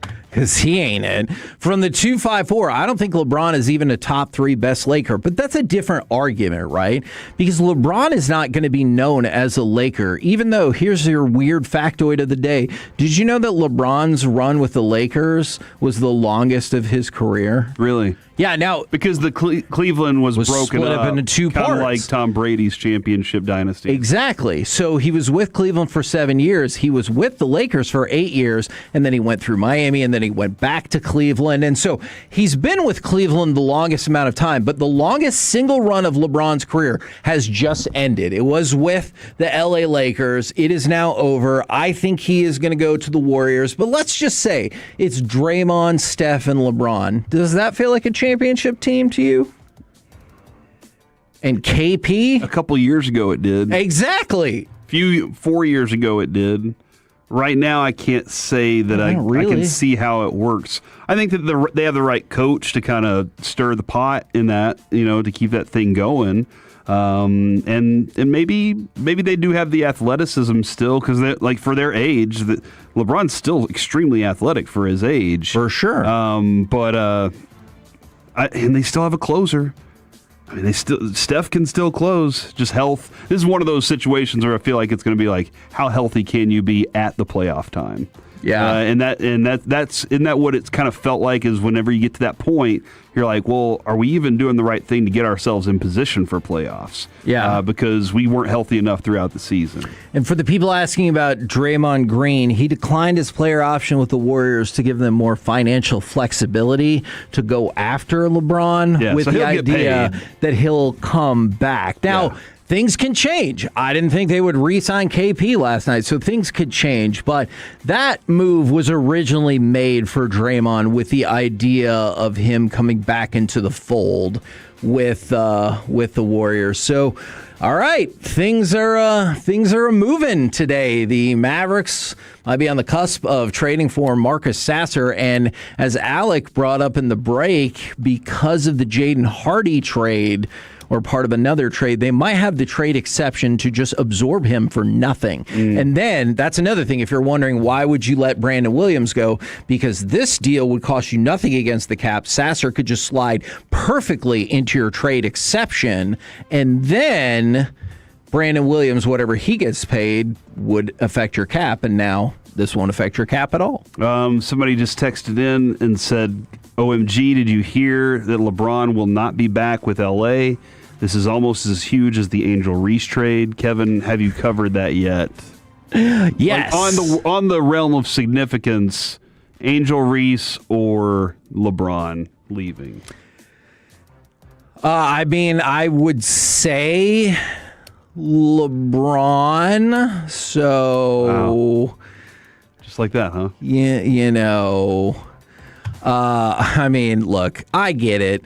I see this. People are more passionate about Kobe Bryant than they are just about anything else. So I'm just going to throw this out there. You can deconstruct it however you see fit. No serious basketball historian will say that LeBron is worse than Kobe. Nobody. All right. So if you don't want to listen to my opinion, you can listen to, well, maybe there's one out there. 99% of basketball historians will say that LeBron is better than Kobe, and it's not even particularly close. Kobe is he's a fringy top 10 player. Whether you want to put him 8, 9, 10, 11, I would listen to all of those discussions. LeBron is at worst 3. If you want to get heated up about it, that's totally fine. If you want to talk about titles, you can say it's 5-4. I'll tell you that LeBron has won 4 titles when he was the best player on his team, and Kobe has won 2. So, like, if you really want to break it down like that, you don't have to take my opinion for it. Find every basketball historian that there is. They will all tell you that LeBron is better than Kobe. What about Shaq? Same exact thing. He is better than Shaq. Was Shaq better than Kobe? I think that is a coin flip. Interesting. What about Kareem? I think Kareem is better than AC Green. I would put AC Green behind all of them by a great deal. Byron Scott. Same thing. Stop. We're not doing Robert Horry. We're not doing. Do not tarnish the name of Big Shot Bob Horry. Yeah, okay, fine. But if we're going to use that same argument, then isn't Robert Horry better than Kobe? And what kind of freaking sense does that make?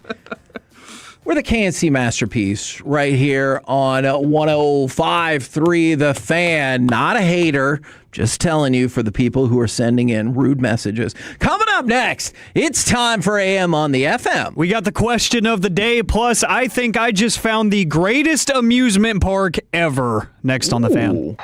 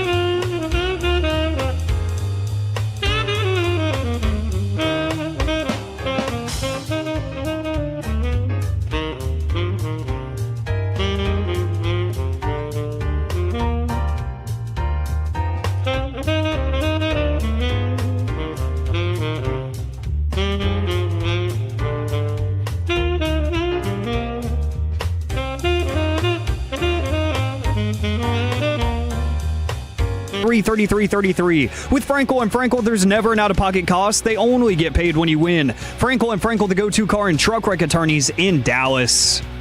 KNC Masterpiece right here on 105.3 The Fan. And right now, ladies and gentlemen, it's time for this. What does this button do? Please, please, do not push the button. You have no idea what it... Alec, you be quiet. Alec, that was awful.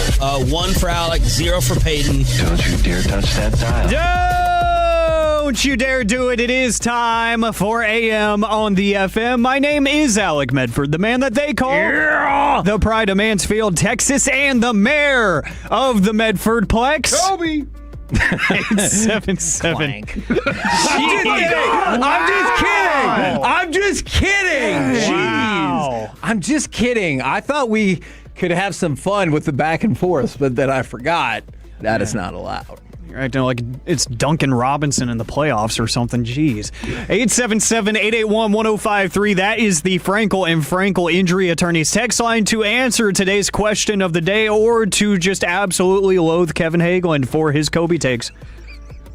Man, I still don't understand how saying somebody is between 8 and 11 all time is viewed as rude to that person. That's really, really amazing. I think there's a much deeper discussion that can be had. I absolutely do. A really good conversation that can be had about how people look at players on the court, how people look at players in the culture of it all, and how much of an influence the person had on it. Michael Jordan had it all, right?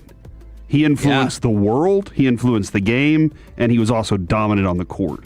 So I think there's a much, like, LeBron James will never be the culture of the NBA. Sure.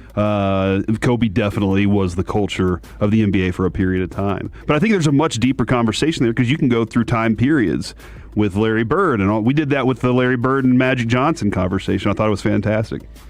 Today, gentlemen, is National Social Media Day. It is National Social Media Day. Very timely for NBA free agency beginning. A lot of us dorks are going to be staring at our phones all day, waiting to see what kind of drama happens, including my favorite tweet so far from our old teammate, Kevin Gray. He said the most hilarious outcome of the LeBron thing could be him taking the veteran minimum to team up with Giannis in Miami. That would be most hilarious. That would be hilarious. I would be surprised by that. Oh, I would too. I don't think it's happening by any means, but that would be objectively amazing where everybody's like, well, okay, I guess. But the question of the day is, what was your first ever social media username, if you remember it? And then bonus question, Rick bonus, what was your most cringeworthy username? 877-881-1053. Ooh. I remember mine pretty vividly. I think my first ever account was a Twitter account back when it was still Twitter. Questionable if I was the right age to have that account or not. I might have used somebody else's credentials, and that's why I can't get verified. But my original username was just amedford11 because all the time growing up, we had the assigned lockers in like middle school and whatnot. I was always number 11 or the little mailbox because it was alphabetical order. So I always ended up being 11, and like I think the only time it was different was 9. Wow. So I always ended up being 11, and then I got to high school. They just had the same kids over and over in Mansfield, huh? I mean, pretty much. Like, I guess the different separations of last names, there was the same amount of each letter for whatever reason. I was literally always 11. I don't know why. So, A Medford 11 stuck. I even got to high school, and they assigned the track and cross-country uniforms. What was my backpack number? 11. It always ended up that way. I don't know why. I don't know how. You haven't watched Stranger Things? Nope. Isn't that weird? That is a little weird. One of the most significant characters on that show is named 11. Oh. Do you like Eggo waffles? I do. I love them. I ate some this morning. See him shaving his head, though. No, not at all. Yeah. I'm not Bobby Might not Bell. have a choice. What? She didn't. I'm also not in some like interdimensional reality as well. How do you know that's what it's about if you've never seen it? I mean, I listened to the interview that you guys did with Cora Bono, you know. Okay. That's the second time this week she's been mentioned. Netflix.com/Stranger Things, Kevin. I went there because I was unaware of the show. Gotcha. That's an important... Can I ask you a question that may or may not be related to AM on the FM? Sure.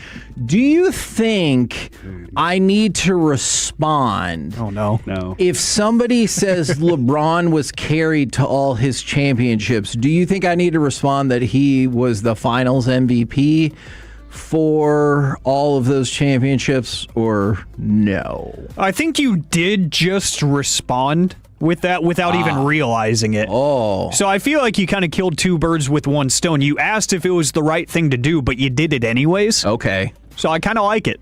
All right, so Kobe did it twice. I think MAGE444 on AOL Messenger was like one of them. But everything's always been centered around my last name because it's unique. They're always like, make a unique name. And I'm like, Majors is pretty damn unique. Yeah. The way that I spell it is pretty different. So Majors has always been there. I think CJ Majors at Hotmail was my first Hotmail name. That's why I still have it. I think I just gave my personal out, by the way. Yeah, you did. So, good luck to me. It's all right. I got a good spam filter on there. Oh. I'll test it out real quick. And I will say this: Call of Duty. I see some of the most hilarious names like on the usernames. Mine's Long Night Brewing. That's something that I put on there a long time ago, and I like that. But like, there's some sometimes I get killed by somebody that I'm like, that's pretty funny. So yeah, there's some really good ones out there. But usually it's just my name. Add in the Majors was my first art. Like, we got Twitter a long time ago, working at the newspaper, and Add in the Majors is where I started with that one. I definitely think in the early days of Instant Messenger or ICQ or whatever, I probably had like a Kevin6969 handle or something like that. What? Because I was a child.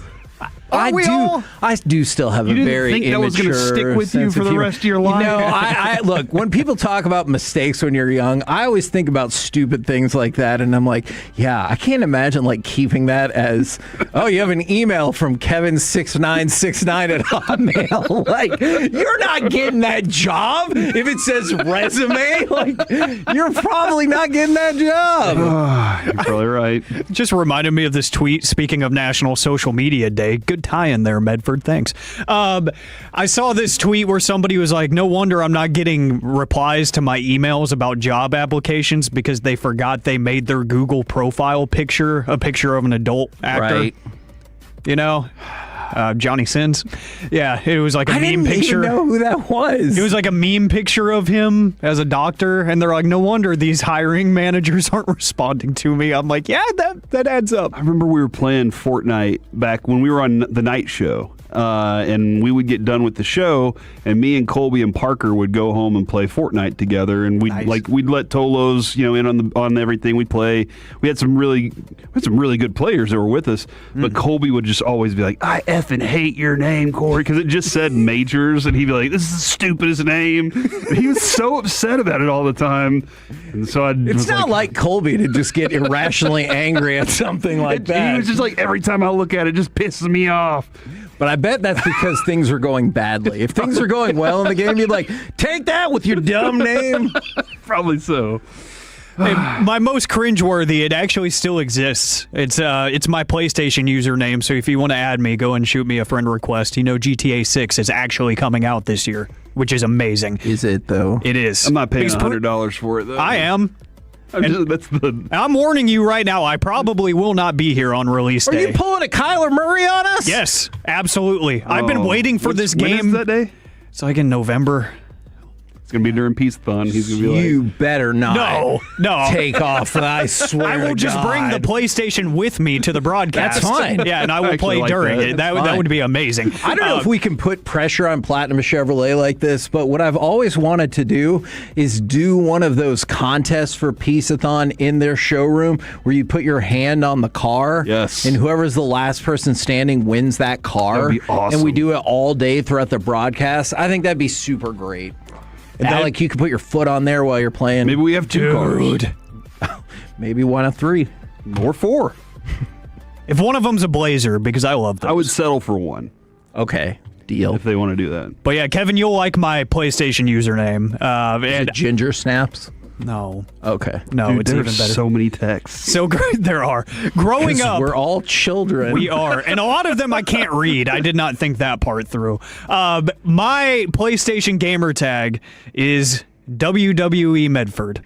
Because growing up, back in the Vince McMahon era when social media was starting to take off, that was a actual, company policy with them was if you were an active talent, your username on all platforms had to be at WWE and your name, either your first name, last name, or both. It had to be some variation of that. So everybody was easy to find because they were really trying to capitalize on social media. And for a long time, I thought I was going to be a wrestler. And then I realized I'm not growing very fast. So I kind of gave up on the dream. What was the age when you think that dream ended then? That was probably 14, right before high school or maybe early high school. No, it was early high school because I remember freshman year, the doctor still telling me, nah, you've got the chance. 6'1" isn't out of the realm of possibility. Okay. And then they straight up lied to me. So bastards. Yeah, that definitely didn't happen. But I have not changed it yet. It was my Instagram username for a long time too in middle school, and then I realized this is dumb. People are going to think I'm a dork, which I am. I just don't want you to think that until you actually meet me. So yes, again, National Social Media Day. Your first ever username, if you remember it, or your most cringeworthy 877-881-1053. And again, there's some great ones, and there are some that I feel like are Bobby Belt sending in things that he's trying to get me to do that. Yeah, he's trying to get me to say. Homer Pimpson 89 is probably my favorite one. What did he call you this morning? The Mother Slayer of Mansfield? Yes. I'm trying to act like that didn't happen. Your tag should be MILF and Cookies, obviously. Stop. I feel like we've been consistent about that, though. And then one of the only other ones I can actually read on the air is Dallas Mavs Rock from the 817. I like that. Yeah, because we see your clever texts, but I see all of them. Yeah. And I will respond to them because some of them are genius. Yes. I just can't share them over radio because the FCC exists. But you know what's about to exist starting this Friday in the world of Grapevine, Texas? This might be the coolest amusement park ever. Starting on July 3rd, you can get early access to Dig World. What is Dig World? DIG. This is going to be awesome. So, this is literally an amusement park where you can go and use full-size excavators, skid steers, and other construction equipment. Of course, under professional supervision and all of that, safety first. But there is also construction-themed mini golf with heavy machinery on the course. You can compete in skill-based digging challenges, on-site snacks, shaded seating, and retail area for the families to stay cool and whatnot. The official grand opening is going to be July 11th, but there is early access starting this Friday, July 3rd in Grapevine. I think this is genius because every child at some point, especially boys, have seen the giant excavators and whatnot, and they're like, I want to operate that. I want to drive it. This is a great idea. I think this should have happened a long time ago. They've had locations in other cities, including in Katy, Texas, already, but it is coming to the Metroplex, and I'm telling you right now, I need to be there. I need to experience this. Skid steer, you are mine. Is this like the grown-up iteration of the Smash Room or the Break Room, where you would throw plates and Rage stuff like Room. that? They had something like this off George Bush, heading towards Garland, Kevin, for a little bit, just past Wiley area. Like just heading off George Bush. I saw something like this where they had some tractors and stuff, but then all of a sudden it was gone. But it was like, this is an awesome idea because we all want to use one. We don't want we want to try it. But I do remember the kids had a children's book, Kevin, and it had farm equipment. And it had, it had little rhymes with each one of the things. Like they would have an excavator and they would rhyme some word with it. And then they were then there was the yellow bulldozer kind of thing. And it said, yellow digger. Have you seen one bigger? And I never quite understood how that worked together. It dug, though. Yeah. You dig it? We're the KNC Masterpiece right here on, 105.3 The Fan. Coming up next, it's time for Gridiron Gravy. We'll do a little NFL either or next right here on The Fan. Coming up in the next...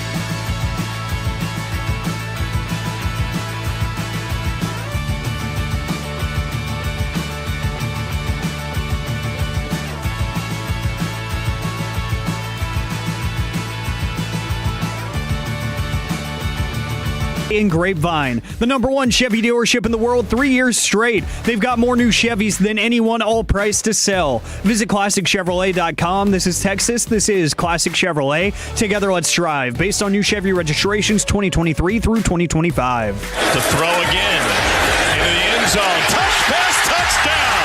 KC Concepcion, second of the night.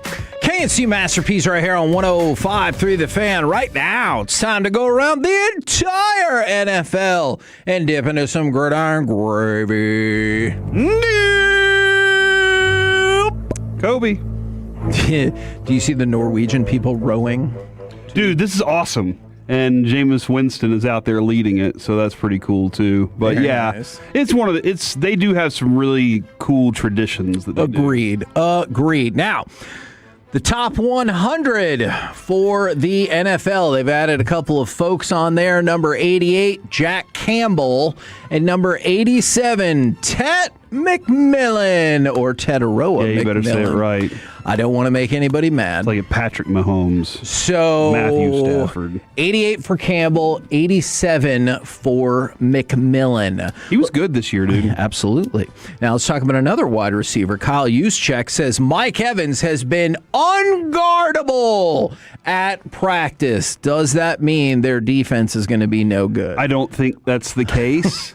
But I mean, that's Mike Evans. He is a one-on-one killer. And do you think he feels like he's got to go reprove something? He does. And hold on. That's a good question. I think he thinks that. I don't think he needs to. He could retire and he's a Hall of Famer, in my opinion. Sure. He has every credential it takes to be a Hall of Famer. He's got a championship, 1,000-yard year after 1,000-yard year. All the numbers stack up for me. He was a dominant number one. He's a Hall of Famer to me. But I think that he still has something that he wants to show as, like, where do I rank in the all-time wide receiver rankings? Right. And I think he's been underappreciated his entire career. I think you're probably right about that. And I wonder, so like I'm not against you on the Hall of Fame thing at all, but I wonder if that level of underappreciation will trickle its way into the voting when people are like, no, yeah, he was always pretty good, really good, but maybe not great. Yeah, I don't know. It's like he's always the receiver in fantasy that you go, dadgummit, why didn't I get Mike Evans when I had the chance? That always seems like somebody got him and you're like, dang it, because there's one or two other guys that you're like, I'd take more.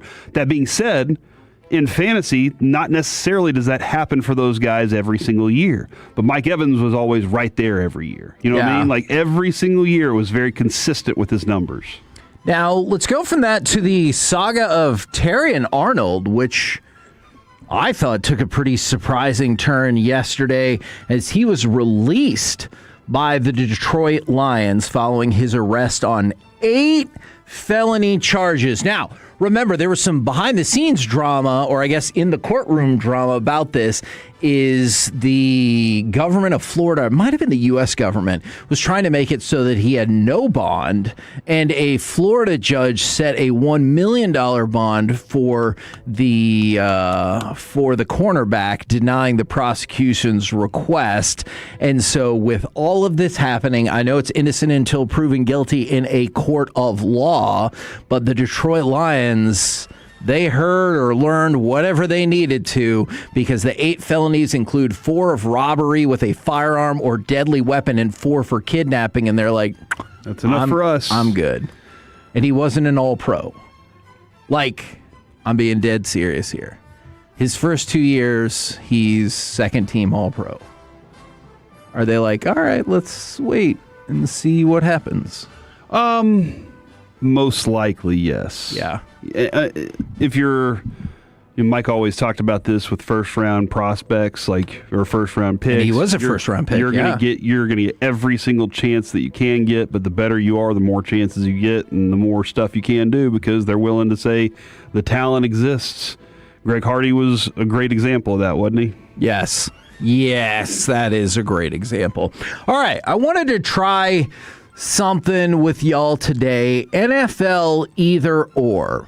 Now, this is partially based on an article about dark horses to win certain NFL awards. So I'll start with this. Either or, do you think it's more likely that A.J. Brown would win Offensive Player of the Year or Jalen Carter would win Defensive Player of the Year? So Brown on a new team. Jalen Carter's a force, but why don't they want to give him a new contract and all of that? Lot happening there. Yeah, and I mean, spitting on a player to start your season, stupid thing to do. Indeed. I think, though, that dude could be a force inside. I agree. A.J. Brown is a good receiver. I think there are other receivers that will put up bigger numbers. And also, man, like, that idea that the Patriots are just, we got A.J. Brown now, everything's going to be fine. I don't know if that's a real thing. So, going Carter? I'm going to go Jalen Carter. All right, Alec. A.J. Brown winning Offensive Player of the Year or Jalen Carter winning Defensive Player of the Year? What do you think is more likely? Oh, should have seen Majors taking the Eagles player. Dang it. Classic Majors. Classic.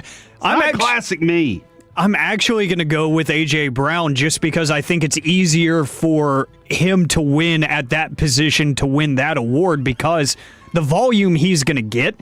I could see that, yeah. I think that alone is just going to make the probability of him winning that award versus Jalen Carter a lot easier because Carter still has to worry about guys like Myles Garrett and heck, even Jared Verse, now with the Cleveland Browns might get a lot of sexy numbers just because he's going to be the dominant player on that defensive line. You start thinking about a lot of the premium edge rushers in the NFL and some of the defensive players in general. A.J. Brown puts up 1,000 yards at minimum every single year. So I see A.J. Brown. KC Concepcion to win Offensive Rookie of the Year or Malachi Lawrence to win Defensive Rookie of the Year?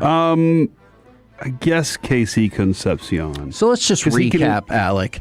Corey picked the Eagles player to start and then I was set does up not pick the Cowboys player in the second opportunity. Go Birds. That still sounds like Chiafalo more than it does me, I think. No, it does not. I'm going to throw that on Chiafalo.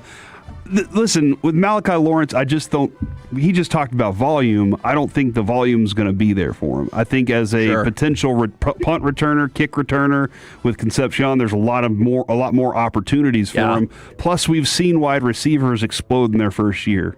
So I just think there's more development down the road for Lawrence. That being said, I've completely changed my mind, and Malachi Lawrence, liar, guaranteed. Alec? That is the major pick. The men's tea hard fact of the week. Yeah. Oh, your men's tea Eagles fact of the week. Stop it. Offensive Rookie of the Year for KC Concepcion or Malachi Lawrence wins Defensive Rookie of the Year, Alec? I think both of them are an uphill battle. That's really tough. I would... I kind of want to lean into the idea that we're kind of discounting Malachi Lawrence because he wasn't the first round draft pick on the team. So I think the system's going to lend itself to some early success for Malachi Lawrence. All right, I got one more for you.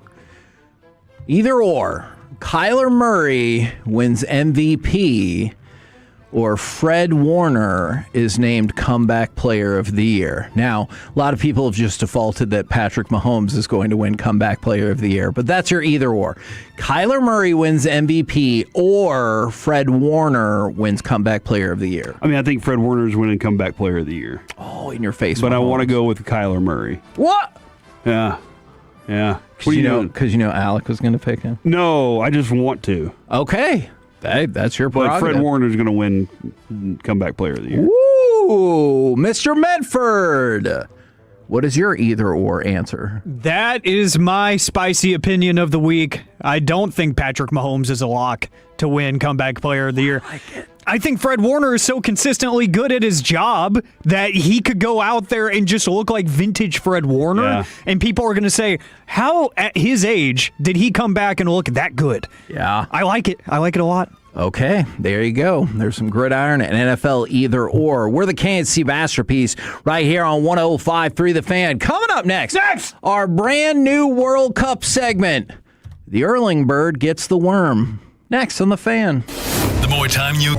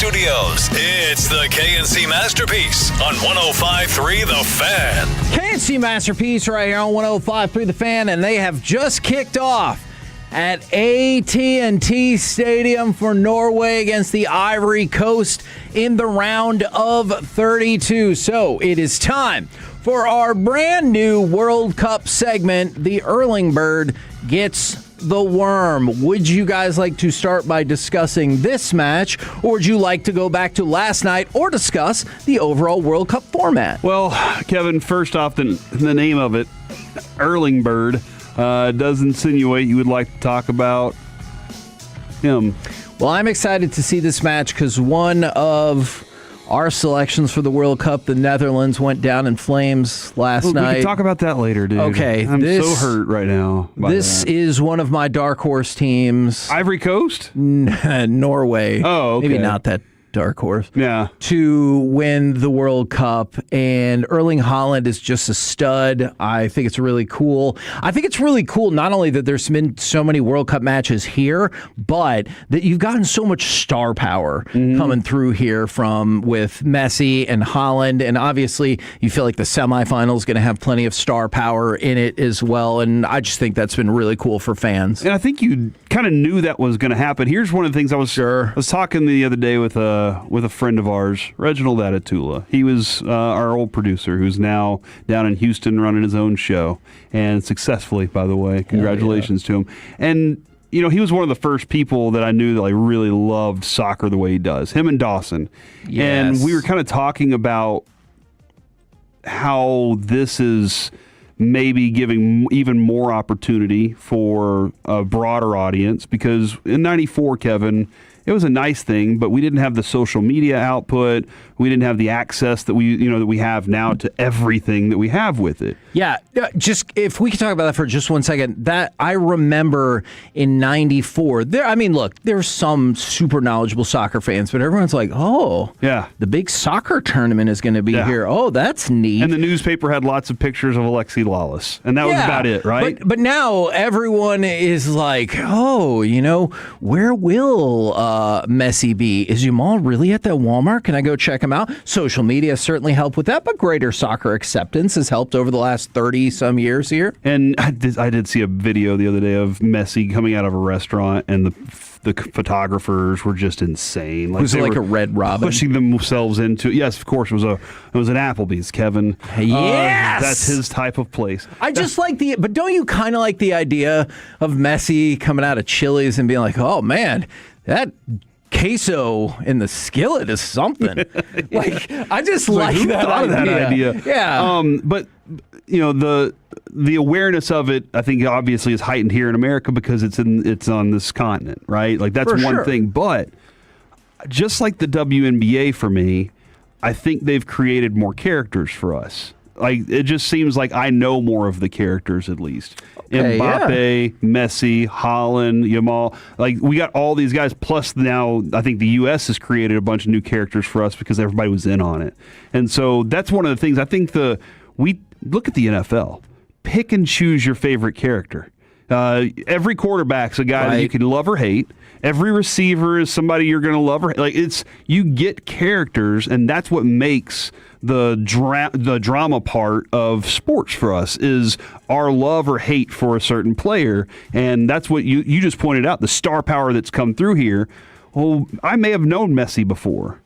Right. Somebody may have known of Messi, but they maybe didn't know all these other characters that existed, and now I feel like there's plenty of them for you to be like, that's a star right there. Yeah, no, I think that is a great way to put it. Now, you get the round of 32 game happening right now at AT&T Stadium. There is another round of 32 match set for Arlington on Friday. It's Australia against Egypt. So Friday, July the 3rd. I believe that one kicks off at 1 o'clock. Now, to the matches yesterday. Let's go to, we talked about we talked a lot about the Brazil match as it was happening with their win over Japan 2-1. So I want to skip ahead to the match between Paraguay and Germany. A big upset in the making. It goes to penalties, which would be a big story of the day yesterday.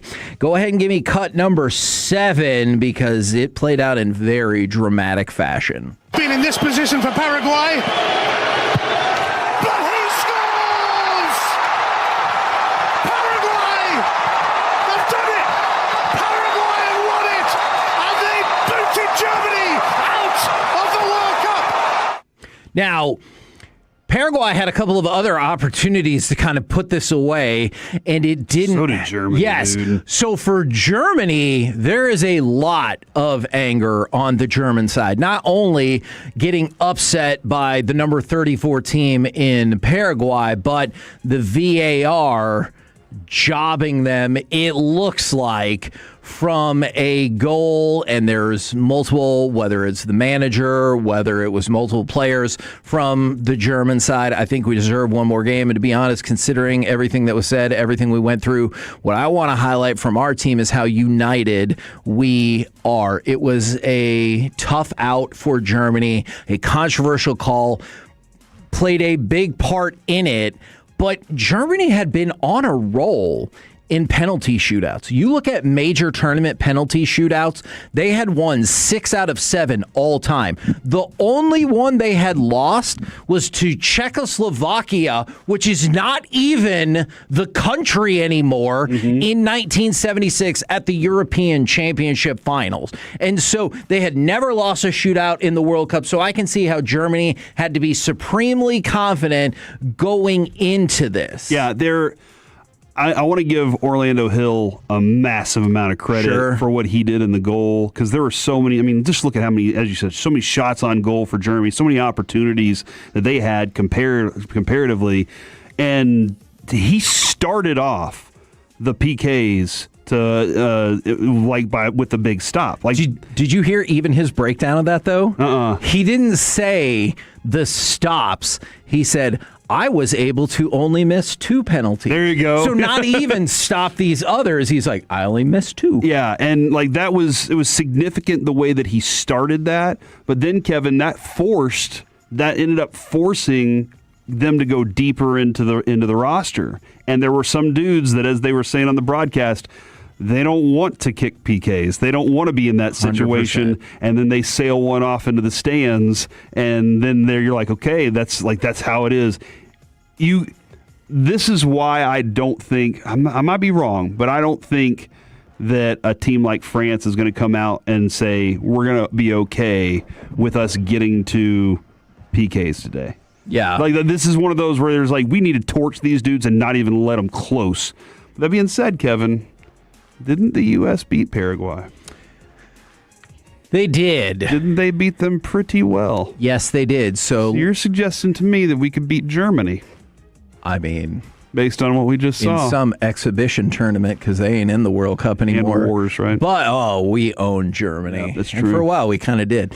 But does this not amp up the pressure on the United States even more? Yeah, Paraguay is into the round of 16, and you smoked hard them yesterday, dude. They played great defensively. They did a really good job of kind of forcing Germany to do it. They played a different game than we saw them play against the U.S. Yeah. They played a more united game in that one, and they even said it. They played a more united game than we saw them play against the U.S. So they learned something through it. Their experience has helped them. I hope whatever experience the U.S. has had so far kind of enables them in their next match. Now, a different vibe to the nightcap, because the Netherlands takes the lead in the 72nd minute. They hold the lead for about 20 minutes. It looks like they're going to get out of this thing with a 1-0 victory. But let's go to just a breathtaking header, cut number 8, with Morocco getting the equalizer. Plays it out wide, chance to cross, numbers are in the box, and it comes up frame, it's a goal! It's Ethan Diop who ties the game right on the stroke of 90 minutes! Now, Diop, who was not the former Maverick, if that is what you're wondering, ties it up.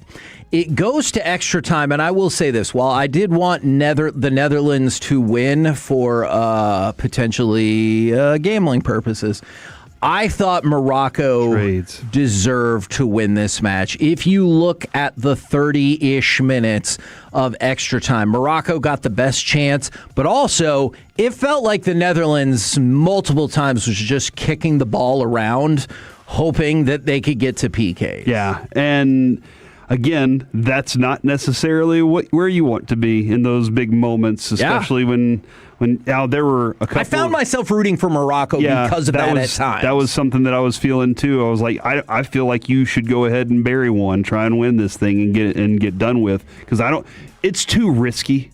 I just think it's too risky. It's too much of a game of chance to be at that point. It's fun.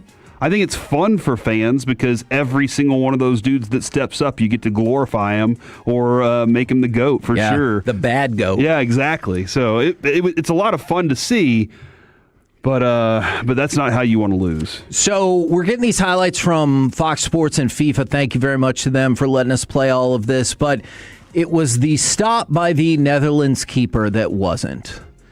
It was the stop he made, and then it rolls under him, and then I can't remember, but either it went off his butt or the back of his foot to go into the goal. After it looked like it was crazy because I was watching it in real time, and I was like, "Oh, what a stop!" And then they're like, "And it's in the net." And what?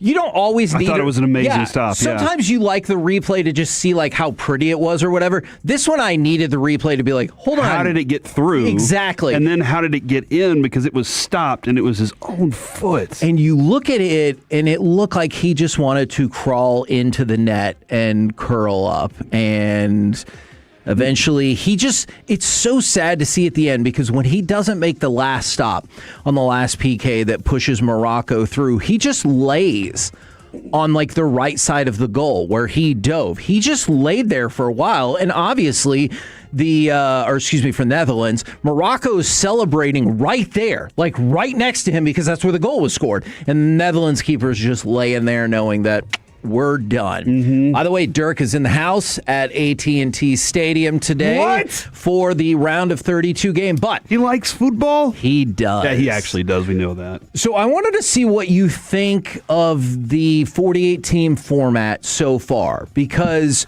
for Ghana's manager, one of the things he said afterwards that was kind of surprising to me, and he goes, I do believe that what really has a huge and significant value is that it's rare.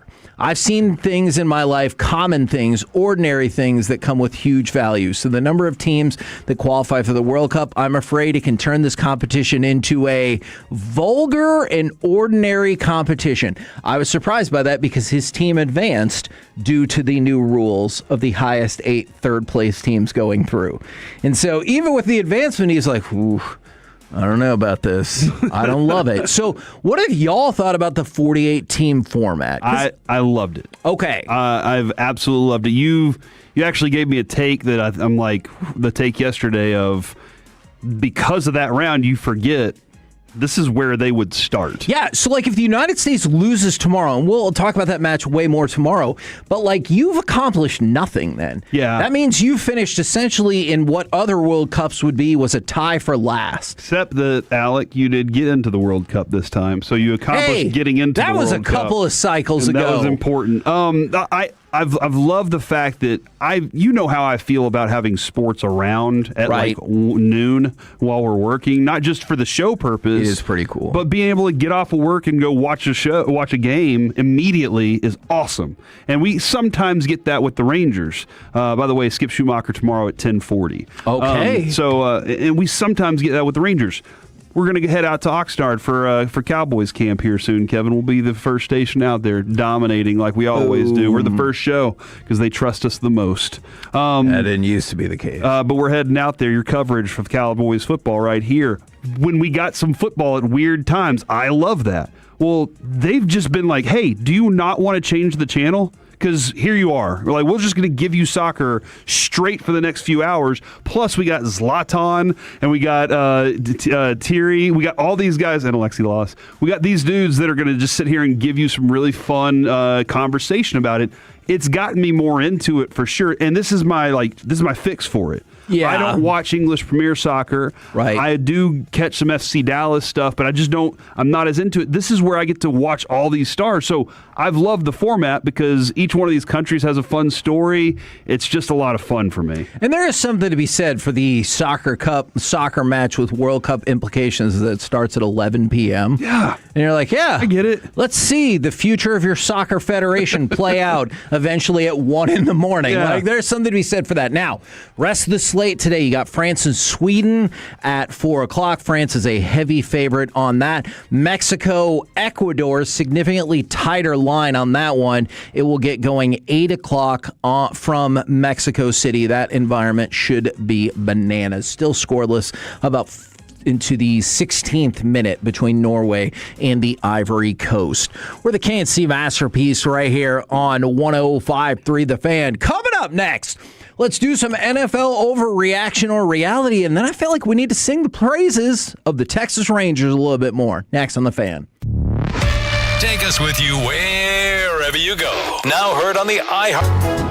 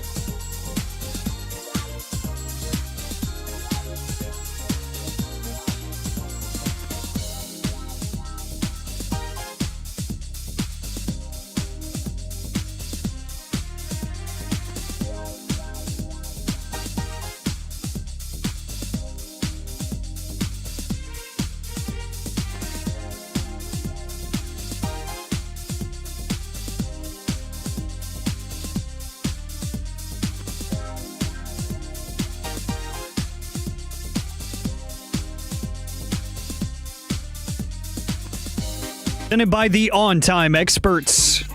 KNC Masterpiece back here on 105.3 The Fan. We're going to do some NFL overreaction or reality, talk even more about the Rangers, and you might be a redneck if you win our giveaway. We got Jeff Foxworthy. Does he still do those jokes? You don't have to be, though. Okay, but no, I said you might. Do you know if he still does like redneck humor, or is he now like relationshipy and stuff he sees every day, and he's like, you know what, I don't understand. How he's come? Like, and then he's like, here's your sign. Yeah. That's a different guy, Kevin. That's Bill Engvall. Oh, okay. And he's talking about the dorkfish.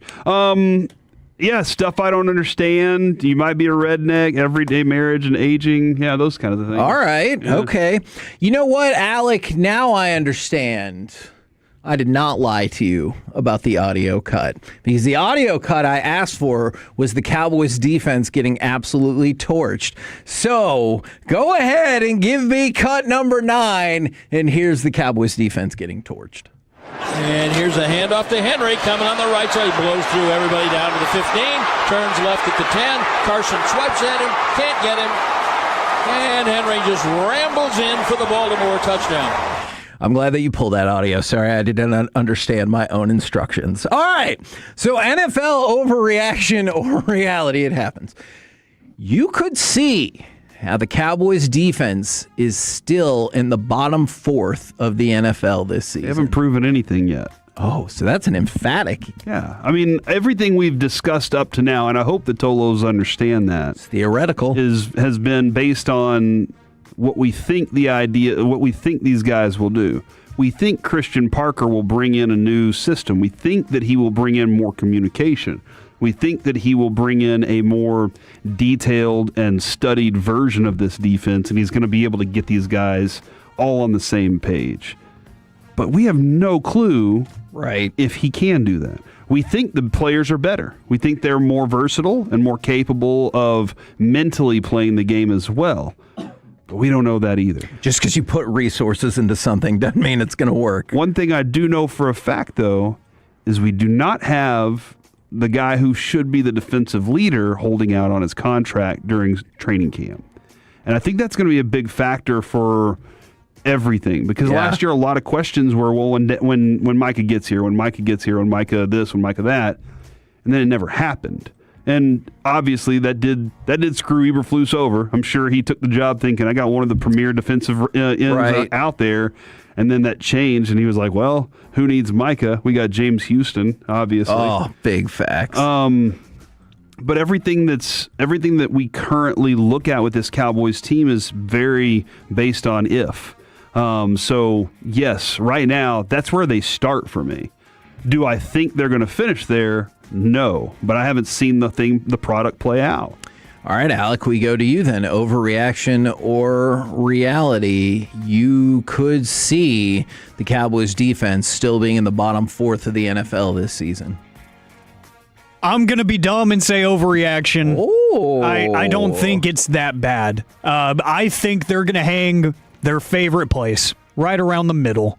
I think they're going to be in that like 15 to 17 range. Cowboys way. Exactly. Where it's like, hey, where you watch it one week and you're like, that was an incredible defensive performance. And then you could watch it 7 days later and say, that was not very good. Right. And it just kind of averages out. I think that's just year one of a new system and of a new defensive coordinator that has never called plays in his career. Okay. NFL overreaction or reality. Mike McCarthy can win NFL Coach of the Year this season. He is currently 6th in the betting odds. No. I'm a huge Steelers fan. Look at that. Yeah. A lot of people talk about this Eagles thing that y'all made up. You openly admitted it. Now, I was reading a text, but I get your point. Interestingly enough, I was the one that just was talking about I was rooting for the birds in the sky to continue flying. Oh, go birds. Yeah, see? Even though they're not real. McCarthy, I don't think so, dude. 14-1. Shoddy, 15-1. Is that better? That's worse. Okay. I don't think that McCarthy's offense is truly evolved. I do think he like his basic concepts of how to run an offense are good, but I think that there's more to it now that, you know, the defensive concepts are going to help out a lot. I think that Aaron Rodgers is not a good enough quarterback anymore to make this team that much better. And there was something about the structure Mike Tomlin had and built and was part of, and he coached them hard and they played hard. And Mike McCarthy, we never saw him coach hard and them play the way that, you know, with that hard mentality. Right. But maybe being in Pittsburgh changes. I just don't think it's going to happen. NFL overreaction or reality goes to you, Mr. Medford. You can see Mike McCarthy winning NFL Coach of the Year. Complete and total overreaction. That team is not good enough because I think for him to even be in consideration, he's got to win, 11, 12 games at minimum? I could see that. In my mind, just because there are so many good teams out there with young head coaches that are going to get more consideration than him just because they're less experienced. So I don't think that roster is capable of winning double-digit games as it stands right now. They didn't know who their quarterback was going to be until like 3 weeks ago. To your point, right ahead of him, Kellen Moore, Joe Brady, Jesse Minter. Now, Robert Saleh and John Harbaugh are also mixed in there, but a lot of younger head coaches right there. All right, NFL overreaction or reality. If Brandon Sorsby is going to eventually get on and excel with an NFL team, he needs to stop playing the victim card. Yes, reality. At this point, everybody's kind of told you no, right? And you have to prove to them that is not even in your life anymore. Okay. Like that's their concern, because none of these teams want to get caught up with having a quarterback that was gambling. Sure. Like, even if they are gambling out there, you got caught, dude. Yeah. And that's the thing. So it was a lot of them. So teams want a leader that is not just can just go out and throw the football and 6'4". You know, they don't want just that. They want a different version of you, and you're going to have to somehow figure it out and prove to them. Now, how you do that, UFL might be your only path. I think so, yeah. Because if they give you that opportunity, but do they want that on their plate too? That's another question. I know the Canadian Football League came in and was like, "Whoa, hold on, us too." But like, that was a weird day. Smart on their part, Kevin. I think it's the first time I ever said the CFL has released a statement on air. So, but yeah, no, this is a point where you kind of have to show every league that's available to you, and it might be a couple years, that you're willing to put in the work. And you're willing to put in the effort, because, Kevin, quite honestly, there are a lot of dudes out there willing to do the things that it takes to get those jobs. Yeah. And that's something that you're just going to have to do. Mr. Medford, we go to you. For Sorsby to get on with an NFL team and excel, he has to stop playing the victim. Reality, because that's the only way the NFL is even going to blink in his direction, because I go back to the most recent, at least that I can think of, example for the NFL would be Calvin Ridley back in 2021. And he, 2 years later, albeit it took some time, he did get that suspension, so sat that out. He wrote an entire statement on the Players Tribune, and he opens it by saying, in 2021, I made the worst mistake of my life. Like, taking accountability is a huge thing to the NFL. And I guarantee you that it probably wasn't a requirement from the NFL, but there was probably a conversation of like, hey, if you could use one of these public outlets to go out there and say, I messed up and I messed up bad and it was my choice to do that, it's going to go a long way for you. So I think he has to take accountability. I wouldn't have thought this would have come up today, but overreaction or reality, Diana Rossini rarely tells the truth about anything. Now, there was the story was it with Stugatz back in February where she was like, yeah, to FaceTime an NFL coach to get out of a ticket. And then it got repeated in that New York Times story last week. Well, they released the footage of that traffic stop and none of that happened. What really happened is she said, "Oh yeah, I was breaking a story about a coach getting fired and sending out a tweet." She didn't actually call any coach or FaceTime any coach or anything like that. So overreaction to reality, whether it's about who she's hooking up with or, who she's journaling with or whatever, Diana Rossini rarely tells the truth. What do you mean? Hold on. What's the journaling thing? Did I miss this one? Journalisming. Oh, okay. All right. That's what I was shooting for. I was like, hold on. She's like, I was like, it's too late to go back. I was like, journaling is like usually done by yourself, Right. But if you're sharing a journal with somebody, that's kind of fun. Like if you're, let's say you have trust issues. Let's say, Kevin, you and I get lost on an island together, all right? Sure. And we're studying the butterflies of said island. It happened with me once with Matthew Fox.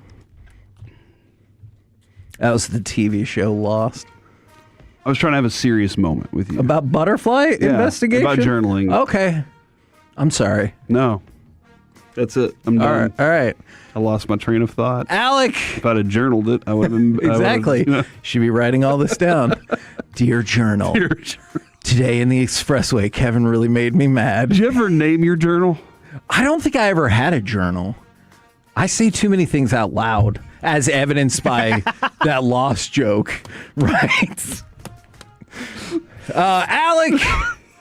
Overreaction to reality. Diana Rossini rarely tells the truth about seemingly anything. Reality, and she's just killing any chance that she has at getting back into this field because nothing is adding up. The math is not making sense. It's getting worse by the week. And it's entertaining, but at the same time, it's also wrong. Yes. So it's just weird. Like you said, was not expecting her name to be brought up at all this week, but here we are again because now body cam footage shows that, hey, guess what? Surprise, she's not telling the truth, which she hasn't for quite a while. Overreaction or reality, the Saints are the most likely NFL team to go from worst to first. Now, if you'd like, I could run down that list of teams for you. It includes the Jets in the AFC East, the Browns in the AFC North, the Titans in the AFC South, the Raiders in the AFC West. Then you move over to the NFC, last place teams. The Giants, the Lions and Vikings, the Saints, or the Cardinals. So overreaction to reality, the New Orleans Saints are most likely to go from worst to first in the NFL this year. It's all good options. I think the Saints are a fantastic option because... Do you think the AFC options are the worst, though? Yeah, they're kind of tough. It's just the parity in that division. The NFC South sets it up well for that. Agreed. And... I want to believe that Carolina's kind of made their way up the hill and turned over the top, got over the speed bump, if you will. But I can't guarantee that. And hell, who knows what's going to happen with the Buccaneers, right? Buccaneers, if they sign Baker Mayfield or not. I mean, which I guess he's they a $90 million quarterback. But hold on. No, I about drove off the road. I thought Corey said gerbling, and that's what is this? The Richard Gere show? You need to stop saying things out loud. But I think the Saints are a great option. Good job. Alec, overreaction reality. Man, we got Corey rattled over here.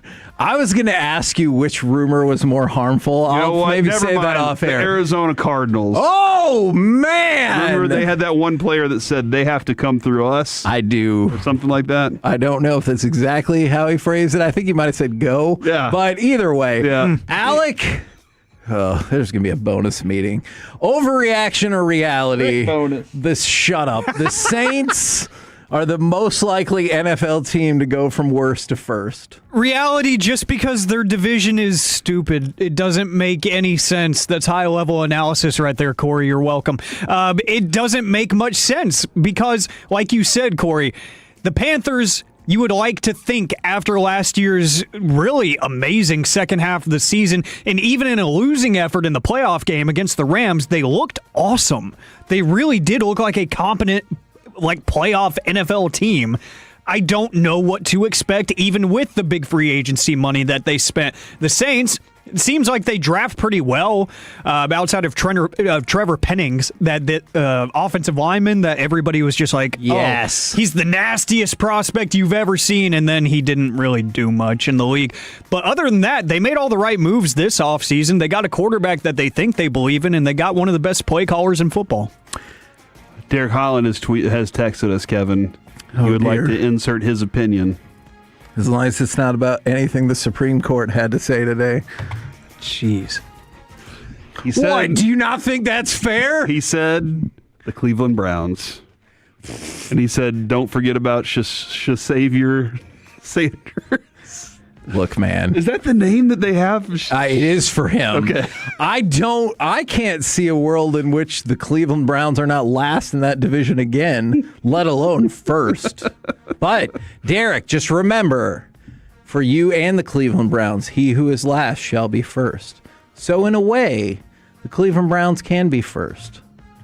Once the world appreciate. Ends. All right, overreaction or reality? I've got one more for you. What is that you say? The Jacksonville Jaguars had the NFL's worst offseason. So they lost Devin Lloyd, Etienne, potential downgrades in the defensive backfield. The only players that they signed from outside are all backups.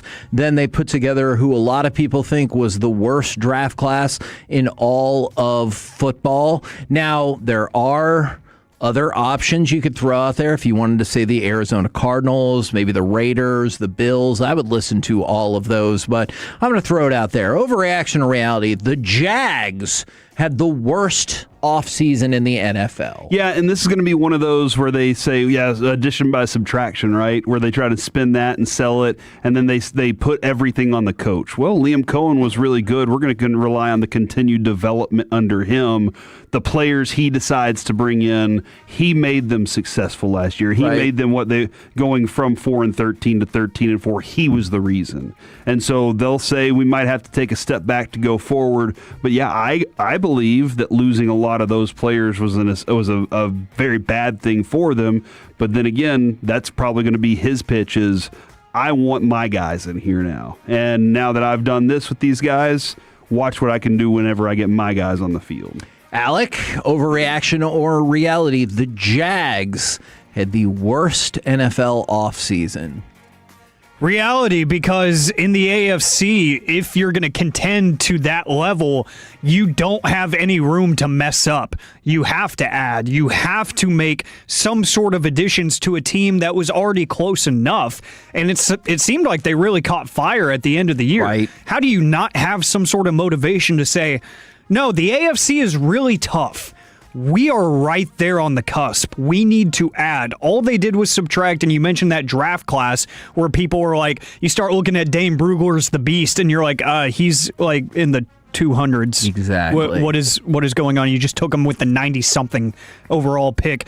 None of it made sense. In the AFC, you can't afford to have that bad of an offseason. We're the KNC Masterpiece right here on 105 through the Fan. Could you go ahead and give me cut number 4? Because I want to go back to the Texas Rangers, talk about them, and then talk about this particular player.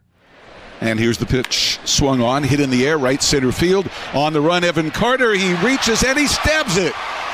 Nice play by Evan Carter on the dead run in the deep alley in right center field. So the Texas Rangers above 500 for the first time since April 25th. They have won 5 games in a row, which I believe is tied for the season high as well. I want to start with Evan Carter, though. There's something that Evan Carter said now that he's coming back from the IL. He said that he knows he can be more than just a defensive first outfielder. Okay. I believe him. Okay, and I know he has to have that belief, but tell me more about that. I've seen him hit at the major league level. For sure. So I know that he's done it before, and I don't know what his headspace is right now that's keeping him from doing it again. Maybe I would like just more experience, more comfort. One of the things, Kevin, that I might disagree with every manager on this, but I also understand your manager is trying to win games. And he is putting out what he thinks is the best lineup each day for the pitching, right? I also think that for a guy like Evan Carter, consistency has got to be a thing. And I'm not saying that even in times where he has had consistency and been healthy, that you haven't seen some offers, which you absolutely have. But I think that give him a full season of being out there on the field, even against lefties. So, and I think like I'm just looking at numbers for his splits against lefties. They're bad. Like there's a lot of bad that goes in there. Positive news yesterday, though. Yeah, 100. He's batting 100 against left-handers. And he's batting 196 against righties. So it doesn't square out very well either way. But his OPS against righties is 676. Awesome. His OPS against lefties is 282. Not awesome. And 676 is not awesome. Compared to 282, it's awesome, Sure. Kevin. I guess that is true. So that's something I'll take. I will take it. But what I know is this is the Julio Bourbon problem. We've seen this before. Once he gets on base, he is dangerous. Yeah. And you saw it yesterday when he's scoring runs because he can fly. Now, going into yesterday's game, Evan Carter had one hit against left-handed pitching all year. Yesterday, he had 2 hits against left-handed pitching. So he doubled his output for the entire he now has season. 3 hits. Yes. So when you said his batting average was 100, I was like, it was worse yesterday. Yeah. But he got 2 choppers that made it through the outfield, and that's fine. Like, we might get to a point where I'm like, I don't know, exit velocity for Evan Carter's down. But right now, if you find a way to get on base in any form or fashion against a left-handed pitcher, that's a good thing. And that's a potential positive, or you hope something to build off for Evan Carter. The good news about this lineup right now is you have 2 other players in Cam Collie and Justin Foscue that are really taking advantage of left-handed pitching. Now, Collie was doing it at AAA. In AAA, his OPS against left-handed pitching, 904. He also was 29 for 29, I believe, on stolen bases. But 904 OPS against left-handed pitching at AAA. At the big club, Justin Foscue this year against left-handed pitching. 385 batting average, 467 on base percentage, OPS of 1.210.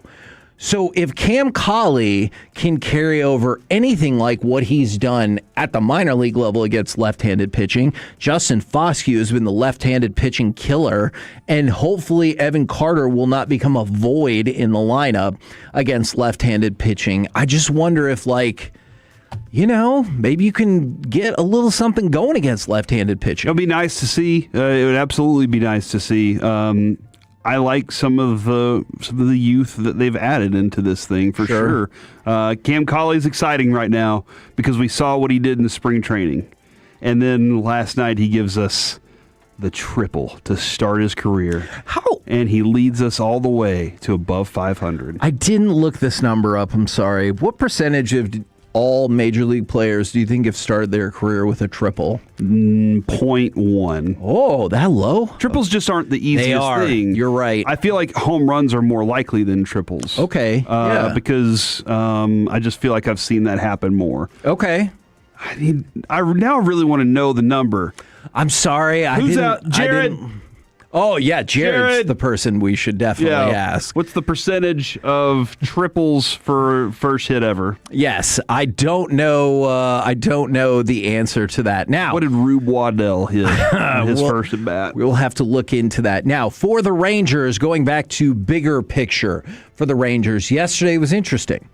It ended their run of 11 straight games with home runs, but that didn't end up mattering because, first of all, they got the win, but also they scored first again. Mm-hmm. They have scored first in 9 straight games. That's their longest run since 1998. By the way, they made the playoffs in 1998. I'm not going to say that we deserve all the credit for this, Kevin. Some of the credit. However, we did talk to Skip and asked him about this. We were like, dude, you guys are great at the end of the game. And he was like, I'd also like to be good at the first of the game. We were like, see, we were setting you up for that question, Skip. And so, like, that's where I think we deserve a little bit of credit just for, as I think on a weekly basis, you know, we're going to discuss this with Skip tomorrow at 10:40. I think on a weekly basis, we give Skip opportunities to kind of bang around some ideas. And then he's like, you know what? I'm going to take that back, and I'm going to think about it, and I'm going to make it better. And over the year, this team has gotten better, as they are now one game over 500 in the Cam Collie era. Okay, and hopefully they will stay in that position for the rest of his career. And it's also the first time since April 25th they have been above 500. I have one other big picture baseball story for you, if you don't mind. Yeah. Did you see that Major League Baseball attempted to trademark play ball? So they went to the they should. I know. They went to the patent office looking for clothing and stuff like that to trademark play ball. It was rejected. And the patent office said the applied for trademark is a commonplace term, message, or expression widely used in a variety of sources that merely conveys an ordinary, familiar, well-recognized concept or sentiment. So, like, while in theory it would work for baseball, they're saying this has become a common phrase across not only sports, but just regular vernacular, different things. Yes. Yeah. And so they said, you do not get the trademark and the patent to create your play ball clothing. Oh, I'm sure that there's a lot more words that the patent office uses. Sure. But it feels like it fits. Sure. It feels like it fits with Major League Baseball, but hell, we've used it in asking ourselves questions about Jerry. You think Jerry will play ball with that question? You know, and then like we use that in all sorts of things. So I get it, but that's sad for me for them. What are they going to use instead? I mean, they can still use the term. It's baseball time. No, they can still use the term, but they just don't have exclusivity on it. Do you think they showed up at the patent office and didn't actually do any of the work, but turned it in as their own, like Thomas Edison? With the light bulb? No. Or just electricity in general? A lot of his things look like what? It looked like he housed a whole bunch of inventors, and when their stuff was done, he was like, I pay your rent. I will take that. Thank you. Oh, or killed them? I don't think that. Do we know, though? I think he might have electrocuted an elephant there. How would you know if he buried the body and never told anybody? I guess He's Thomas Edison, dude. How would you ever question him? I guess I wouldn't. But is that the idea behind the show Silicon Valley? Is that one dude's like, I have the nest. You guys are all in my nest. Y'all's ideas, I get part of it. Yes. And so, but he's just like, nope, never mind. I'm stealing the whole thing. I mean, it kind of sounds like that a little bit. We're the KNC Masterpiece right here on 105.3 The Fan, and I feel Before I do that, Kevin. No, we gotta go. Let's get that away. 877-881-1053. Caller number 10. I don't know if I can talk anymore. Will win a pair of tickets to go see Jeff Foxworthy at the Texas Trust Credit Union Theater on Friday. These tickets are from AEG. You can win them for free right now. Caller number 10, 877-881-1053. Coming up next, it's time for the C Block. It is the level of concern. It's back, baby. Our goal is to have you winning every...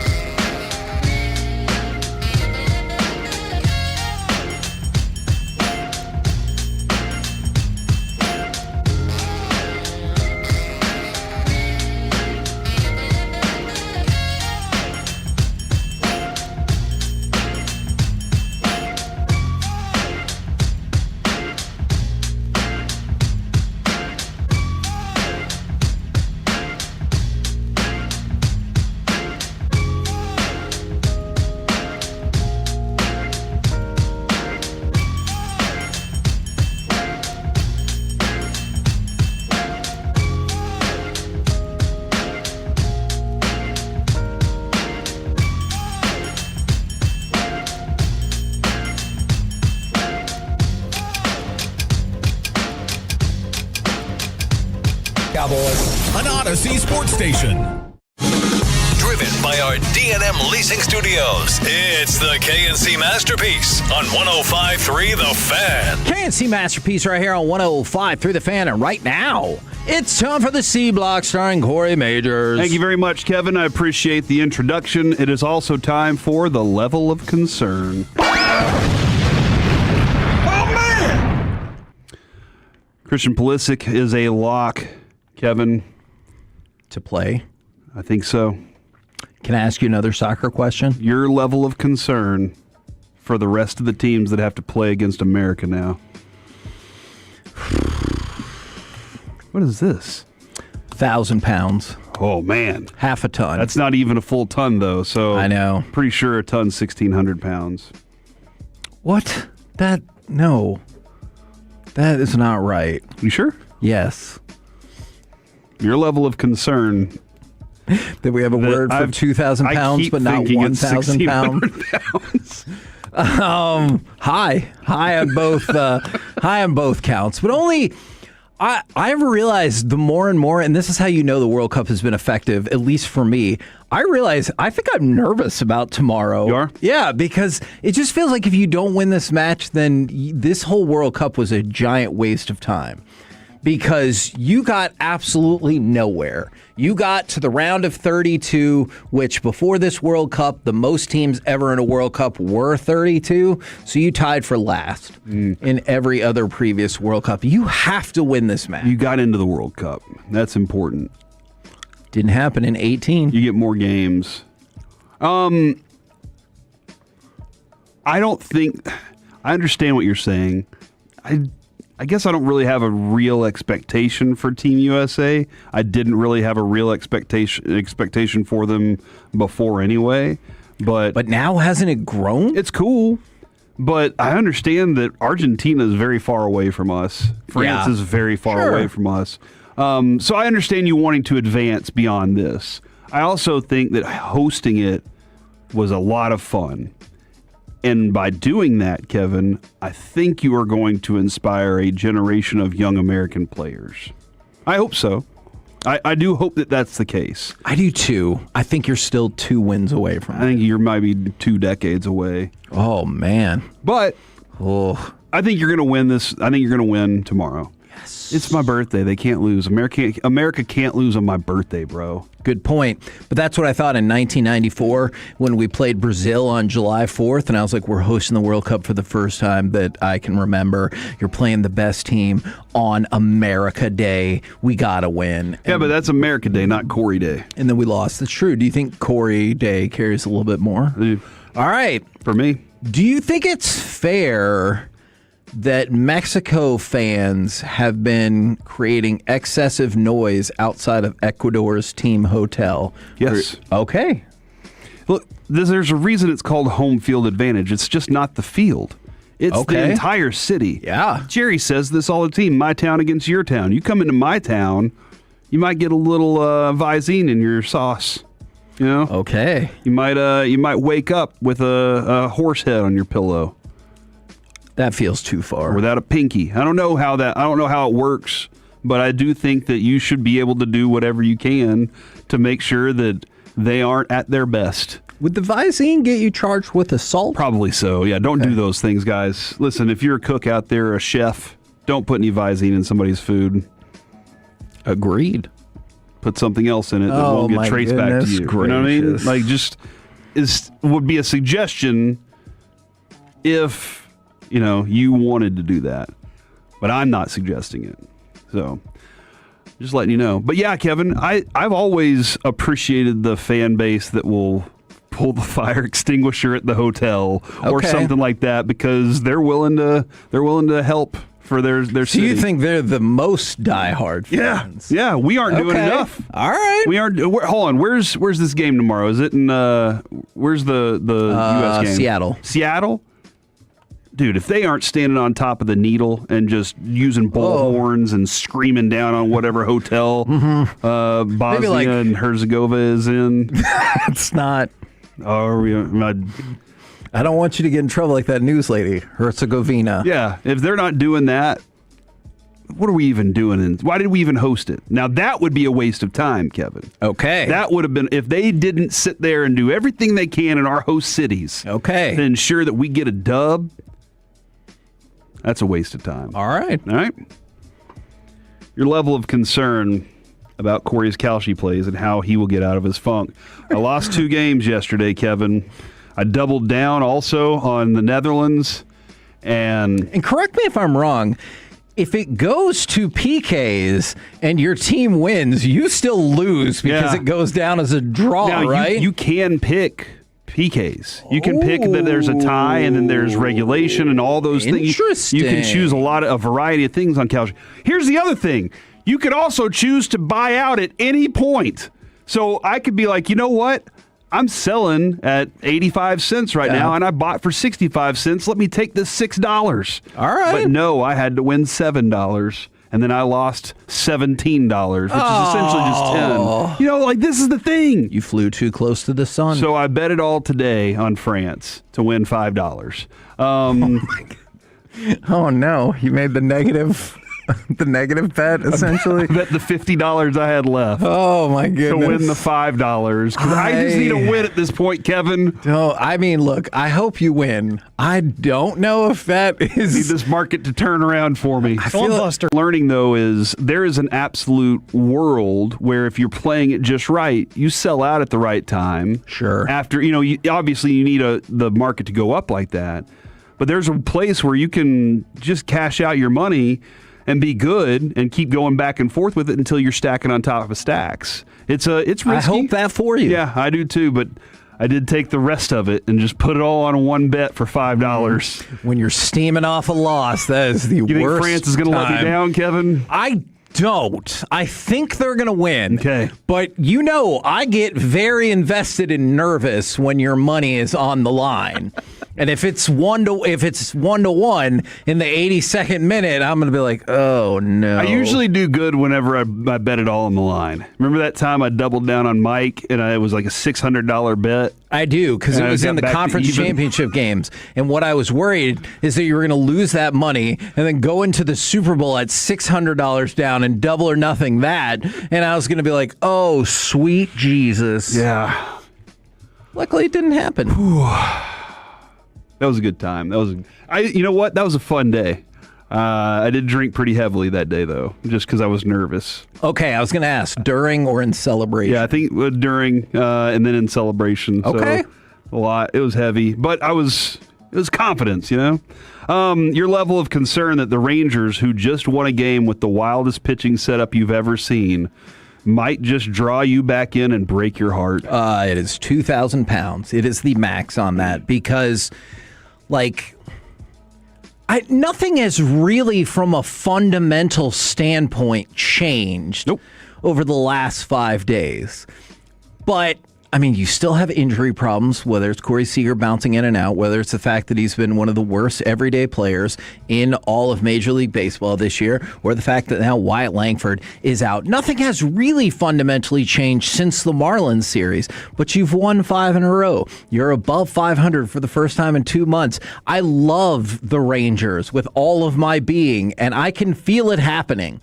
I can feel myself being like, well, if they're able to do all of this with the injuries and the pitching not being so great, what about when these players come back or the pitchers make that step up? I can't help it. Yeah, I just want any sliver of hope. Yeah. And if I think a lot of times my sliver of hope has been that I like Skip, and I really do. I like the manager. I think they have a good guy. He's a good guy for one. And on top of that, I think he gets the game. We'll see if he gets the game at the highest level down the road, hopefully. But I think that's been my sliver of hope, is that if anything else, I got a dude that I think can manage some scrappy players. Yeah. And if that's what we need to do to get there, let's start there and build up. But yeah, man, I'm anything you want, Rangers. I will buy in. Josh Young doing what he's doing. Okay, I'm in. Let's go. Let's get some pitching out there. Hell, give me a dude named Paddock that you just signed to go pitch 4 innings. I believe. The Sheriff.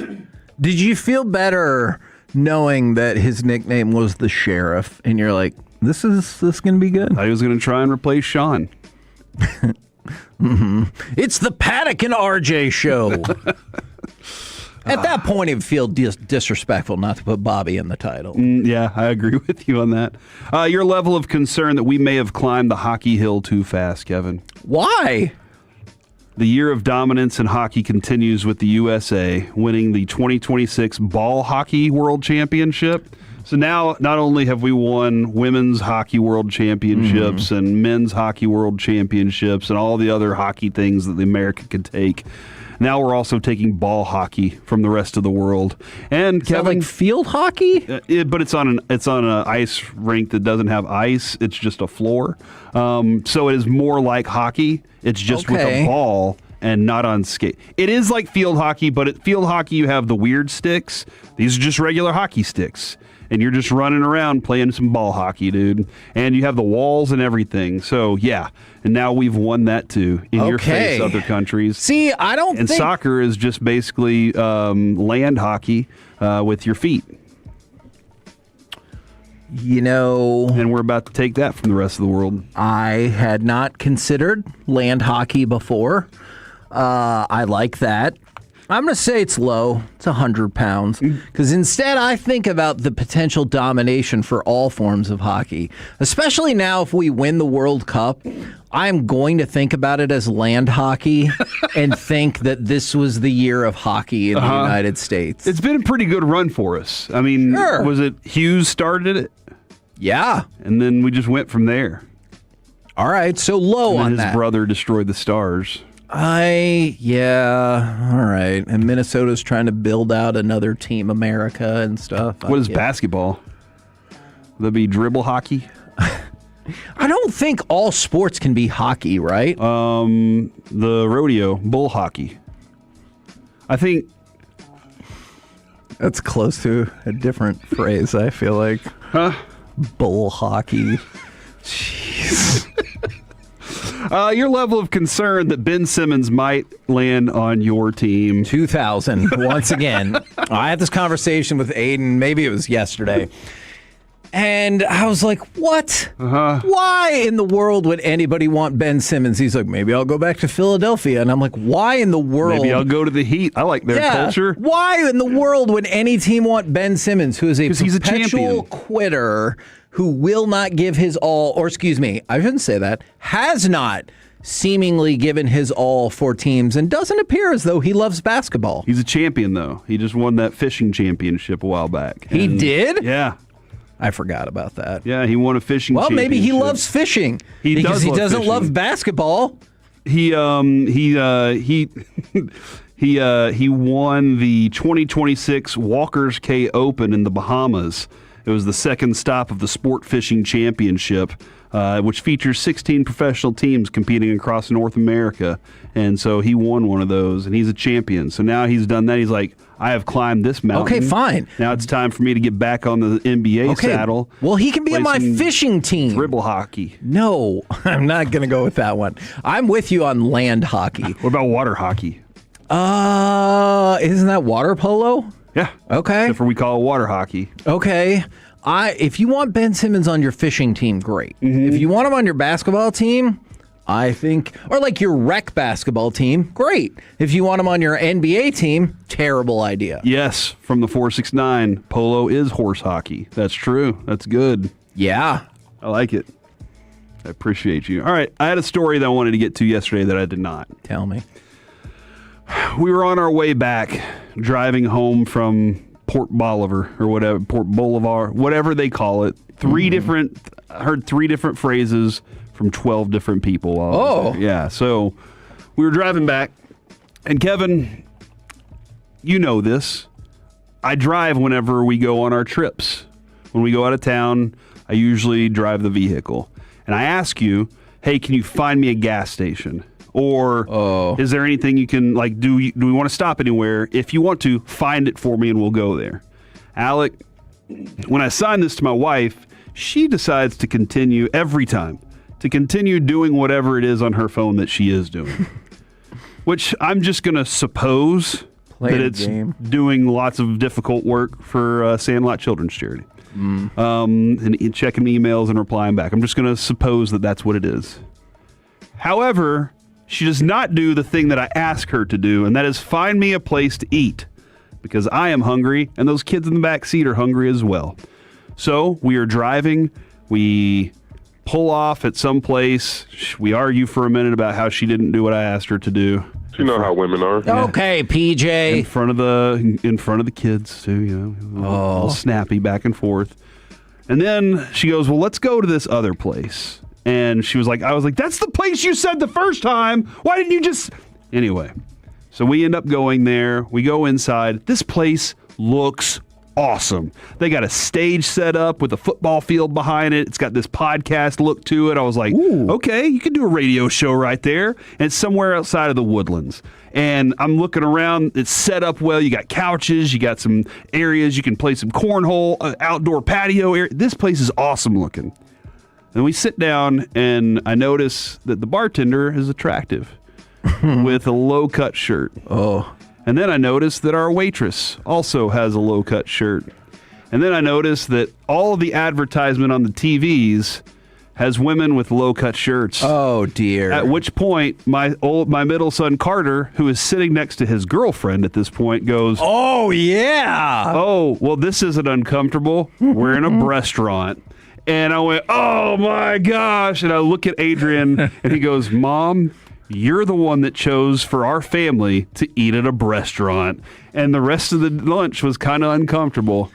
But I will tell you, that was one of the best chicken club sandwiches I've had in my life. It was very good. Okay. Very good food. Okay. So what do you do whenever your wife picks a restaurant unknowingly? I feel like that lets you off the hook, right? You're like, I didn't pick Jug Store Cowboy or whatever it's called. Right.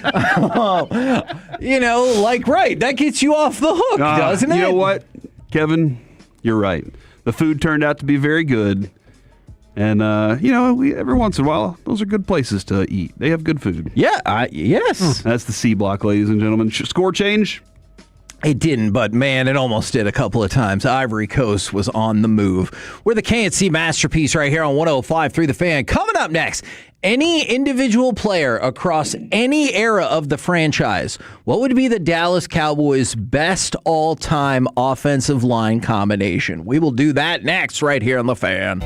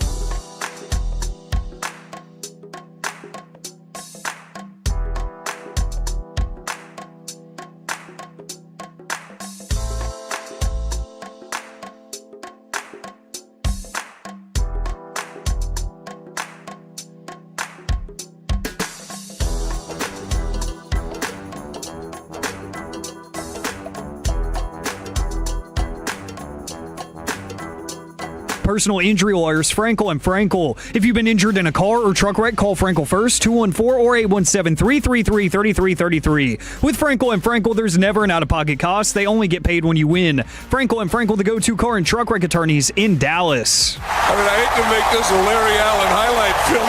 He just took Cornelius Bennett. That time they ran to the right, but they still ran behind Larry Allen by having him pull, and he pulled and knocked Cornelius Bennett down, and I could feel it all the way and hear it all the way up here. KNC Masterpiece right here on 105.3 The Fan, where Corey's TV is definitely ahead of my TV. Sorry. But that was yesterday. We were in reverse order. We're going to catch you up on some news of the day while also asking this question. Any individual player across any era of the franchise, what would be the Dallas Cowboys' best all-time offensive line combination? In the meantime, we might have reason to refire up the Connor Hellebuck song. No, we don't at some ever point, have a reason. If I can convince Alec that he needs to play that. It looks like the Mavericks are the favorites to bring in Marcus Sasser. And as we talked about earlier in the show, does that all but lock in that Brandon Williams is going to move on down the road somewhere else? LeBron James has informed the Los Angeles Lakers that he will not be back with the team, and Norway holds a lead over the Ivory Coast 1-0 at AT&T Stadium. The Dunk Central, where we see all the crazy NBA stuff, has said Pat Riley and LeBron James have repaired their relationship, and the Heat are interested in a reunion. Also, Kevin, did you see the post from Luka Doncic to LeBron James? Oh, did he talk about, sorry, we never got along? It's an honor to play with and learn from you. That was it. And yet it seemed like neither one of them really picture wanted them the hugging. other Picture one them there. hugging. It's a little weird. I thought that relationship would be a lot better considering everybody was always scared he would leave to go play with LeBron. Yeah. And then he got traded there. And LeBron is like, that's my favorite player. Yeah, and then they never were on the court. They were like Deron Bland and Diggs. You know, they just never were on the field together at the same time. You know, they won a total of 0 playoff series together. Man, one of those days, Bland and Diggs will win a playoff series together. You're saying? No, I meant for LeBron and Luka, but that's definitely not going to happen on the other one. All right. So the best offensive line of all time for the Dallas Cowboys, you can go across any era. You can pick and choose and construct the offensive line however you see fit. Would you like to go? You want me to throw out? I got an option. I got a group, Kevin. Okay, tell me. It's very unfortunate that I couldn't put Kevin Gogan in here because you will talk to. How in the world did Norway not score there?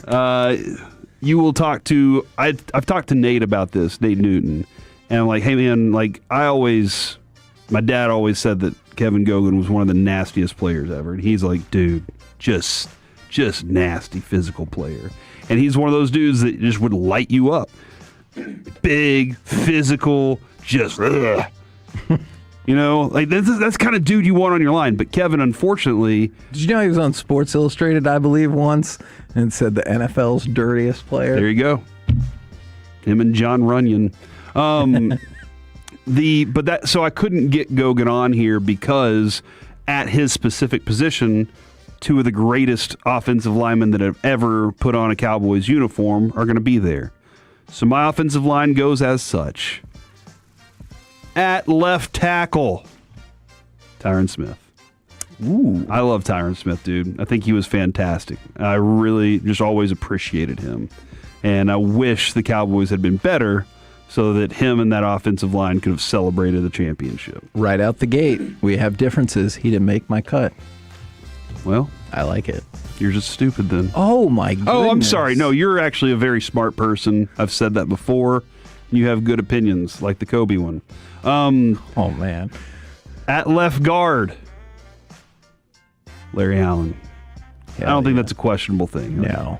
At right tackle, Eric Williams. Love me some Eric Williams. Unfortunately, we know what happened, but that dude was a dominant player. And again, you didn't want to play against him. He was a nasty, just ask Broadus what Reggie White would say about Eric Williams, and he was like, I don't want to play against him. He'll punch me in the junk. He'll do whatever he can to win, and I like a guy like that on my team.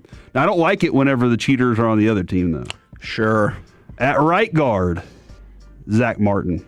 Can I ask you a question about that? Because the guards we have are the same. Do you think this is maybe the greatest positional group that has ever existed? Cowboys are amazing at drafting guards. The guards of Larry Allen and Zach Martin, which combined probably have what, like 15, maybe 13 first team all NFLs? Yeah. Nate Newton is my swing guard. I wanted to throw that out there. And Flozell Adams is my swing tackle.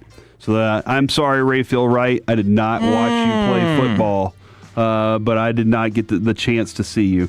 But at center, this is where I differ. Mark Stepnoski. Mark Stepnoski was my center of my generation. So my offensive line, Tyron, Larry Allen, Mark Stepnoski, Zach Martin, and Eric Williams. And you know what? I'm beating your ass.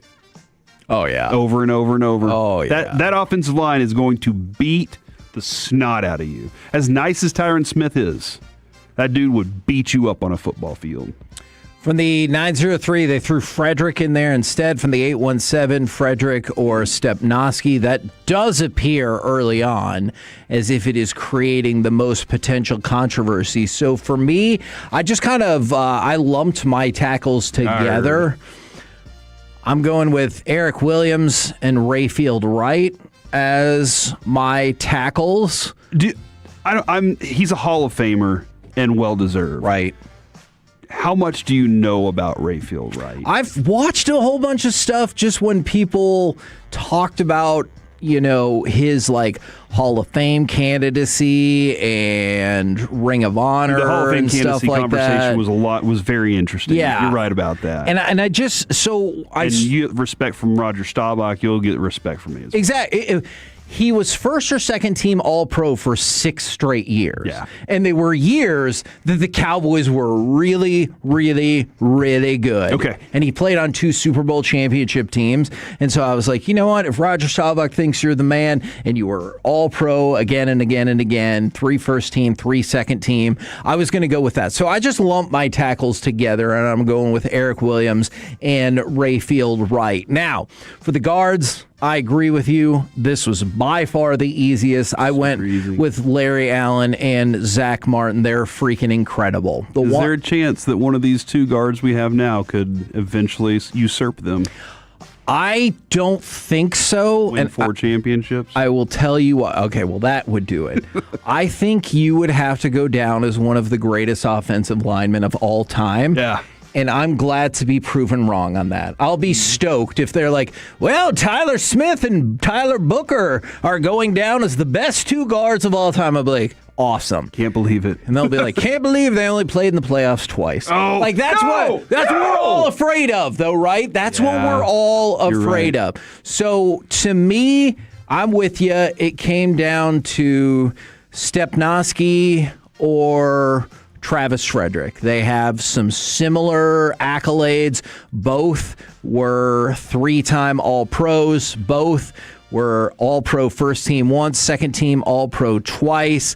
I think kind of the tipping point for me was just how disrespected I feel like that offensive line from the 90s is for the Cowboys, because people will say, oh yeah, it's one of the greatest offensive lines of all time. Oh wow, how many Hall of Famers? 1. Right. Oh, what years was he there for? Some of it. Mm-hmm. And you're like, oh, okay, so I'm going to go with Stepnoski, who was also on the All-Decade team. They won multiple Super Bowls. I went Stepnoski over Travis Frederick. That is really close, though. So I'm going Eric Williams, Rayfield Wright, Larry Allen, Zach Martin, and Mark Stepnoski. I will give Travis Frederick credit for this. It was a very kind thing of him. Lucy was going through IVIG for a different reason, for her seizure activity. He went through IVIG for his Guillain-Barré syndrome. Yes, and it's not an easy thing to do. It's not easy. It's not fun on your body. And he was kind enough to do a little video for Lucy to tell her to stay strong, and it really he's a great dude, great individual. And it seems like nobody has anything negative to really say about any of these people. But honestly, whether we take your offensive line, my offensive line, it feels like an unstoppable juggernaut. Yeah. I know. Let's get them out on the field this year. I mean, we could do that. Nick Eatman and Mickey Spagnola, I just want to point out their second teams.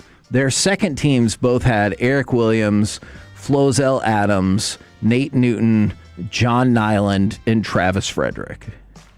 Well, they flip-flop. One had Frederick, one had Stepnoski. You're not even factoring in Andre Gerard, who was a heck of an offensive lineman. Right behind you right now, Kevin, is Cowboys Giants, and Doug Free was up there. Remember how good he was that one year? And we were like, we just need a good right tackle. The rest of the offensive line's set.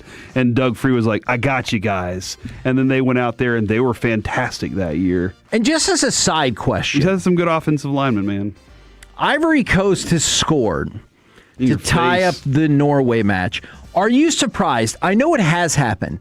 Are you surprised more people, athletes, don't get injured in the celebration? Because it looked like two people got taken out pretty good. Wasn't it in Diaz that celebration? In the World Baseball Classic that injured his Achilles celebrating? Martin Gramatica jumped up and injured his calf. Yeah, but in the group celebrations, because the dude who scored the goal looked like he legitimately got form tackled.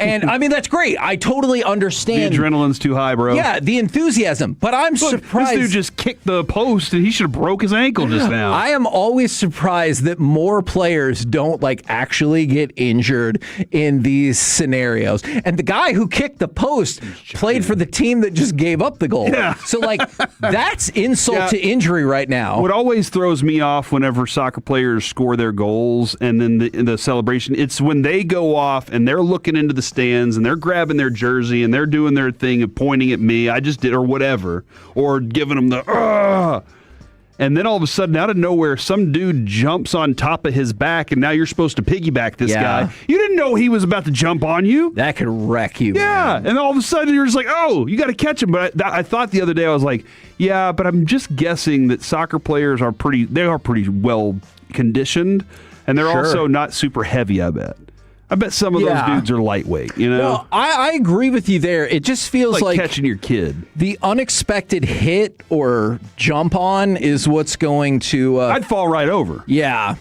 By the way, there are some circles right now that have LeBron to the Warriors as a minus 1,000, which means you'd have to put down $1,000 to win 100. Ooh, I can win it all back. I don't want you chasing on this money.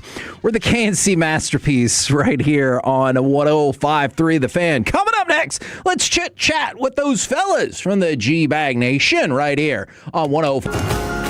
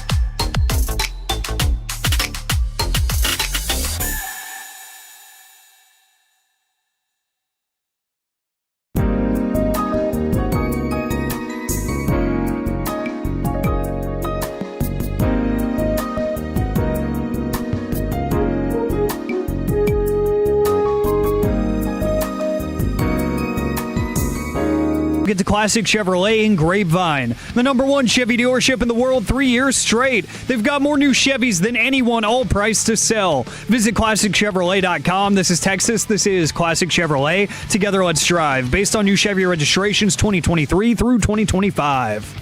A set by Sabrowski and the pitch. Line drive, left field, base hit down the line.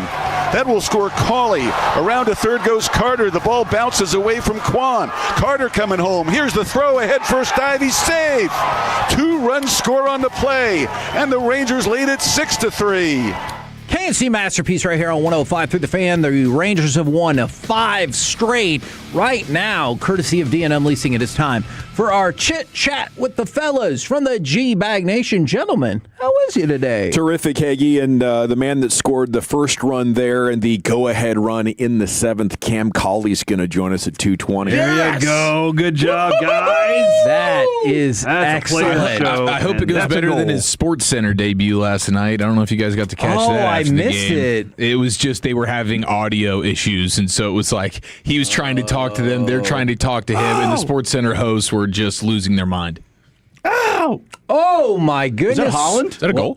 Yes, it was. All right. So, Norway. He's just Zach, hold on real quick. I want to point something out. Zach really screwed me over on this whole changed the channel on this TV to make it closer, to make it the same time as this worse. one. Now, it's even further away in time than it was before. There's actually more. There's like 30 seconds difference. Son of a bee! And that's on you, buddy. I'm sorry. Well, it was a perfect timing for your World Cup segment today. Indeed. Did you like that title? Loved it. Okay. He's lying. Oh, Sean said it was stupid. I know. I thought that was disrespectful. Oh, man. It's like, no, I think it's stupid. He didn't want to stop down much more than that. It's stupid. On to the next subject. He really didn't. So, Dawson, what has daytime in the midst of your show, knockout round soccer, done to your concentration level? Pretty unaffected, I would say. I don't know, maybe these guys, had a different opinion on that. I would say there have been some moments, but I mean, let's be honest. In a 5-hour show, those moments happen anyway. We can attest. We've had Judge Judy on for the last 5 hours over here, and that affects us just the same. Okay, all right. Now because we don't know how to use the TVs. Oh, other than Wolchuk, they can't get rid of Wolchuk. Because he's the only one in this whole station. He's committed, man. I did screw the delay up here, though. My idea did not work. It's a guy who knows his way around a remote. I think it's YouTube TV, and then I'm not. Did you put this one on Peacock? That's YouTube TV. That's YouTube TV. Weird. Also. That's weird. Yeah. That's strange. It is strange. Haven't figured it out. Okay, I will not. I will not. You don't want me for your tech savvy. All right, so LeBron informs Lakers he's not coming back. I know the Heat are interested, but the heavy betting favorite is the Golden State Warriors. What do you think about the concept of LeBron on the Warriors? Do you think he's just going to take the mid-level exception then? And do you think they still have a shot at getting rid of Jimmy Butler's contract to bring in Anthony Davis? My first thought last night was when we were talking about the Golden State rumor was to Google the old Legends Classic that they played on All-Star Weekend and stopped doing in 1993. Because in that final game, there were actually 4 players who were younger than LeBron. Oh my gosh. And then you put in Steph Curry, who's 37. I think maybe Jamal Wilkes was 38 or 39 that year. So, these guys are too old to contend. And I guess my point was it feels like Golden State selling tickets and engagement farming for ratings. Okay, more than them actually putting together what would be an incredible storybook. If I could snap my fingers and make them competitive, I think that would be great. But I just can't imagine guys, 10 years older than the prime for that game being that competitive. Do you think if somehow, some way, you snapped your fingers, it all worked, they win the title, maybe they win back-to-back titles like with KD, do you think now more people elevate LeBron above Jordan, or do you think they're like, come on? No, I think everybody's pretty much dug in on where they are at here. LeBron would have to be the unequivocal best player on a championship team, and I think joining Steph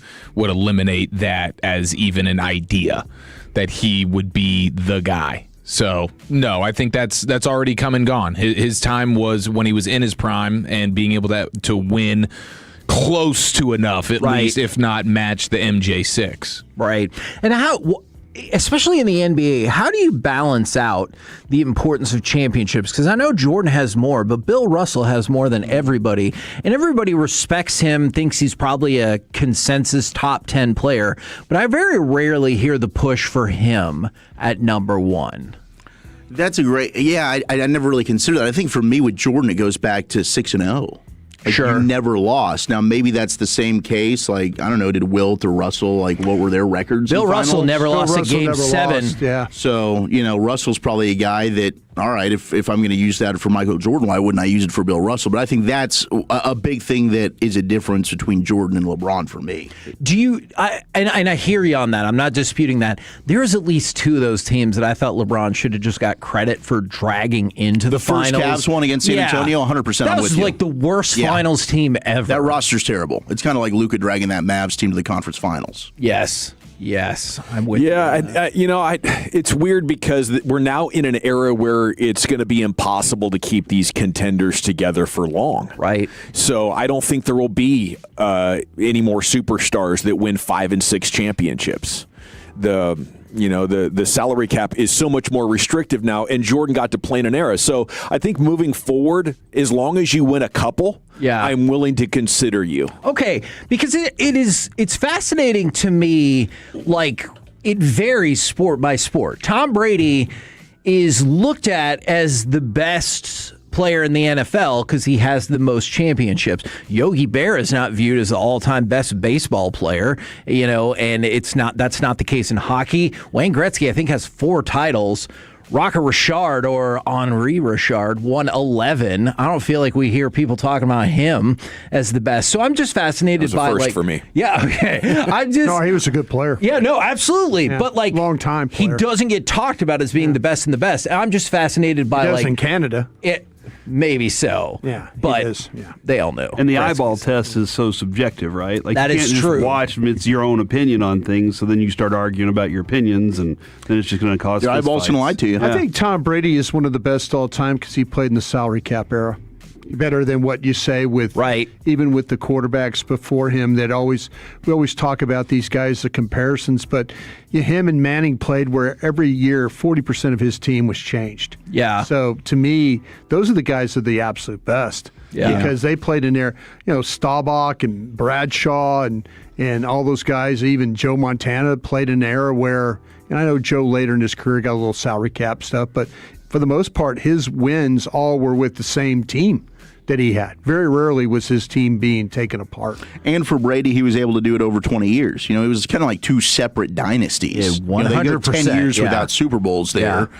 So I'm with you. And I guess you could make that case for LeBron in a sense. LeBron's team was always kind of changing, and he did it over the course of 20 years. And how many straight finals did he go to? 9? Yeah, and is it weird to think that this Lakers run is the longest run of his career? Yes, wild. Yes. I know he played more with the Cavs overall, Combined, but this is the longest singular run, and there's no part of me that will ever think of LeBron as a Laker. No, it was the final chapter maybe of the bulk of his book, but no, I'll always think of him first as a Cav, and then secondary to the Heatles. Does the idea of Brandon Williams leaving from the Mavericks bum you out at all? Yeah, I mean, a little bit. I thought that he was, a nice young piece that had done some things that, especially like getting to actually play with Kyrie Irving, where Kyrie's taking the bulk of the minutes and learning from him, things like that. Like, I think Brandon Williams had carved out a spot for himself on the roster, but it seems like if they want to go with a smaller guard as Sasser, they're just deciding they like Sasser better than Williams. I think that's part of it. The other thing that we talked about, I think Sasser might just be able to slide right into your trade exception, whereas Brandon Williams will get some semblance of money, and the Mavericks might think they're equivalent enough or even like Sasser better, to your point, that they're like, well, we can get him for less, so why not? Yeah, then that makes a heck of a lot more and sense. You brought back Nembhard.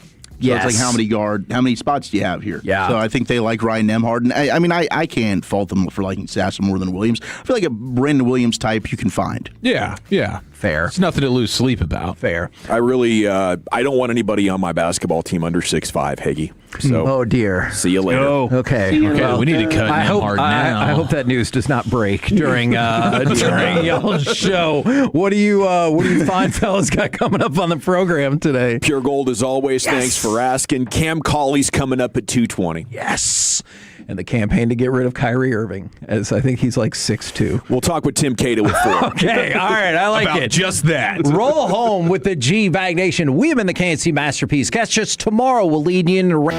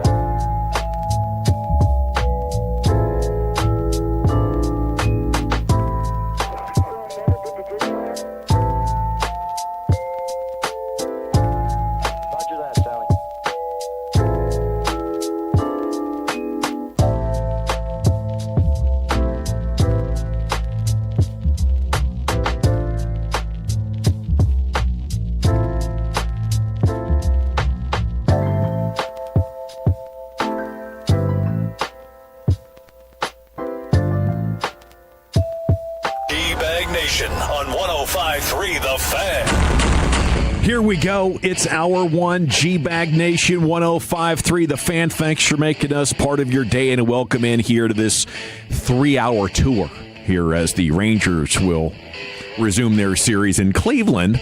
Coming up pregame at 5 o'clock. General at your service. If you see me, bear me. N.A. There's Brian Broaddus, the former Cowboy Scout Super Bowl champion. Lucius Alexanders over here, Pimp Cup Master Control, 75 and 635. You have Eric Chiafalo and Zach Wolchuk. And you have Austin Nix coordinating your video.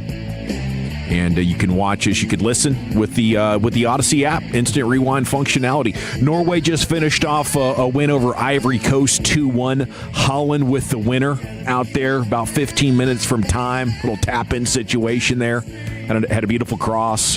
Didn't have to do much work, but they're moving on to the round of 16. Day one of NBA free agency is what it's all about, though. And how different do you guys think the Mavs could be here in the coming hours? You got anything big cooking yet? You know, I did have the thought. I don't know how many fans are going to be happy about it. Be careful.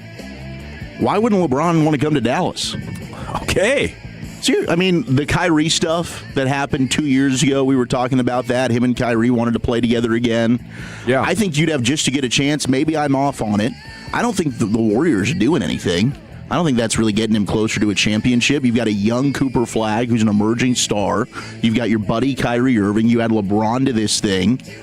And then I don't know what other shrewd moves they could make along the way. Masai Ujiri is kind of one of these guys that's a wild card. I don't know that we fully can know what to expect from Masai. And this isn't just me hoping it happens. Just why not? I don't get why Dallas wouldn't be considered an option for LeBron because of the Kyrie connection. Yeah, and that would be an incredible story. If Golden State doesn't work out, I think it becomes realistic. You know, if I was power ranking it after that, I'd probably still say Miami's got to be very appealing. Mm-hmm. Cleveland, heading home to Cleveland's got to be very appealing for LeBron James. If you want a championship, I'd try and sign in San Antonio if I were him. Play with Wemby. Yeah. But you know that's fun discussion. I have no problem doing a thought experiment with you on that. I mean, it's a lot more fun than talking about Marcus Sasser. Yeah, it is. It is more fun than talking about Marcus Sasser, even though that seems more realistic at this point than a LeBron situation. I don't know. I think him and Kyrie are on pretty good terms. There was that weird deal with the 10-year reunion with the Cavs championship team that Kyrie was on, and those guys all just went on some little vacation together. Kyrie wasn't there. There was some weird internet fodder and back and forth. Seems like Kyrie's cleared the air on that. So, I mean, we know that Kyrie and LeBron were kind of thinking about a Lakers reunion, right? So, you think with no Mark Cuban, no Jason Kidd, the new management, new ownership, it's like, man, why would I risk all of that? They even got it together yet. Yeah. I mean, I think the idea of going to a well-established organization in terms of you know what you get in Cleveland, you know what you have in Miami, you've been to both of those places, and then the allure, like, is it as sexy for LeBron to reunite with Kyrie in Dallas or to go do something that you had never done before, go play in Golden State with Steph and Draymond and just all of that hoopla, with at least knowing what you have in Steve Kerr and the way the Warriors operate as an organization, knowing that that's something that you've at least seen proof of concept. Yeah, I by far that's the sexiest option. Yes, it is. I think that is the sexiest. Especially if that whole AD package thing is something they can pull off. Now, didn't they just bring back Kristaps Porzingis? They did. Yeah. So I don't know financially, that can strap them a little bit. Yeah, I was gonna ask, like, I wonder how important money is to LeBron right now. Is it a place where you need a big enough dollar figure to feel respected and appreciated for the value that you're bringing to that business? I mean, to that brand? I think LeBron is getting ahead of things right now. Okay, I think that's what he just did with the Lakers. I don't think the Lakers wanted him back. I don't think the Lakers really wanted to be the voice that said, yeah, we are the ones deciding that we don't want LeBron back. So it behooves everyone for LeBron to just get out ahead of it and be like, hey, I don't want to be there anymore. Looks like I made the decision. And now you have the Windhorse and the Shams saying, like, it's all about happiness for LeBron. nothing to do with money. I think he knows there ain't much money out there for him. Yeah. And so let's just get ahead of it. Hey, I'm not doing this for money anymore. So, yeah, I'll accept whatever offer because I'm accepting that, not because that's the only thing that's out there for me. I could see that. It is pretty cool if he wants to keep playing, because I think he could add value to a team that's close like Cleveland. I think Absolutely. If we can get LeBron without having to give up something of significance, and if I'm at the height of my powers and money's still not a factor, I think if I'm LeBron James, I can still play it at such a high level. Maybe compared to what I was, I'm only a 7 out of 10, but still, it's very good. And the value that I would provide a team, push them over the top, maybe get my 5th championship. And I think for most people, I agree with Eric. We've sort of made our conclusions on how we feel about that, and we're tired of that argument, but I mean, his career could span so much longer, and you're just one championship away at that point, which I think would further solidify his argument for at least being Jordan's equal. Yeah, I mean, I think going back to Cleveland would probably be the best story arc for him. Just finishing his career with the team that drafted him back home. They're a team that was just in a conference finals. The East is wide open. They probably that's probably the best chance to get back to the finals, depending on what other roster moves they want to make. I mean, there was the rumor of him for Jared Allen to try and appease Luka, who wants a center. Obviously, they don't have to do that. If he's a free agent, he can just go sign in Cleveland. They don't have to give up anything.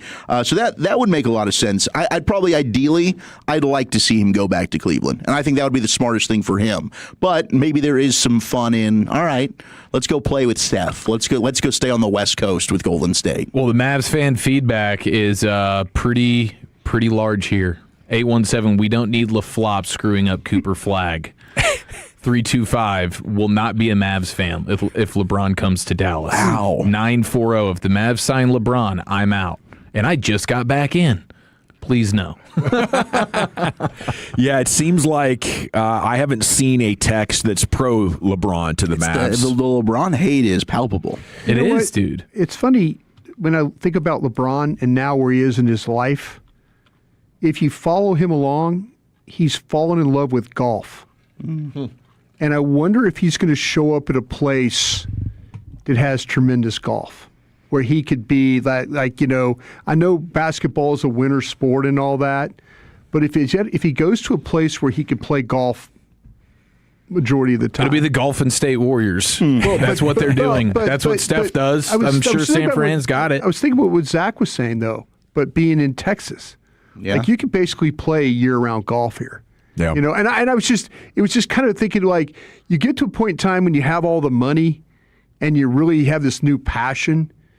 And I'm thinking, where would he go where he could play golf all the time? He could play golf in Florida all the time. He wanted to go back to, if they did Miami or Orlando or one of those places. He could go try and do that. I'd keep an eye on somebody that's going to try and lure him, like, all right, man, we got this for you. Lifestyle. And there's a lot in the past between him and ownership in Cleveland. I wonder if they could see eye to eye, or if he would want to help him. And I just don't see how that would play out. Now, for Mavs fans, even if you're the first place team, you're still hating LeBron. Like, LeBron comes here and Cooper Flag takes a big jump. Everything's working perfect. You got your 2 centers plus the rookie. And, like, P.J. Washington is still here. Mm-hmm. Najee Martin. Listen, this would be an incredible roster. No, the roster Are would you be still deep. hating LeBron? I don't think. Is this basketball, or do you just, hate LeBron? Thank you. I don't know. Because he has been, I don't know. He's always had, a really likable personality. Is it political stuff? Like, why do people hate LeBron so much? He would be great for Cooper Flag. You're talking about one of the highest court IQs and a great running buddy who could set up Cooper Flag. I mean, look at what he's done to sustain his health and his body, right? Like, all of those things that he can help with Flag. Like, I don't view him as some guy that's just been a terrible mentor. Is this just because of the rivalry and playing him in the finals? I respect that. Yeah, I'm sure that I actually would think that has something to do with it. But you smoked him. The Mavs, but you embarrassed him. Yeah, all of them. But he also was disrespectful to the Dirk, and that's what made the embarrassment more. You did the cough and everything, and he still beat Joe behind with the cough. There you go. Like, the hate is towards Wade. I never viewed the hate as towards Bosh or LeBron. It was always Wade. Well, Wade is, he's in a different tier all by himself based on 06. Yeah. But they were both a part of the making fun of the sick Dirk situation. But I don't know. I'm sure there's plenty of the political stuff that has to do with it. Just the way, the lying, even though it's kind of just funny and silly, but like all the random things that he's lied about. And he's been the face of the league for so long, it's long enough to become the villain kind of thing. Yeah. I could see that. Team hopping, super teams. Oh, you're the chosen one, but you had to bounce around with superstar to superstar just to not even meet the MJ expectation. The player empowerment era. Yeah. That was all kind. I mean, I the decision. Does taking my talents. Taking my talents. That's where it really started right there, bro. 100%. Yeah, and those basketball reasons are great. That's just classic sports hate type of stuff. But for me, that changes. And I guess I've appreciated LeBron as he's gotten older more. I like to cheer for the old guy getting it done against the young guys. But yeah, once a player like that comes to your team and is helping you be in first place, I think things shift. The first time I noticed it was Danny Ainge. And if you were around in the 80s, you knew that everybody was complaining about Danny Ainge. He was a dirty player. He was always complaining to the refs, and he played for the freaking Celtics, right? So they're always winning. And he was like this try-hard role player that would like bow up to your star player, but he really couldn't fight. He's just pesky like that. And you hated Danny Ainge. And then he was traded to like the Trailblazers in 1991, and he quickly became fan favorite. But I guess only Brian would remember that, and it seems like he's watching the soccer. No, I remember Danny Ainge. I do. I'm fascinated by what our quarterback, Jameis Winston's doing. He's been fantastic. He is totally... sorry about that, Dawson. You're good. You're good, man. But I'm watching. He's got a Viking get up on, and he's in the crowd, and he was having fun today. He has figured out how this all works. Yeah.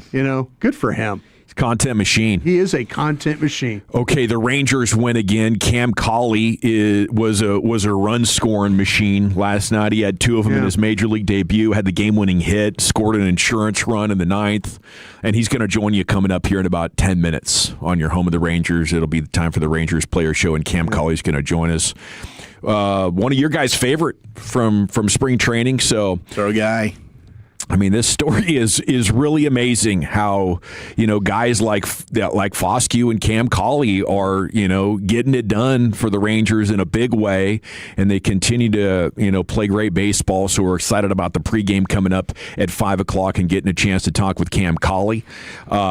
Collie might be playing quite a bit more with Brandon Nimmo's sprained AC joint. Is that what he's got? Yeah, that's what the MRI confirmed. We still don't know if he's going to have to go on the IL or not. Maybe they'll make that decision today. I mean, like football players can play through that. It's pain tolerance. But baseball, like the shoulder mobility is just a little bit more important. In throwing, Yeah. So we'll hope for the best for Brandon Nimmo, but that's unbelievable. They might bring up Josh Smith to play some outfield, and they might try to bring back Kelenic, who would need to clear waivers first. That's kind of the outlook for the Rangers. I'm kind of liking that Kelenic thing. I realized that he was a former high thought of type of guy. Boy, he looked awful playing for the Rangers, right? Yeah. Overwhelmed. Kind of like, a little bit overwhelmed. Yeah. They are a game over 500, though. They are a half game up on the Mariners in the West still, and 2 games ahead of the Astros, 3 games ahead of the Athletics now, getting a little bit of breathing room here with this incredible winning streak. First time they have been over since 12-11 back on April 21st. And the question for all Rangers fans right now, you got to answer it for yourself. Is this for real? Is this just a matter of, wow, look at what they're doing banged up, just wait until they get healthy? I mean, now 18-11 in the last 29 games. I think the banged up team's doing a really good job right now. Mm-hmm. The banged up, whoever the banged up fill-in guys are, they've kind of got things figured out a little bit. Against some good teams, too. And they're doing it with some, the pitching that they're putting together. Cal Quantrill gets a win against Dylan Cease the other night. And of course, they're not going head-to-head, but that's a game you think you're going to lose. Last night. They got Clowney off the couch to get some sacks last night, didn't they? Yeah, with Paddock. That was impressive. Paddock goes 4 innings. Yeah. They're winning with some grit and toughness, and they're doing what good teams do, which is find a way to win when you're not at your best. So it's definitely trending in a positive direction. Yeah. Similar thing happened last year with the Little Rascals, didn't it? It did. You know, you call these guys up, they play with a little chip on their shoulder, a little excitement, and they bring some of that young man energy to the table when you need it most right here midsummer, and the Rangers benefiting once again from quality depth across the organization.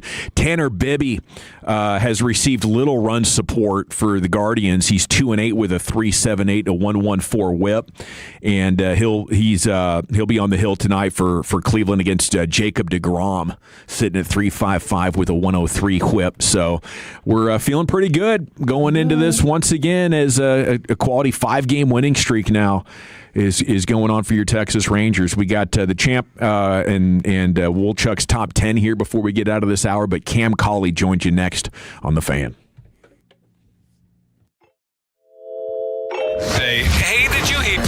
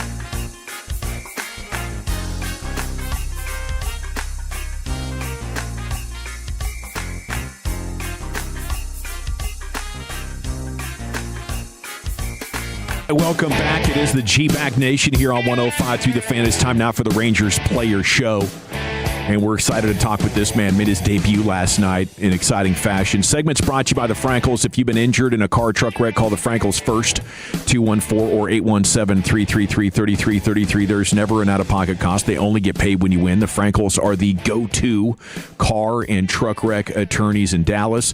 The Rangers Player Show brought to you by Golden Chick and Globe Life. For over 125 years, Globe Life has helped protect families when they need it most. Globe Life, make tomorrow better.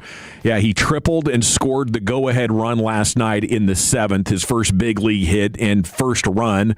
Played second base for the Rangers last night. It's Cam Collie here with you on The Fan. And a good afternoon, sir. How the heck are you? How's it going? Pleasure to be here. Well, it's great to have you. It's so much fun right now watching you guys play. Now, what's these last couple of days been like for you, though? Just grateful. I mean, really can't put it into words. Just super grateful and blessed to be here and with these group of guys here. I mean, they welcomed me from the moment I walked in and have treated me like a rookie, but also they've I can tell that they're doing it with love, and I mean, the group of guys here are amazing. What's the rookie treatment like? Nothing serious yet. I mean, I got a little beer shower yesterday, had a whole bunch of stuff in my hair and on the body, but just like the small remarks they make, just kind of just mess with me, but I know it's all good things, and yeah, they treat me well. Was that your first beer shower? Yeah, I think I was a part of one in AAA because we had a position player closed out a game for us, and it was his first save, so I guess we were just said, let's do it, let's have some fun. So we just made him wear a whole bunch of beer and mustard and ketchup. So that was the first time I was the victim of it, though. Well, Cam, you're one of our favorites, man. We got to catch up with you a little bit during spring training in the clubhouse, and I know yesterday in the postgame you were talking about some of the adjustments you made before you ended up hitting that triple. Overall, from the start to the end of the game, what was your experience like in your first Major League debut? Yeah, I mean, I just really tried to take it all in. That's what Skip told me. I mean, Rags, Jenko, the players, they all would like just take it in and have fun. You only do it once. So I really was just taking it in, and then as the game went on, it was like, man, screw that. I want to win this game. Like, screw the debut. I'm trying to win. I didn't realize it was nationally televised either until like I saw ESPN signs. I don't remember who I asked. I was like, "Hey, are we on like ESPN?" They were like, "Yeah." I was like, "Oh snap! I gotta do something cool here." I got the triple, scored, and then once we took the lead, I was like, "Hell yeah!" And then later on, Foss was clutch hits, Berger clutch hits, Jung. I mean, it was a full team win, and I mean, Latz and Junis and Paddock, Alexander, they all came in and shoved. So it was a good win. Well, speaking of ESPN, how nice is it to do an interview right now where you can actually hear the host and the host can hear you after your SportsCenter debut last night? Yeah, I mean, it's a lot easier doing it like this. I would say that for sure. Man, those hosts were losing it on the set. They had no idea how to handle it. I felt bad for you, but you were doing your thing. They were drowning in studio. It was hilarious to watch, but it was amazing to watch you play last night. And even throughout the spring, like, you were the star of surprise when we were out there, and it was so great to catch up with you and then watch you perform.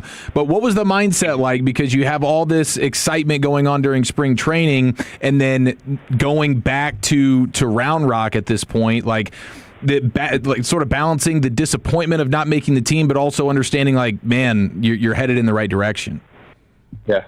I mean, you got to stay where your feet are at. I mean, I think that's what it boils down to. I mean, I can't look too far ahead and can't look in the past. Just show up to Round Rock every day, and I mean, that's my team. I'm trying to win with them. I'm trying to fight with my teammates there. I know everybody knows what the end goal is, but I can't look too far ahead. So I knew if I did everything right and just stayed the course and do what I know I need to do, I knew that the dream would come true at some point, and I'm just blessed that it happened now and with this group of guys. It's your Texas Rangers Cam Collie here in the G-Bag Nation. You've been a very malleable player, kind of being able to play wherever they've asked you to play, Cam. Did they kind of tell you maybe what the plan was with you getting called up? Or do you have a certain position you're going to be staying at, or are you going to be expecting to move around a little bit? Yeah, I mean, I couldn't tell you that. I mean, if I had to guess from my point, I'd say that anywhere they need me, that's where they're gonna put me, and that's what I'm ready for. I mean, wherever the team needs me to go, if it's the pinch run in the ninth, then I'm gonna do it. If it's to come in and bunt, I'm gonna do it. It's whatever the team needs to win. I mean, I'm not here for anything else but to help this team make it to the playoffs and beyond that. So that's the goal. And wherever if I need to catch a game, I'll go and catch. Let's go. Hey Cam, when you had the triple off the bat, did you know you had a triple, or was it like, hell with it, I'm just going to keep running until somebody stops me? When did to me, because when you got to second, it's like you hadn't picked up anybody. You were just like you were motoring for third. Yeah. So out of the box, I knew I had two for sure. And then after I touched first, I did a little peek, and I noticed the right fielder kind of was like fumbling with the ball, and then I just my instinct said if he's fumbling the ball, I think with my speed I can beat it, because they're gonna have to make a perfect relay throw to the second baseman and a perfect one to third. And I kind of just betted on myself to be safe. And I knew in that point of the game, tie ball game in the seventh, me being on third with one out, I think the aggressiveness on that part is the smart thing to do. So I just kind of trust myself and just couldn't really feel my legs running. I was just say get to third and be safe. Did you have family make it up for the game? Yes, my wife was here, and my mom and dad were here, and so was my agent. My brother is he has to do work down at home, and my other brother just had a newborn, so they're kind of stuck there for now. Were they baseball players too? Yes, they're probably watching. They probably had a little house party or something back home, and they're probably just making holes in the wall or something, going crazy when I hit it. So I bet they have a video of it. I'll see it soon, but I bet they were just going nuts back at home. Hey Cam, who's got the ball? I know they handed it to you. You know, you get it after the game like that. Who's got the ball? Was that one you put in a special spot and at the hotel? You just kind of holding it and just kind of saying, "Damn, here we are," kind of a thing. Yeah. It's actually at my locker. I haven't taken it anywhere. I'm going to wait till I get home, and then I'll figure out who I give it to. But most likely it's going to be the parents, or I'll keep it. It's whatever my mind's thinking at the time. It'll probably be just like I'll do that type of decision. Well, you got a big decision. I saw the other day where we had a guy, A.J. Brzezinski, gave a ball to the Pope. You know, like a ball that won the World Series. You know, like finished out a World Series. So you got a big decision there. If you want to give it to the Pope, I'm sure he'll take it. Yeah. How about that? Yeah. If I ever get to meet him, then I might give him more than just a ball. So he there might you go. Get life savings or something. Cam, what did you do yesterday that maybe you're going to do today? I mean, like the superstitions, since you were so successful and the team wins, do you carry any of that over into today? I used to be really superstitious, and then once I got the Pro Bowl, I realized they kind of don't matter, because no matter what, you're going to fail. So, I think superstitions get you in your head, and then you start overthinking things. But I will say I have wore the same tights every game. They do wash them, but that's my little thing. Except the hair, though, right? Like you're not going to. You told us you're not cutting the hair. You'll never play ball with short hair again. Yeah, if I do get a cut, it will be like a nice little fade or something on the sides, but I always got to keep the flow. It helps me feel a little swaggy out there. It's Cam Collie with you here on The Fan.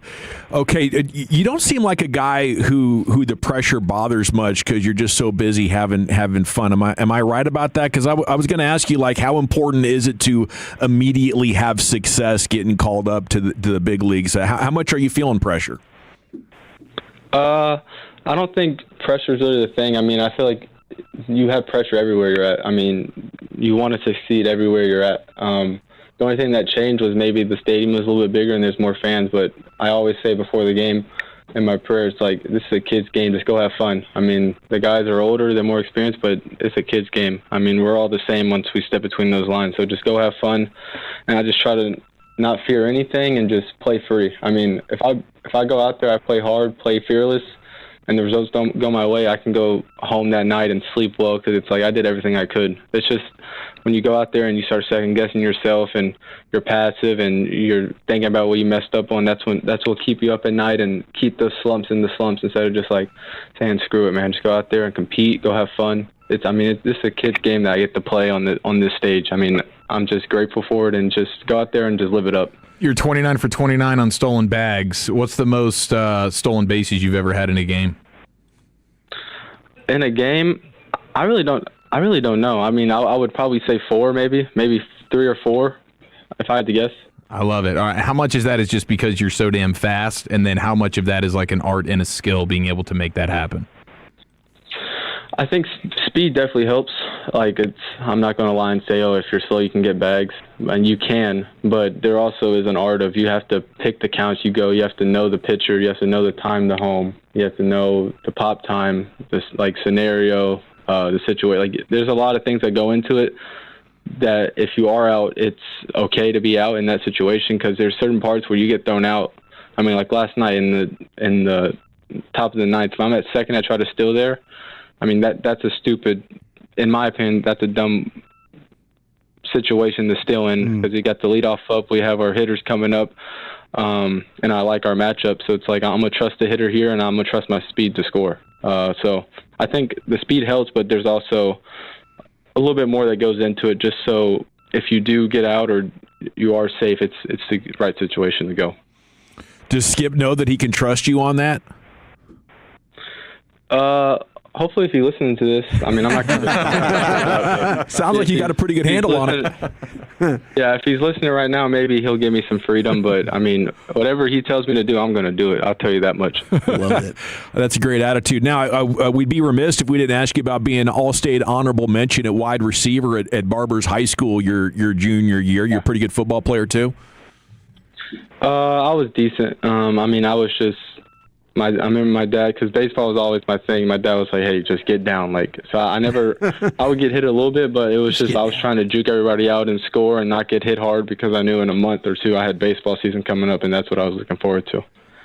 So did you finish? Did you play all 4 years of football, or did you focus on?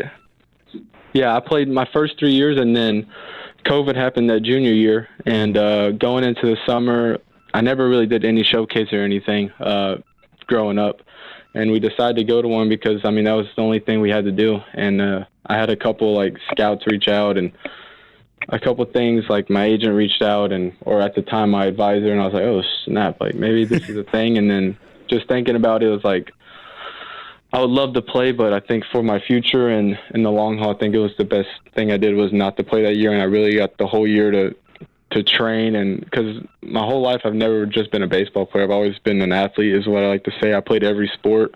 Like, I wouldn't pick up a bat until January of the year, and the season started in February in high school. So like, I never really was a full-time baseball player, and I think taking that fall off from football and focus on baseball really helped and perplexed my career. I bet the soccer coaches were after you. That's probably the one sport I've never played, but I think I could be. I've been watching the FIFA. I feel like I can be pretty good. I don't even know the rules or nothing, but I feel like I can just run and get the ball and kick it. Yeah, with the speed. Hey, what's the process like when you get called up?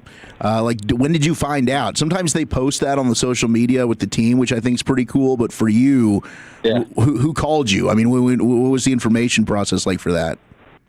Yeah, so we were in Tacoma on Saturday, and I had 2 at-bats, and I got pulled from the game, and I was just like, what the hell? Like, I'm not hurt. I didn't do nothing wrong. Like, what's going on? And then my manager in AAA was like, hey, we got a call. Like, we'll let you know. And I said, all right. In the back of my mind, I'm like, you didn't tell me anything, dude. I don't know what's going on. And then after the game's over, I go up to him in the office. I'm like, hey, you got anything? He kind of gave me the rundown, like, hey, there's a chance you get the call, but we won't know until tomorrow. So you're going to come in Sunday, you'll have the off day, get your work in, and then after the game, we'll find out what's going on. So I'm like, all right, sweet. Go back to the hotel with my roommate, Jonah Bride, and we're just chilling. And I had the alarm set for 9 or 10 because the bus is at 10:30 at the time. So I'm like, all right, just go in and get my work done. And my farm director calls my phone, but the ringer just never went off. And I was like, and he called at 6 a.m. our time, which, I mean, as an adult, I should be able to answer it, but I'm gonna take the leeway. I'm sorry, Boniface, I was sleeping. Because Because the whole time I was ready to go in on Sunday and get my work in and just figure out after the game what's going on. And then the hotel phone rings. I don't even pick it up. My roommate Jonah does, and I'm like half asleep like a zombie. I'm like clueless what's going on. And he's like, "Hey, this is for you. I think it's Bonifay." And I'm like half awake, and he's like showing me the phone, and I'm like, "What is he holding?" And I could tell it's the hotel phone, so I answer, and Bonnie's like, "Hey Cam, like you're flying out to Cleveland tomorrow, or you're flying out to Cleveland in 3 hours." And I mean, I've never woken up that fast in my life. Like I was out of that bed quick, packing. I went and got a coffee. I was waiting for the Uber. That's how early I was. And then I got here, and then the flights were a mess too. I mean, I got on the flight from Seattle to Chicago. We had a layover before I made it to Cleveland. So I get to Chicago on the flight to Chicago, and they say we're having to divert your plane to Milwaukee because of weather. Wow. So me looking at the phone, I don't even see any weather. I'm like, okay, what's going on? And then when we land in Milwaukee, I'm like, let's see how far Chicago is. It's like a 15-minute flight. I'm like, come on, we couldn't just fly straight into Chicago? So we sit on the runway for like 2 hours trying to get fuel. We get it. So I end up missing my connecting flight from Chicago to Cleveland. And all 3 of my checked bags with my baseball gear and all my stuff is still in Milwaukee. Oh no! So then the travel guy for the Rangers gets me a flight with United, and by the time I get there, I missed the check-in because you have to do it 30 minutes prior. So I'm walking up to the gate. I'm like, "Hey, can I get on this flight, please?" And they're like, "Oh, you didn't check in." I was like, "No, ma'am, please." I didn't tell them what was going on. I was just like, "Ma'am, please, I have to get on this flight. I cannot miss this." And they ended up getting me a seat. I made it on the flight.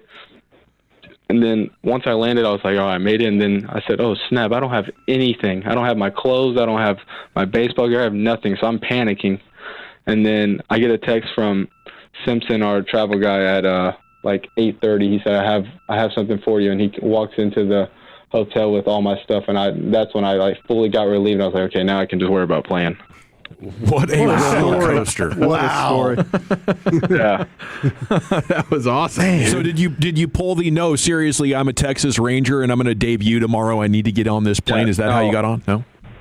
No, I don't like to be like flaunted or anything. So like I didn't want any reason to draw attraction to me, so I was just trying to keep it low key. But like, if you looked at my face, my eyes, you could tell like, hey man, please get me on this flight. Well, congrats! Incredible. We all won last night thanks to Cam Collie's debut. Man, terrific job! Thanks for the conversation and the background on you, and give him hell. We'll be pulling for you. Yeah, thank you guys so much. I appreciate it. There he goes. We love you. You're the best, bro. We might be in love with you. Cam Collie with you here on your home of the Rangers, 105.3 The Fan. That's awesome. And now I can see why you guys liked him so much when you met him in spring training. Cool cat, man. Brought to you by Golden Chick and Globe Life. For over 125 years, Globe Life has helped protect families when they need it most. Globe Life, make tomorrow better. We're coming back with the top 10 and the G-Bag of the Day champ. Chuck, where are you taking that top 10 today, buddy? All right, Wheel, it is National Social Media Day. So I've got the top 10 social media sites that people cannot live without. 877-881-1053. What's the one that you could not punt on? That's next in the nation. But it is a total...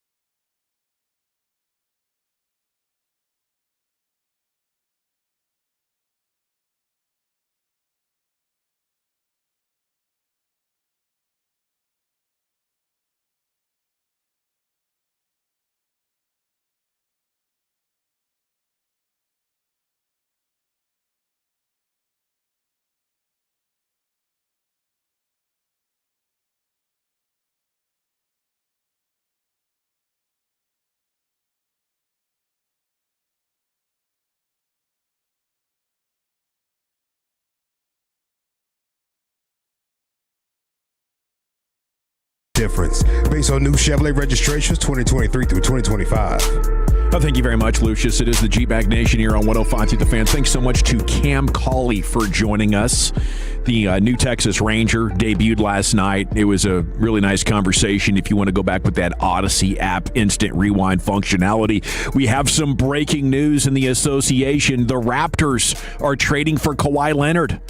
So it's not clear yet what's going back to Los Angeles for him, but you can scratch one other name off the list of players who have been connected to the Mavs that could make them better immediately. Yeah, it looks like it's going to be Brandon Ingram, Grady Dick, 2 first-round picks, and 1 pick swap, and 2 second-rounders. Dang, dude. That is a lot. That's a pretty good haul. Yeah, that is for 35-year-old now, Kawhi Leonard. I don't know. I think they're overpaying for vibes or something like that. Yeah. We'll pick up this conversation a little bit later on as it's day one of free agency. We'll get Wolchuk's top 10 here in just a second, but let's go into the Pimp Cup. Lucius Alexander has your champ. Okay. Our champion of G-Bag of the day so far is the Cape Verdean soccer team. Right. They were on BBC when they scored their very first ever World Cup goal ever. Put this island on the map right here, man. Yeah. BBC was out there interviewing the Cape Verdean people, and they caught the goal. Yes. What's your appraisal of the way the Cape Verdean team has been playing so far? I personally think so far Cabo Verde has been playing great. It's been matching Uruguay's pressure. Goal! That's a goal! That's a goal! The Cape Verde has broken. He has made history tonight. Scoring a live goal here. And you can see Marcelo. What we pass it to the next phase. History. We are going to the next phase. What do you make of that goal? What do you make of it? Cabo Verde is going to another. You just saw it. I'm on the live on the BBC. Cape Verde has just made history, scoring the first ever World Cup goal in the tournament. You can probably see from behind me the ecstasy, the exhilaration, and the euphoria in this place. Amanda, a big deal for the Cape Verdeans. It's one that will go into the history books, I must tell you. What do you make of it? That dude is amazing. Yeah. And that is why. He stayed focused. He is your G-Bag of the Day champion. I do notice a lot of people pronouncing it kind of like Capo Verde. Capo Verde. Maybe that's a Portuguese word. Cabo Verde. I'm not sure. If you go on and look, there's a lot of variations. Yeah, they call themselves Cabo Verde. Yeah, Cabo Verde. Yeah, I've always heard Cape Verdean, so I'm sticking like that. There's a lot of versions going on with that country. Well, yeah, and we're all getting familiar with what they got going on as a soccer nation. As we got more games about to kick off after Norway advanced earlier today. We'll have another game starting here in about 40 minutes. Here's Wolchuk with his top 10 at 220. All right, it is National Social Media Day, and I've got the top 10 social media platforms in the U.S. of A. that people cannot live without. Do we like social media, or has it just terrible ruined us? It had a run. It had a real nice, good run there. When Instagram was just photos, when Twitter was just everybody trying to crack jokes, trying to get these jokes off, bruh. You know, maybe some MySpace days. Yeah, you go in there and see all your little things filled up. Like, I got love today. You got none, whatever. Yeah, but now it's just like trying to get fake takes off. You're killing people that's not even dead just for likes and engagement. It's nasty. It's become toxic and evil. It's bots. Yes. It's a cesspool of just negativity a lot of the time. There can be some good there, and it's great. I think in our line of work to try and get instant information, that's been fantastic. I don't know, really, I think it'd be hard to do our prep without X now. Without all that, where to find it, and Shams just reported and broke the news, right? With that, I don't know. Would we get an alert? Maybe it's ESPN. That's also social media. So that's changed the game. But gosh, there's a lot of bad things that have come around with social media as well. Yeah, I think at its best, it's highly entertaining and informative.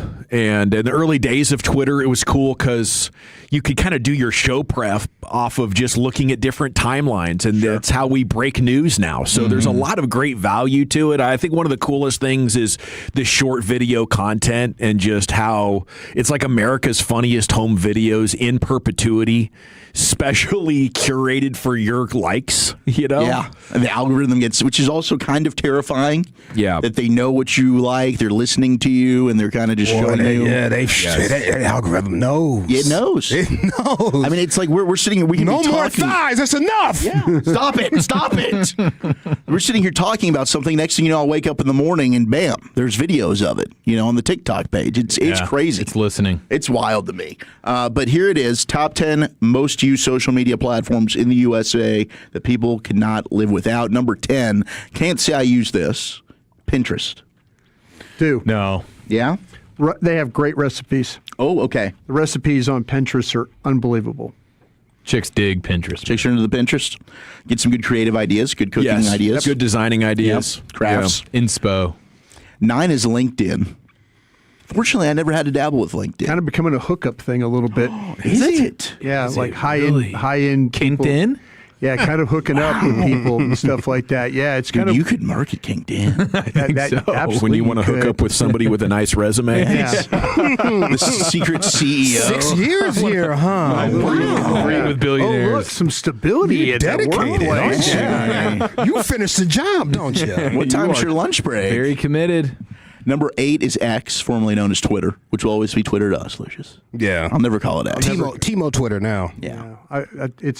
I used to love it, and I dislike it now because of getting hacked. Bro. Yeah, that's I understand. Seriously, you've gone through the ringer with that. He hates it for very personal and I do. I selfish reasons. hate the fact that I can't. I get it. For 10 years, I worked really hard to kind of build it up. Yeah, Use it for, and then they don't care about you. They just don't. You could pay. You could be premium. You could do all that stuff. They do not care one bit. When that guy sold that thing, I think when he bought it, that's when it went downhill. Musk. Bought that thing. Jeez, now I'm Musk. really not going to get my account back. Yeah, Leon Musk, as my cousin calls him. Oh, Leon. Old Leon. Oh, Leon. Oh, Leon. Number 7 is Snapchat. Never used that one. I used it in college. Yeah, for high school, college, it's fantastic. But Is that the now, one that goes away? Yeah, You do something that goes away. Well, it doesn't always go away. Well, you think it goes away, and it can be damaging. Just ask Peyton about it. Yeah. You never know what's going to happen on Snap. Some people can try and Talk about kinked in. I love the messaging with the funny filters you can put on your face for messaging with your kids. Yeah. It's the I can see filter that. stuff is Sure. pretty It's funny. hilarious. There were funny filters on Snapchat, like the bee thing, and it changes your voice. Like there were some fun stuff on there. 6 is Reddit, which I know Bobby that's loves. mine right there, baby. Reddit? That's like the red light district of social medias. I love that one. Okay. You can kind of get everything. You It's can like get everything right there, bro. 5 is WhatsApp, which is very popular now outside of the States. It is. It's a great way to use if you have to go out of the country to talk to somebody. It's very good. To, like anytime I went to South Africa, that's how we would communicate. No question. 4 is TikTok. I'm a little surprised it was only 4. I feel like TikTok's kind of the number one thing right now. It does seem that way. It bites back, doesn't it? Yeah. Oh, it does. I think it's like really holds you there for a long time. They're calling out these people, though. We've seen like the fake TikTokers doing the stuff. They have like to act like they're on the personal jets, and they've got personal jets now that are in sets. Oh yeah. So you act like you're on a jet, but you're really just on a movie set. And they're holding up toilet seats, and Yeah. it looks like you're in the PJ, but you're really not. Yeah, exactly. So yeah, it's crazy. 3 is Instagram. You had a run. IG had a was run. incredible. I think the Reels have really popped off on there. People are using that as like similar to TikTok. You just kind of go scroll through doom scroll the Reels. Facebook at 2. But YouTube. Good for birthdays. That's about it. It is good for birthdays. Oh, yeah, it's sad. I don't like going to Facebook. And for made up deaths. Yeah, it's like the obituaries, bro. But number 1 is YouTube, the biggest social media platform in the United States It that people is. could not live without. The great time machine is what that thing is. Yeah, it's incredible.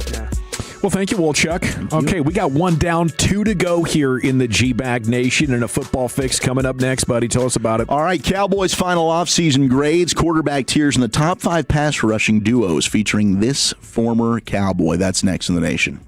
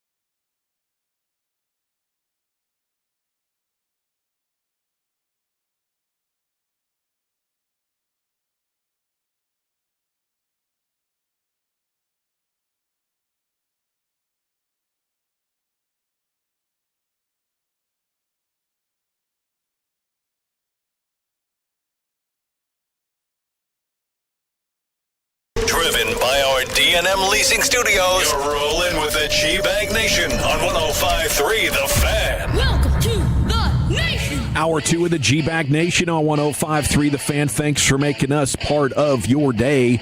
We got Cowboys news coming up here in 20 minutes.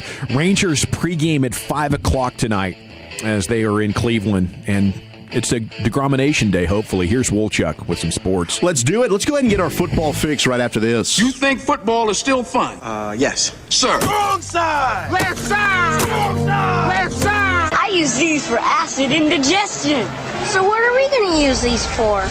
Intimidation. You know I got to get my fix, man. Shout out to one khaki Kevin Walker and the redheaded baddie himself, Alec Medford, who are really just in a duel with one another for who can send the fastest breaking news to, I think, all the hosts that are on air at the time. The fastest news-breaking aggregators in fan history. They really are like the Dove Kleiman and Ari Myrov of the Fan. They're doing their job to try and make sure that, hey, when we're in the midst of a segment, it's like, bam, we got you. And I love them for it. Both of them sending over the Raptors trade for Kawhi Leonard, and they've been doing this, for the last couple of months. And I think that this is now, maybe move over Peyton. Alec versus Khaki Kevin might be the new hot rivalry here at the station. It feels competitive. It is. They're firing off tweets at a rapid rate. Really, I should say text. Now, one guy, and this isn't a tweet and it's not a text, it's a letter. Nick Saban wrote a letter to advocate for his former defensive back, Terrion Arnold, who he coached at Alabama. As the former head coach at Bama praised the former Crimson Tide defensive back for his, quote, exceptional character and genuine care for the people around him. I never saw him kidnap anyone. No. Not while, at least he was at Alabama. He locked some people down, though. Didn't learn that in college. That he did. His words of support played a role in Arnold's release from jail on a $1 million bond as Saban served as a character witness for the former NFL and college football star in a strong endorsement letter. Now, how many times has he had to do this? Didn't he do this for Henry Ruggs as well? I think he did. No, I don't think it worked for Henry. Every 3 or 4 years, he's got to circle back with one of his former players. Be like, I promise, I know the crazy thing they did. It's not usually what they do. Yes, he just rubber stamps it at this point. Yeah. It's kind of the same thing. You just change right in the drafts. Pull it out. Yeah. Let's just change Henry to Terrion here, and boom, we're good to go. And hopefully the judge likes this one. But anytime he kidnapped people in college, they were people that deserved it. Yes, he got the right people. This was just a simple, classic mix-up, man. It happens to the best of us. You've been there, right? You remember? Yeah. Well, he is now a free agent, Terrion Arnold, and Brian, I think you've probably seen this too. A lot of Cowboy fans are like, yeah, why not? Huh? Why not? Let's go. Should they? Let's go.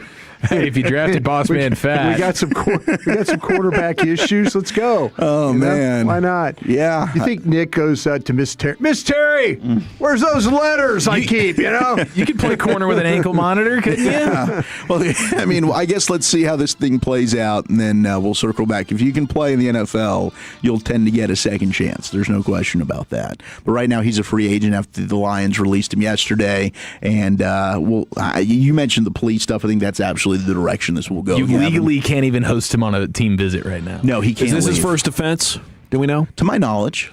I think the judge or the court might look at him favorably because of those. I was just thinking, under what circumstances would you be open-minded to it if you're the Cowboys? And I would say if the man's getting out of jail in 18 months from now, he'd still be a younger guy. Where's he in jail? Or where's he out of jail? A bad day. I think he was in Florida. Okay, we need to get Larry Wansley down there on this right now. Larry? Yeah, that's our guy? Security guy. All right, Larry. Larry, go figure this out. Let us know. Yeah. Come on, give us the insight here, please. Larry, go interview a few people, kind of figure out what's going on, get the lay of the land. Yeah, Hillsborough County, Florida State Attorney's Office. That's Tampa area, I believe. All right. Yeah. Well, hey, and maybe your guy Gruden knows somebody over there. Yeah. And reach out to John and get some more intel. He probably knows like he's not in the same cell with him. He probably knows the chicks that he used to set up the victims.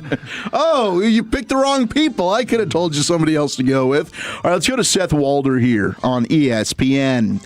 And we're kind of in that offseason media round where it's like, oh, gosh, I don't know what the heck we're going to talk about. So let's go back and redo offseason grades. All right, let's do this. Oh, yeah, I saw that. Yeah. Man, not a favorable grade for the Cowboys. No, I thought they at least deserve a B+. Seth Walder is ripping them. Did he give him a D? C+.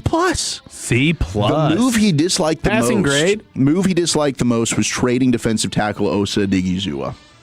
And he says Dallas's solution after the trade for Quinnen Williams, which created a bit of a surplus at the interior defensive tackle with Clark, Williams, and Odigizua, was to then trade Osa to San Francisco for a third-round pick. He says the Cowboys chose the wrong defensive tackle to deal, as Odigizua is a younger player and makes less money than Clark, plus he's arguably better than the veteran at this stage of their respective careers. The Cowboys would have gotten less draft capital for Clark, but I don't think they fared particularly well with the Osa deal, and wonder if they didn't trade Clark, who was part of the Parsons deal, due to the optics. You know, this is like a Cowboys ball knower barometer, if you will. It's a ball knower barometer. Do you think the Osa trade was bad for the Cowboys side? And if you say yes, that was a bad trade, then I'm going to be like, oh, okay, you haven't done enough research about the Cowboys for me to care about your opinion. I'm with you. Take that, Seth. Yeah, sorry, Seth. And it is interesting with him saying that, though, because today I found on SportsIllustrated.com, they ranked the NFL's best 5 pass rushing duos for 2026. Number 5 is in the division, the New York Giants, Brian Burns and Abdul Carter. Understand. Plus, They better show love to y'all's guy, Rashawn Gary, here. I hope he does. Gary and Quinnen? Come on now. Number 4 is Nick Bosa and Osa Odigizua with the San Francisco 49ers. That's a top 5 pass rush duo? According to SI. Meanwhile, the 49ers acquired Odigizua from the Cowboys this offseason as Dallas continues to remake its defense after ranking 32nd in points allowed. Despite being part of that mess, Osa is one of the best interior rushers in the league. He posted 23 quarterback hits each of the past 2 seasons, ranking second only to Chris Jones among defensive tackles. With Bosa and 2025 first-round pick Mykel Williams coming off the edges, Odigizua could be primed for a career year. Yeah, you know, he just doesn't work in Christian Parker's defense to pay that much money. I'm sure that in obvious passing situations, you would have value for Osa on these Cowboys. He could help you, but a lot of downs, you wouldn't be able to play him because he would disrupt your scheme in such a big way.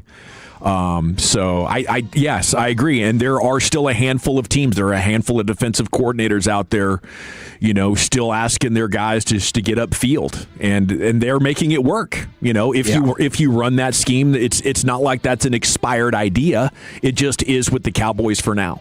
It's paying a 3 technique that much money who's just going to rush like that. Right, and I think Kenny Clark clearly is a better run defender than what Osa was. I mean, the Cowboys got bullied and pushed around with Osa on that front, and they needed to make a different change. So to fit what they want with this gap and a half stuff, I think Osa could have fitted. I think he's a good football player, but I understand what they chose to do. And to Seth Walder's point, that's exactly why they did it.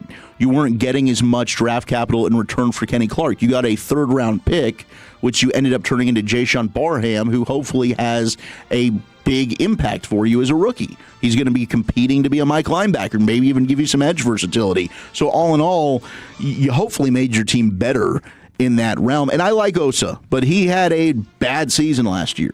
There was maybe 2 games where I was like, all right, Osa played well. It was down for the entire defense, but Osa was part of that problem. Denver with Nick Benito and Zach Allen are number 3. Yes. The Texans with Daniil Hunter and Will Anderson Jr. at 2. At 2. But number 1, best pass rushing duo in the NFL, according to SI entering the season, it is the LA Rams with Myles Garrett and Byron Young. Yeah, okay. Yeah, that makes sense. I was thinking about it's hard to be better than Daniil Hunter and Will. Byron Young is an underrated stud. No, he is really good. But also when you have Miles, he's going to elevate. It's fair. You know, everything there. How about if we stick with edge rushers? And this was Bucky Brooks, who had long shot picks for major NFL awards. He went to Kyler Murray as your MVP. Whoa. That'd be a long shot, but he's in an offense that's pretty quarterback friendly with Kevin O'Connell, maybe, if things could click. I mean, I would not bet on that, but it's a long shot. Offensive Player of the Year, A.J. Brown with Drake May in New England. Wow, okay. I don't know if A.J. Brown's going to ever put up as good of a season as he did in Philly there. And it's nothing against Drake May. I think it's just kind of the style in which New England wants to grind out games. Like, I don't know that it's going to be like this massive explosive offense, but I could be wrong. I think the May-Brown connection is going to be pretty dang awesome. But is it going to be Opoy awesome? No. That's bold. That is bold. Depoy, he's got Jalen Carter, which would be big because Jalen Carter would have to then be better than his teammate, Jordan Davis. Offensive Rookie of the Year, KC Concepcion, Browns rookie wide receiver from Texas A&M. But Defensive Rookie of the Year, he has not Caleb Downs, but Malachi Lawrence of your Dallas Cowboys. Oh, my gosh. Cowboys rebuilt their D-line, and that's going to help put him alongside a collection of veterans that are going to command significant attention at the line of scrimmage. With opponents forced to deal with Q, Rashawn Gary, and Kenny Clark at the point of attack, Lawrence is going to see plenty of one-on-one matchups on the edge, leading to regular sack opportunities. This is one of the funniest write-ups I've heard in a while because of the attention that Kenny Clark and Rashawn Gary are going to be commanding from offenses and protection schemes. Malachi Lawrence is going to flourish. I'll give you Quinnen Williams. That is all you could be given here. Okay. So I'm blown away at Bucky Brooks right now. He's trying, man. I think it's search engine optimized. Yeah. That's what he's doing. I like what Bucky's doing here. Yeah. I think he's making a lot of sense. I think he's talking ball. That would actually be better, right? Because Caleb Downs is going to be outstanding. So if Malachi Lawrence is better than Downs, nobody's going to care. That's as much of a home run as you could fathom. Nobody's going to care in October. Nobody he wrote this about Rashawn Gary coming off the edge. No, nobody's going to care what Bucky Brooks said in October. Oh no, and I mean it's long shots for November, a reason. You know? No, we should bank this. We should bank this.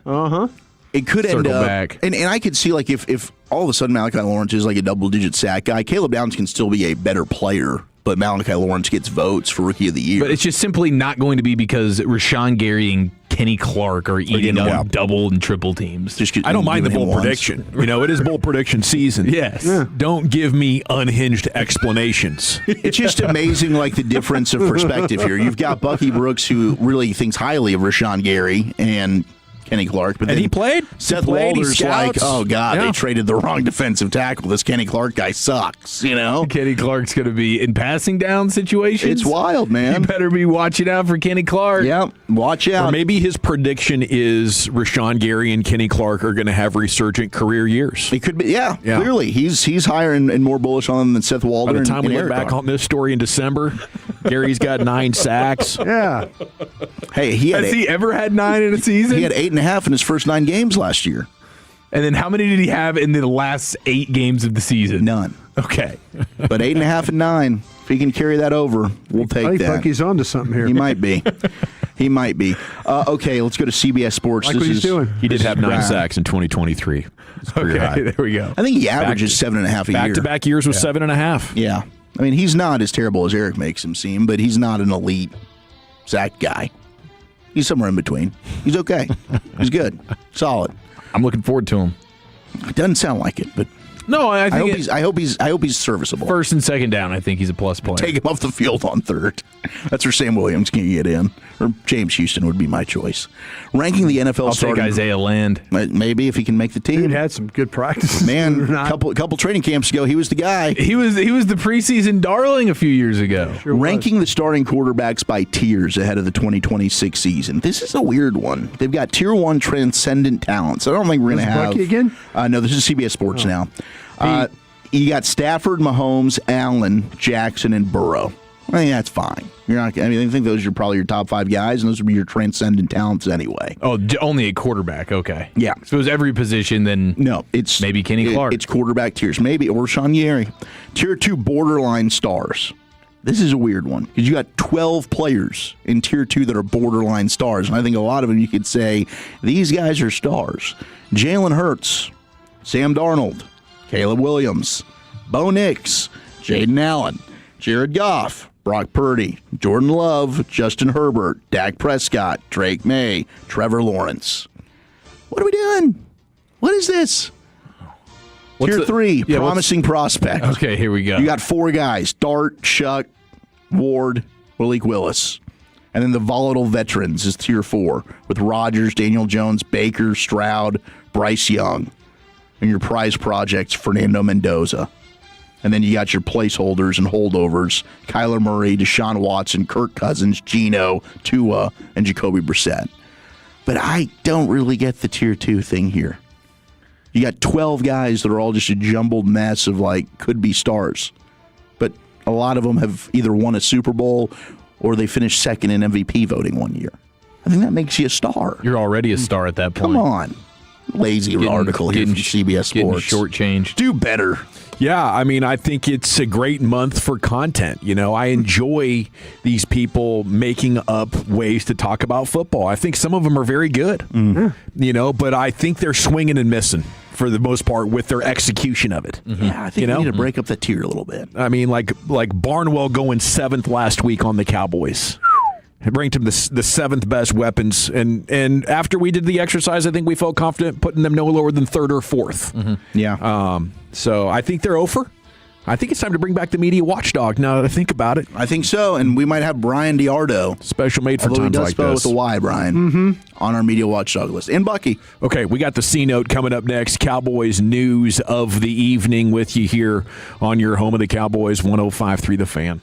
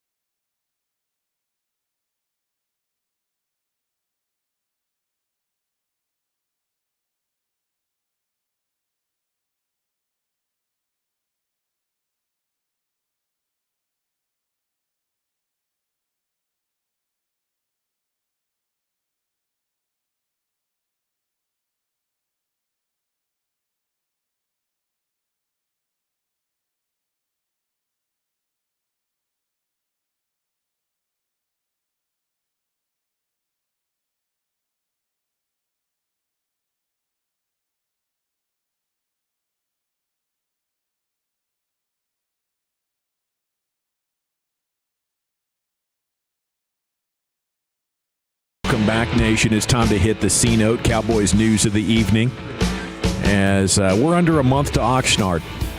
Segment's brought to you by the Frankels. If you've been injured in a car or truck wreck, call the Frankels first, 214 or 817-333-3333. There is never an out-of-pocket cost. They only get paid when you win. The Frankels, the go-to car and truck wreck attorneys in Dallas and all the way through this summer and into training camp and into the season, every day at 3:20. I try to get you some of the most interesting headlines I can find. Now, from time to time, we journey into Jerry the businessman. And this is a story right here of where he saw opportunity when he bought the Cowboys 3.5 decades ago. This is from the Twitter account of Andrew Engler. He's the CEO of some hedge fund or something. He's at AE Rockrose. Posted a clip of Jerry talking about the distressed asset filter. The real opportunity was not glamour. It was forced sellers, broken collateral, and business nobody could finance. Here's Jerry. The issue was that since there was no such thing as the word profit in sport, the issue was that the Cowboys were losing $1 million a month, and control was headed to the courthouse. I bought 15% of the Cowboys from the FDIC that had been foreclosed on. So the issue was more about what the Cowboys weren't, and the issues for whether it be a bank or whether it be of any type of financing that was involved. I couldn't really borrow anything against the Cowboys. I had to use my other collateral to borrow about $35 million toward $150. And that was the real meat and potatoes of what caused that thing. But it was a period of time when everybody needed a little bit of grace or slack to keep these Cowboys in place. Otherwise, I wouldn't have been the guy that ended up with the Cowboys. It would have been, might have been Donald Trump, might have been certainly other qualified peoples in tech.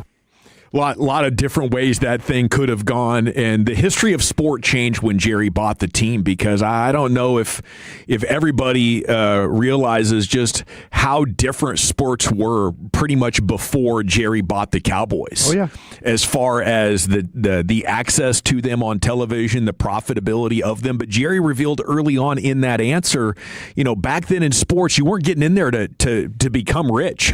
Jerry kind of brought that to the table, I think, with his unique business mind and his showmanship, but whatever it was that sparked his brain changed sports forever, and now has made it throughout his lifetime the highest and fastest appreciating asset in his portfolio, which is really saying something. Nick Eatman's article today: roll call, Anthony Smith has rare combo of size and speed. Brian, I'd forgotten about this guy until you mentioned him the other day. Yeah. But he is the wide receiver from East Carolina. It's just a training camp primer article, basically. But Anthony Smith's final game in college will go down to the ECU record books, 156 receiving yards in the bowl game. They played the Go Bowling Military Bowl. MVP honors. 2025 season, his big playability allowed him to be added to the Biletnikoff Award watch list for the nation's top receivers. And he's proven to had 20 catches last season of 15 yards or more, led his team with 359 after the catch. He had more yak than George Pickens did last year. Great size and elite speed. Okay. So what do you think his role could be his rookie year? He's going to be fighting to make the team. But I think special teams, right? He's got to prove that he can find a role there, and then can you be your wide receiver 5?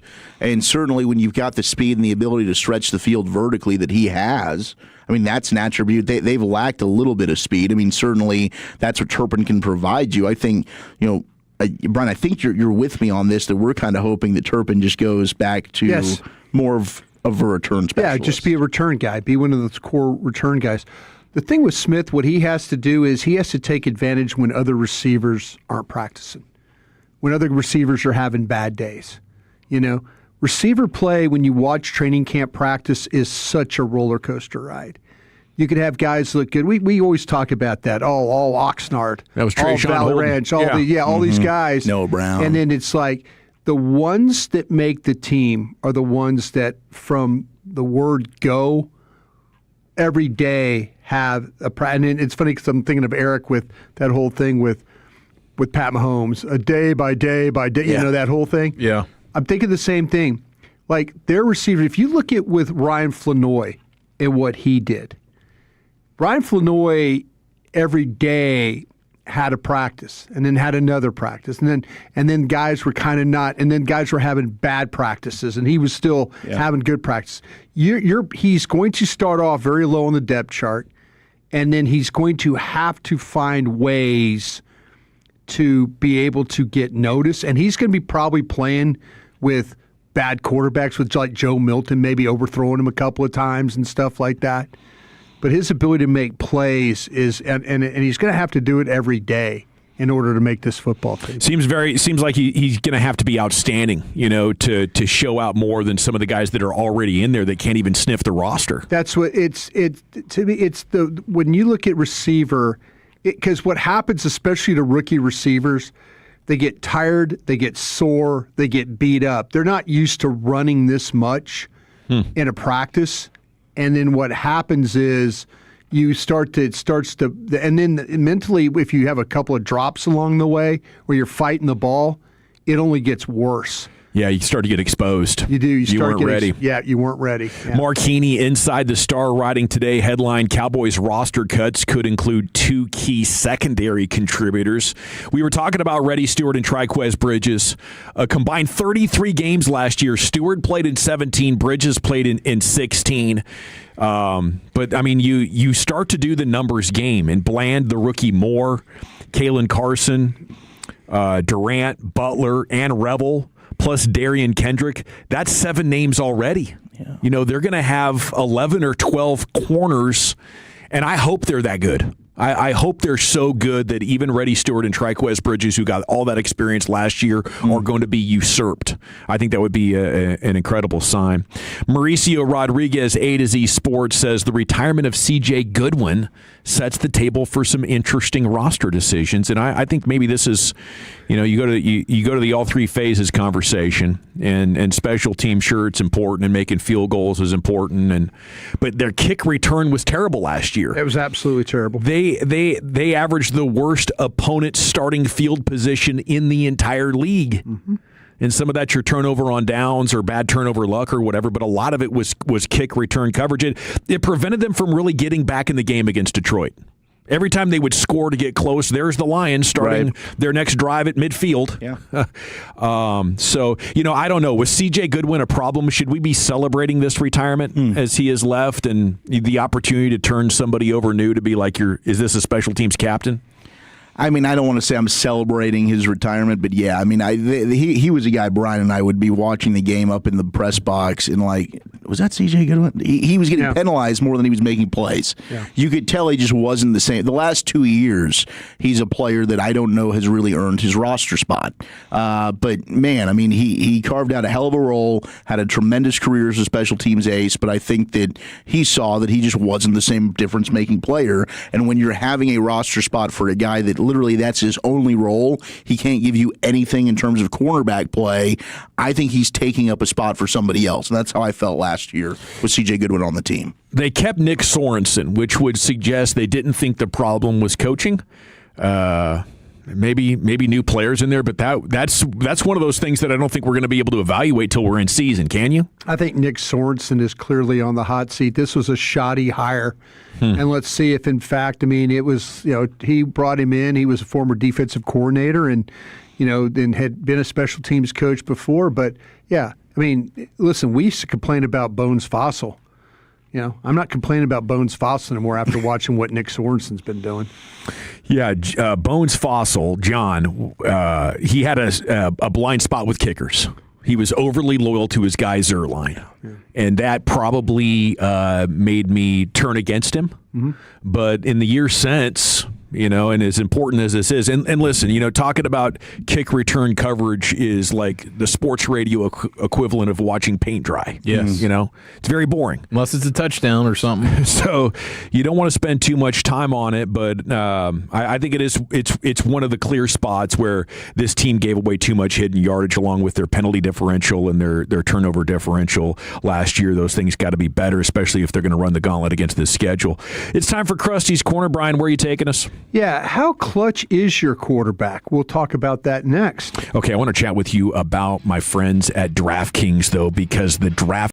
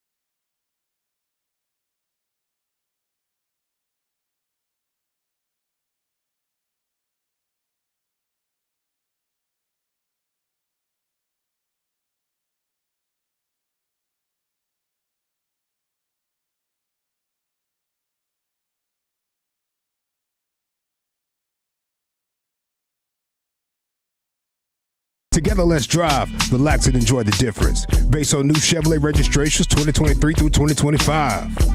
Yeah, buddy, welcome back. It is the G-Bag Nation here on 105.3 The Fan. Tim Cato is coming up at 4 o'clock, and we'll talk with him about the Mavericks and NBA free agency. It's time now for Krusty's Corner, and here he is, the former Cowboy scout, the Super Bowl champion, Broadus.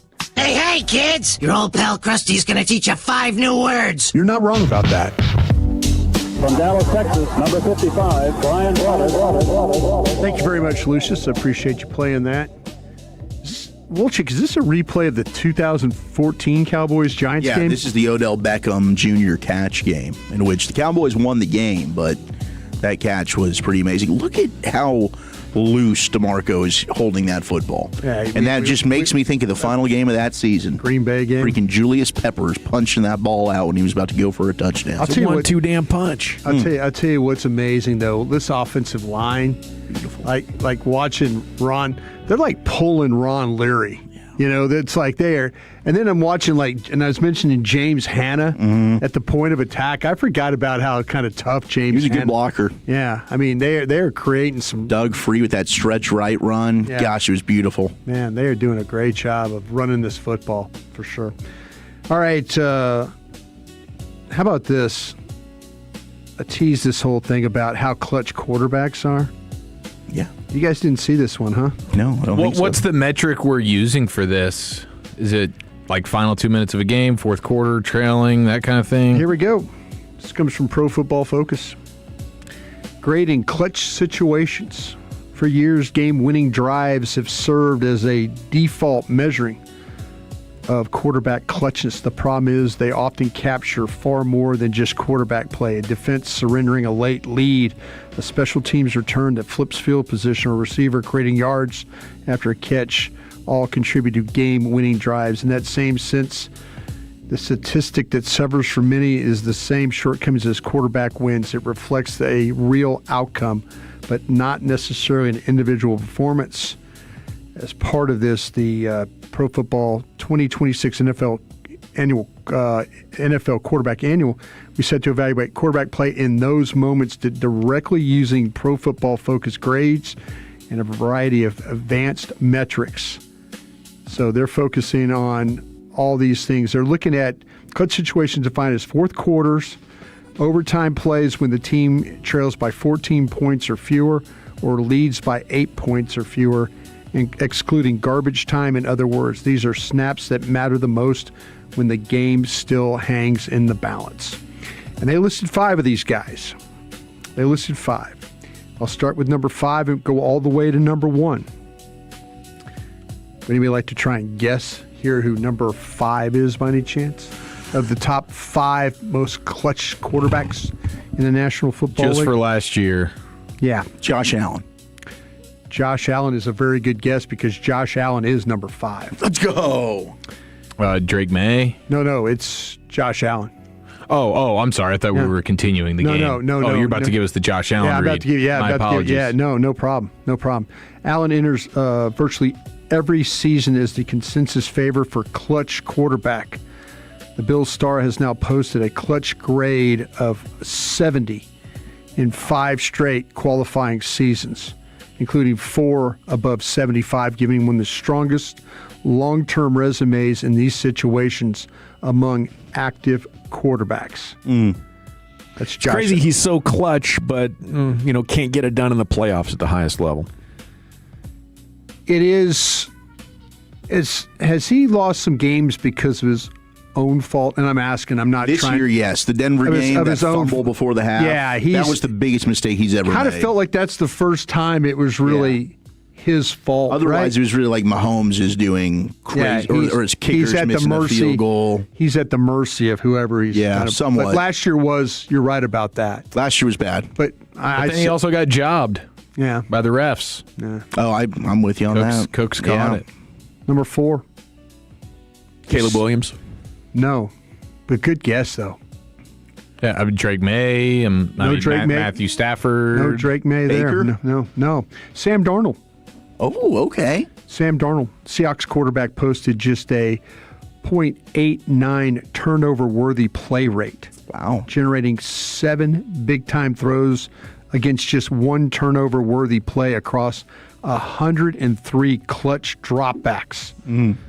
But his success wasn't simply about avoiding mistakes. Darnold ranked among the NFL's top 5 quarterbacks in several efficiency metrics, including accurate throw. He's at 73%, which is third.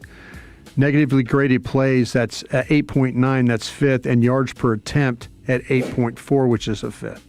So Sam Darnold, he would be number 4 on your list. Taking care of the football and creating chunk plays. Chunk plays. That would be him. Would you like to guess who number 3 is? Dak. Not Dak. Stafford. Not Stafford. I think Stafford's 1. That would be my guess for 1. Dawson, you want to just throw a Justin Herbert. Be Lamar Jackson. I thought maybe he'd not be in this because this is just last year only, right? Right. That's interesting. Jackson's sample was smaller than the quarterback around him as he totaled just 65 dropbacks in clutch situations. But the few passers were more effective when given the opportunity. He led the NFL in yards per attempt in clutch situations. 10.2. He recorded only 1 turnover-worthy play in the process. Wow. His 1.45 turnover-worthy play rate was the lowest among the top 5 quarterbacks in these rankings, while his 34.8% positive play rate ranked 3rd league-wide. Jeez. That would be Lamar Jackson. He would be number 3.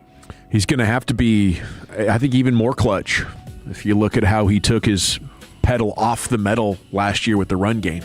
Yeah. I mean, the GPS tracking numbers on him, he was running like half as fast as he used to. Wow. So he's like, worried. Yeah, he's not only worried about the hits, but he's worried about getting up to full speed and pulling soft tissue, cutting I think and whatnot. that's. Yeah. Can I ask you guys, since we're on the subject of Lamar Jackson, for years we were pro running quarterback guy. Do we still feel that way going into 2026? Yeah. Are we still, I need my quarterback running for us to have success? I don't want that to, certainly you don't want it to be your bread and butter. I think you want a mobile quarterback. I don't know that I want a running quarterback, but I want a mobile quarterback. A guy who can buy time in the pocket, still create plays outside of the pocket with his arm, but then the scramble aspect, go steal some first downs.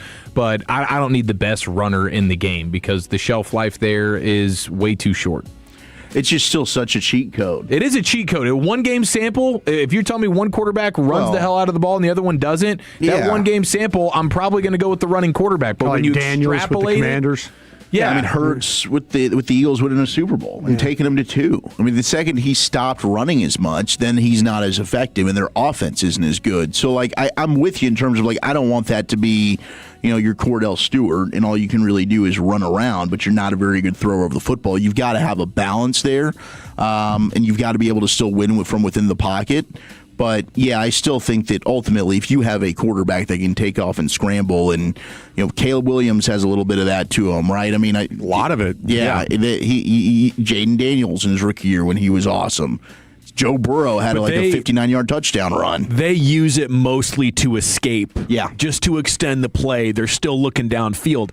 I want that. And I want that at the highest possible levels because of how good these edge rushers are. You have to be more athletic and faster to run away from them as you have ever been. But once you get outside of that, how often are you turning up field and running because you can't use your extra time to find somebody who's open? Ultimately, this game's going to come down to the final 2 minutes and the final 4 minutes. And in order to win that way, you have to be able to win from the pocket. Yeah. And, so I would say 10 years ago, 5 years ago, there was this idea that maybe you could be so good at running that you're just affecting the game in ways that are measured by EPA and QBR. And you're like, well, you're getting first downs. You're getting the yards. Why isn't this good enough for you? And I would say because of how games end. Yeah. So we've changed our attitude, say, the last 5 years. I think so. On these running quarterbacks. Number 2 in the Pro Football Focus, how clutch is your quarterback article here. Would anybody like to guess who number 2 is? Matt Stafford. Matt Stafford would be that guy. He's number 2. Okay, so he's here. Okay. Stafford generated 14 big-time throws against just 3 turnover-worthy plays across 156 drop-back clutch situations. His 8.59 big-time throw rate ranked 3rd among qualifying quarterbacks, while his 8.6 yards per attempt also ranked 3rd.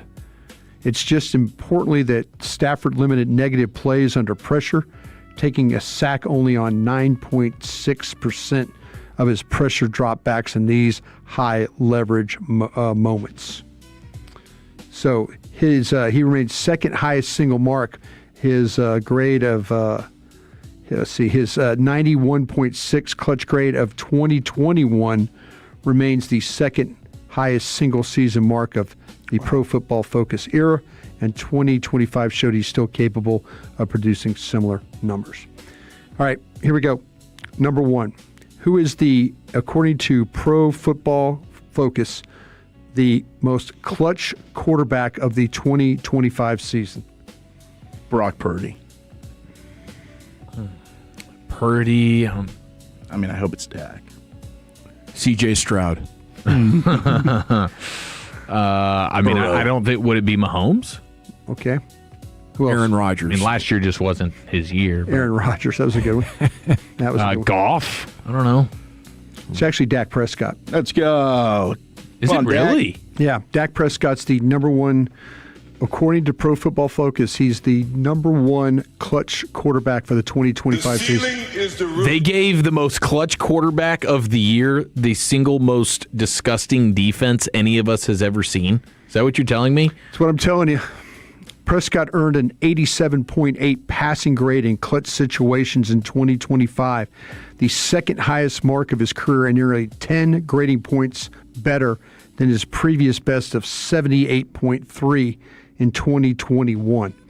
The Cowboy quarterback recorded 9 big-time throws against just 4 turnover-worthy plays while averaging 8.1 yards per attempt. More importantly, he consistently stacked positive plays, earning a positive grade of 31.2 of his snaps. It's the 5th highest rate among the 43 qualifiers. Prescott has now cleared a 70 grade in clutch situations 6 of his 10 qualifying seasons, giving him a stronger long-term track record in these situations than the public reputation often suggests. All time. Dak Prescott, grade of 87.8, and the heading is who actually performed the best when the game was on the line. That's the question that they asked, and Dak Prescott was your number 1 guy according to Pro Football Focus. Now he's just got to win some playoff games too.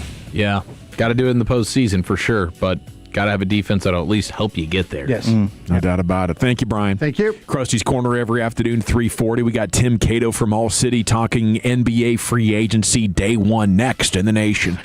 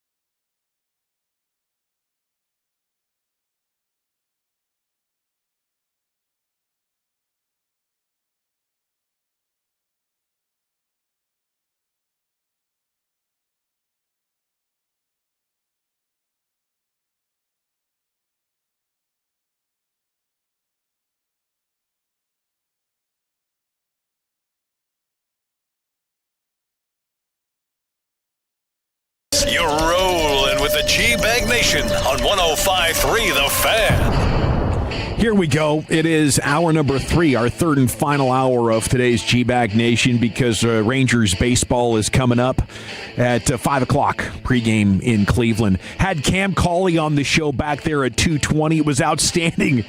We talked baseball with him for probably 15 minutes. Gave us an incredible story on his journey to the big leagues and what he expects to happen next. But, any subject with Cam Collie is just outstanding. Okay, so I advise you, if you're a Rangers fan, you want to learn more about your new guy, jump back there into the 220. But joining us now to talk NBA free agency day one, Tim Cato, All City, here with you in the G-Bag Nation. Good afternoon, sir. How the heck are you? Doing fantastic. How are you fellas today? We're doing wonderful. Thanks for asking. Hoping for something coming down the pike from the Mavs. Do you think we're going to get something big? What are you hearing? We're getting a lot of big moves all around the league. This is wild, just the amount of transactions that we're seeing. I wouldn't, at this exact moment, clear your schedule to, have a champagne celebration flute hosting event. It doesn't seem like it's directly headed that direction for the Mavs at this moment.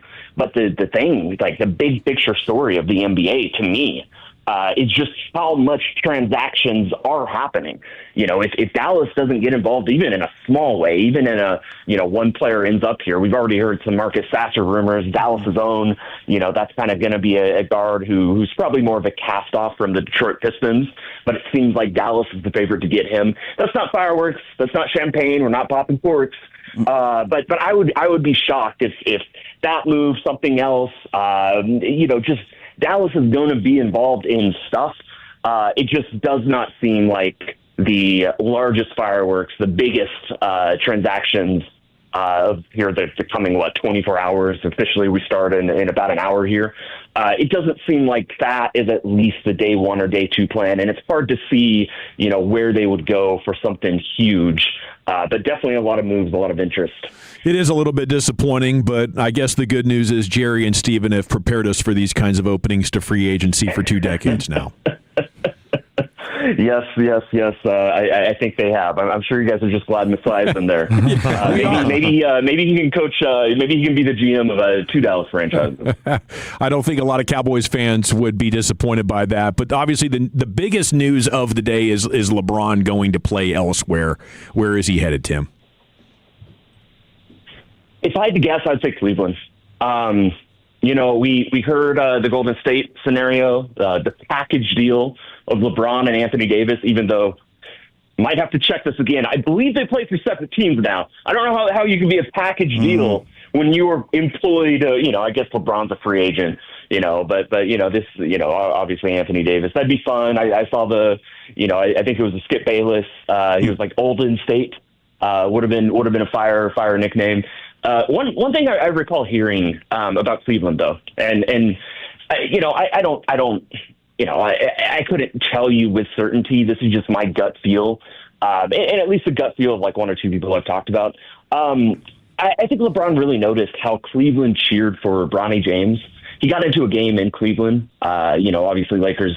They only play on the road once in Cleveland. And Bronny James got in at the end of that game. I believe it was the end of that game. And, we're just like hooting and hollering for him when he made a shot. That is, home for, LeBron's played a lot of places, but that is always the place that we're going to most remember, most associate LeBron with. I still think that's the perfect coda. I would love Golden State. I think that would almost be like a bachelor party, like the stereotypical bachelor party of a bunch of aging vets. They're not really going to challenge for a championship, but you get one last moment of just having fun with your boys. I would enjoy watching that. I don't think that makes them a contender, but I guess Cleveland, if I had to, but I'm sure we're going to get a lot more definitive news very soon about what his future is going to be. It's Tim Cato with us here in the G-Bag Nation. I'm with you. Cleveland makes so much sense, but just reaching on that storyline from a couple summers ago of Kyrie maybe going to L.A. to play with LeBron, do you think the Mavs would have any interest there? It's a great question. Would Dallas have interest in LeBron James? It almost seems like a crazy thing to say, and you're probably signing up for 1 year. I'm not sure. So there's obviously, and you guys are probably going to get to this, but there's obviously some buzz around Dallas and Kawhi Leonard, who now looks almost certain, or not almost certain. It's pretty much locked in. He's going to Toronto. But there was buzz very briefly about a reunion with Kawhi Leonard and Masai Ujiri about Kawhi coming here. I had heard that stuff. I wasn't able to vet it to the point that I was comfortable running with it. I still think it was a great scoop from The Athletic when they published it. That was definitely out there. It was floating around there. And the question I got, or the question that was given back to me when I mentioned this to some people who I was talking to, is why would Dallas do that? Why would they use any assets to kind of push they've kind of reorientated the timeline fully around Cooper Flagg. Do they need to be going and adding a 35-year-old in Kawhi who has injury problems? And as weird as it sounds, I guess if LeBron was just like, I'm going to come here as a free agent, I'm going to sign for the mid-level, you'd probably say yes, because you can't say no.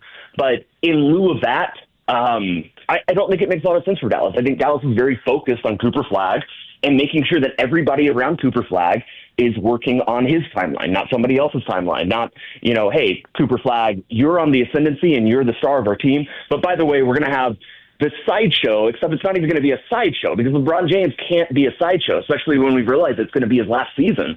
I think with almost almost certainty we realize that. And so I think the answer is no. I think as much fun as it would have been a couple years ago, and as much as it would have made sense on that iteration of the roster, I just don't think it does make sense for these Dallas Mavericks right now. When it comes to the Mavs, are you expecting more? Is it more of a free agent situation for them, or is it getting into some trade waters? It'll probably be trade stuff. I mean, so free agency has become smaller and smaller and smaller. I mean, you guys obviously follow the NBA. You know this. There are very few big free agents that happen anymore. Everything happens through trades. Even free agents happen through sign-in trades, or they're conditional based off this other trade you have to do to move salary to open up a trade exception to absorb the person in. It's become very complicated. So I think everything is going to be trade adjacent. And what free agency does exist for is Dallas. They have the mid-level to be able to use. And so you might be looking at a seventh or an eighth man coming in here for about $15 million or something like that. You're not looking at much else. That's pretty much what free agency is at this point. But I think Dallas, there's going to be so much movement that and Dallas is in a position where they could take on some bad salary in exchange for, we don't have a lot of draft picks. We'll take even 2 more seconds. That's more draft picks than we had before. I think they're definitely in a situation where they should be open to even helping bigger deals that are happening throughout the NBA. What stood out to you about the Dusty May intro yesterday? I liked it. He's obviously very polished, very impressive. How are his sons so much taller than him and his wife? That blew me away. They're towering over him. But besides that, this is obviously just a very, very competent person. The tact with which he handled. I didn't even know they're drafting Morez. As Morez is joking, I guess I'm the favorite. Of the 3 Michigan men who went. I thought that was amusingly handled. This is a guy who's going to come in, and I don't think as much fun as we had. And I know some fans did not have fun with this, but as a media member, I had a lot of fun with Jason Kidd and his weird quotes and what the heck he meant by them sometimes. I really enjoyed that. I don't think we're going to get a lot of that, is my impression from the presser. But beyond that, I think his resume, obviously it's not an NBA resume, not yet, but I think his resume speaks for itself in terms of this is just a really, really polished, competent head coach. And, I think we're just excited to see how his college on-court acumen translates to the NBA. I have no concerns about the type of person, the type of leader that he's going to be in that locker room. Tim, what kind of have you kind of get a handle on maybe some of the assistants? I'm sorry if there's a list that's been out, I missed that, but is there a group of coaches that he's particularly looking at right now that you kind of have a handle on a little bit? I do not. That's a good question. It's one that hasn't been top of mind, and it probably should be now that he's settled in. I have a list of assistants that are not with the team anymore, and I'd have to go check. I'd have to go pull that up somewhere. I believe they retained something like three of the assistants of the. I think the number would be 8 or 9 is people who officially were considered assistant coaches last year. I think most of those names got reported. About 6 of them were let go. For example, Frank Vogel was one of them. There's people who was asking, would Frank Vogel be the guy who kind of, just slots in as a guy who's here and available and has done it before? No, because he was part of that wave of releases once Jason Kidd was released. I actually find it very curious to see what the Mavericks do and what Dusty does with this, just because we know in the NBA, when you're an established coach or even a first-timer, a lot of times you are bringing in people you have these long-time relationships with. There isn't enough track record of college coaches coming to the NBA. I guess, I'd be curious to go look and see what like Brad Stevens did. But whether he brought his own assistants or at least 1 or 2 of them. But I don't know. I would imagine the logical thing to do would be to bring in a experienced veteran assistant or 2, just to make sure that whatever Dusty lacks in NBA, like direct hands-on NBA experience, he's got somebody he can lean on. And maybe, and I'm kind of speculating this out, and I will try to send some text about this and get back to you guys. And, if I have something I can say, I'll text you again and we'll hop back on. But, my guess is that it's going to be people Masai has relationships with. Okay. That would be kind of the logical train of thought, right? For sure. Tim Cato, All City with us here in the G-Bag Nation. How do you like the Lakers' chances to keep Luka happy? Oh, boy.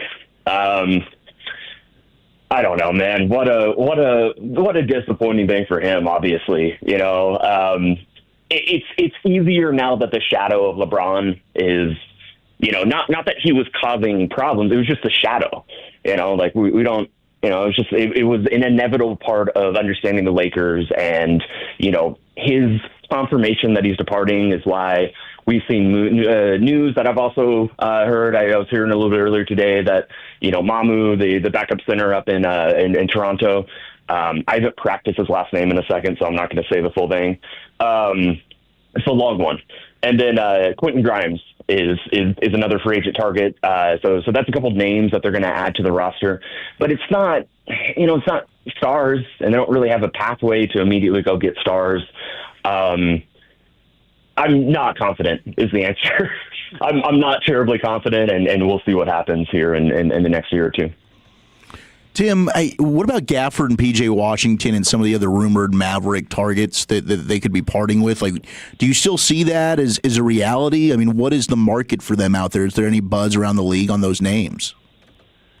There is with Gafford for sure. I would be surprised if Gafford is not moved on at some point in the next few days. I guess maybe the next week. There's definitely interest in him as a backup center. People, I think teams around the league like his contract and his salary slot. See him as at minimum a regular season quasi starter, quasi backup who can flex both ways. I think for sure, especially after Morez, who, he'll play the 4 for Dallas, but he'll also play the 5. I think that's going to be somebody that they move on from. On the flip side, we also know that Derek Lively, we're not even sure he's going to be, ready for training camp or opening day. So I guess in that scenario, but I believe there is enough interest around Daniel Gafford that he's kind of one of those second wave free agents or targets.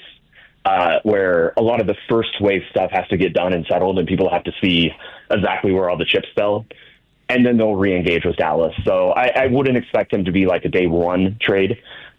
Could be wrong, but I bet by July 5th, 6th, 7th, that is something we're going to start hearing more about. Tim Cato, All City, enjoy this circus, man. Incredible player movement in day one of free agency, and can't wait till the Mavs get involved. And until then, we'll chat hoop with you next time, buddy. Absolutely. We're still technically 45 minutes away from it starting. So obviously nobody has spoken to each other yet. So that's always the best part about it. It's all above board. I love it. All right, dude. Enjoy. Take care. There he goes. Tim Cato, a must follow for Mavs fans and NBA fans everywhere from all city. Okay, yes. I mean, we talked about LeBron. He has let it be known he is going to continue playing, but is going to do that elsewhere. Kawhi Leonard is getting traded to Toronto. And the Mavs have been connected to free agent Marcus Sasser from the Pistons, who's got DFW roots. So with 45 minutes to go, that's kind of a snapshot of what's cracking in hoops land. What do we got coming up next, Chief? Texas Tech News, FIFA Madness, and your stat of the day next here in the nation.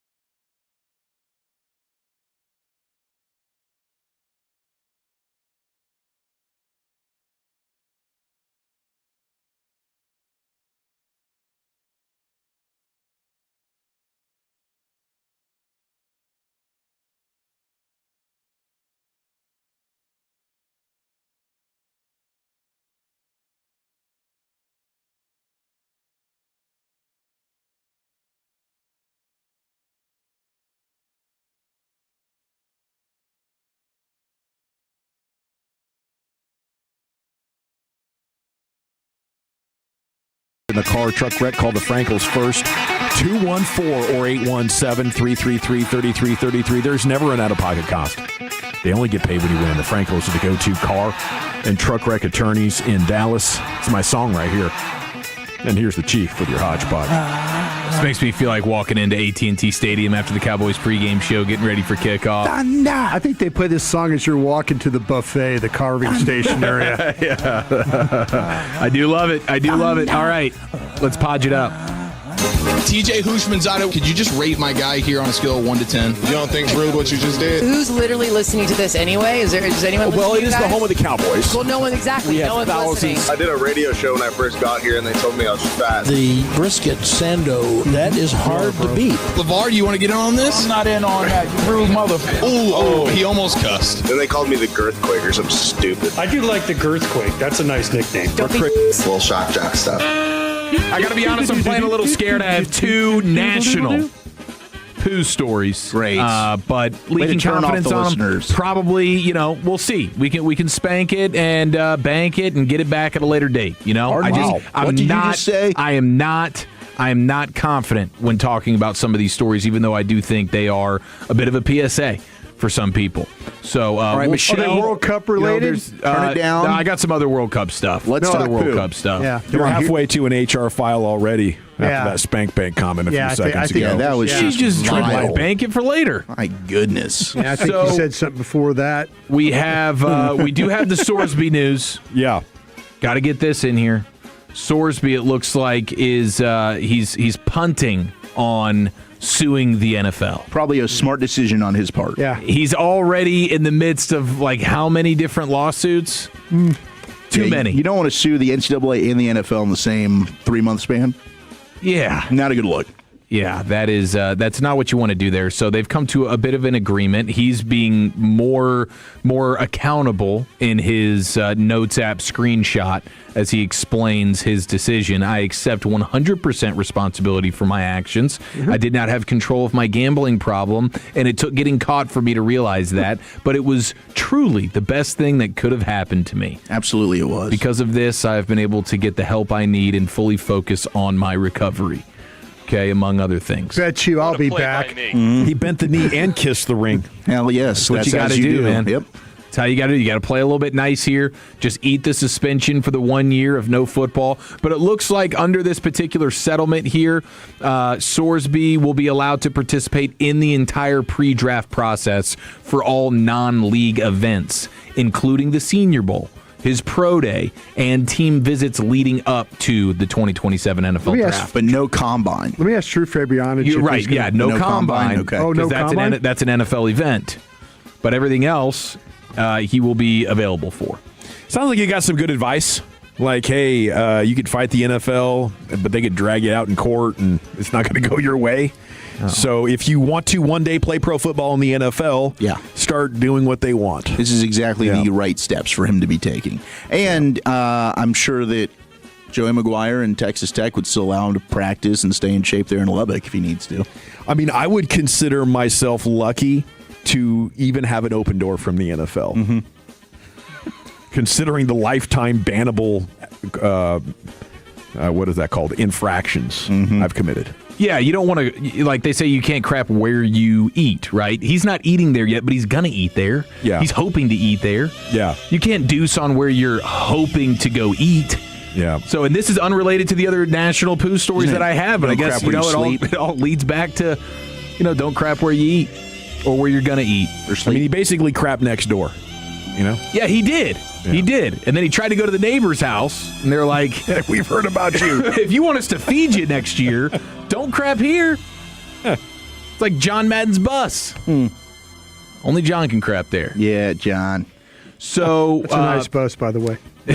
Apparently, at one hell of a bus. No, I've ridden around in the bus. Never go to in another man's Winnebago. You went number one, though. Didn't you say you won in his van or his bus, but you didn't rode on the bus. I rode on the bus. Didn't use the men's. And they made you pull over at a Texaco to go take a leak? We didn't have. I thought you were having sushi with him. Yeah, we didn't have Buc-ee's or anything like and that. Soy sauce. Gosh, not a world I want to live in. No. Nice bus, though. Speaking of Texas Tech, though, adjacent to Sorsby here, you have the Texas Tech football. Something special has been in the works since January. Coming this fall, a 4-part docuseries produced by Skydance, streaming exclusively on Paramount+. So you are going to get like an inside look at how Texas Tech has gone about building this year's team. I would imagine you would have plenty of the Sorsby interactions in there. Like, this is going to be must-watch for college football fans. I think this is going to be... They do a really good job of evaluating players. Joey treats that thing like an NFL team. He's got scouts and, like, assistant scouting directors, and he's got all kinds of evaluators. It's going to be fun. Paramount Plus, 4 episodes. I'm excited. I think it's the same people that did the Untold sign sealing deal with Michigan. So this is the Netflix people. That came out? Yeah, it came out like I think a year ago. Connor, it's definitely worth a watch. You should check it out on Netflix. It was really good. Oh. I love it, dude. Texas Tech is becoming, right up there as the most talked about and highly anticipated college football program. Cody Campbell's doing it right. He probably shouldn't talk as much as he does, but he's definitely doing a great job of having Texas Tech now in the mainstream. I don't think you're going to like this one here, Broadus. We have the sponsorship patches going on, uniforms and whatnot. Oh, did you see Wisconsin? Is it Culver's? It's Culver's. The crappiest burger in America. I just kind of felt like it was way oversold. The most embarrassing patty melt. I think we were drinking a lot that day at the ballpark, and everybody was talking about Culver's and how great it was. It kind of looks sharp, though, because it's like the baby blue with the white letters, and it's on their red jersey. It kind of pops a little bit, but it's just a reminder of one of the more disappointing meals Did that not have like we've a ever beer had together. company on their shirt? Like they couldn't have like Miller Lite, Miller or something like that? I don't know if Jerry would allow that. On cheese curds, man. No, we're talking about Wisconsin, right? No, I know. But Miller Lite. Yeah. Well, I feel like Jerry's kind of, he's got his fingerprints on that. Miller Lite runs that show. Miller Lite runs that show? Miller Lite runs that show. I'll take your word for it. Mm-hmm. Okay, we also have, we thought it just meant more in the SEC, but it turns out it means more in the FIFA World Cup. Did you see 2 stories of just how this matters so very, very much? You have Mexico taking on Ecuador tonight in Mexico City. The home field advantage is going to be at an all-time high tonight in Mexico City. Mile high, heat. Yes, yeah. The elements. 12th man factor. Plus the 12th man factor. And it's a beautiful stadium. Is it? Oh my gosh, right? We're in the mountains. Yeah. Oh, beautiful. Yeah. Oh, that's right. Yeah, we've seen some games get played out there. Yes, we have. So, man, the Mexico fans have already made their presence felt here, with Ecuador having to stay in a hotel in Mexico City in preparation for tonight's game. You had all night. The biggest crowd you could imagine. Yeah. This might as well have been the Knicks parade in New York City. Outside their windows, huh? All right. Yes, in the wee hours of the night. And they are making all the noise that one could make. Every instrument possible. This is a little bit of some sound here of the Mexico fans outside the Ecuador hotel after midnight last night. Let's go.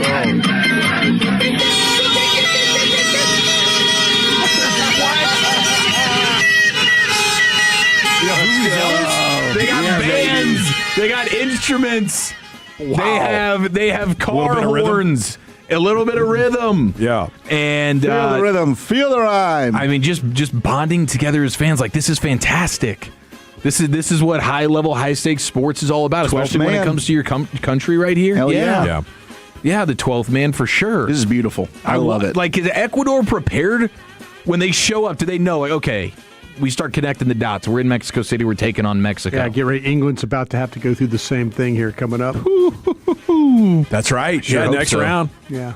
Hope so. Yeah, I heard they called the police, and the police showed up and turned on their sirens. I guarantee it, dude. That's awesome. Who are you going to call to help you? There's no one that wants to help you in this situation. You're in enemy territory. This is terrible planning by Ecuador. You better have noise-canceling headphones. This is terrible planning by Ecuador. They should have made it today. Terrible planning. What are you supposed to? I mean, yeah, you need to come in day a game. Yeah, you need to. Well, maybe play tonight. Imagine. I think they want the teams there the night before the games. But terrible planning. You need to go, even if it's a 50-mile bus ride, you need to get away from that city.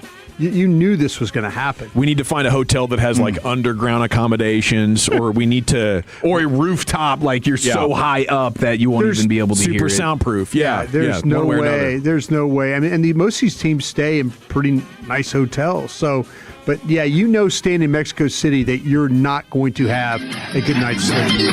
How about that,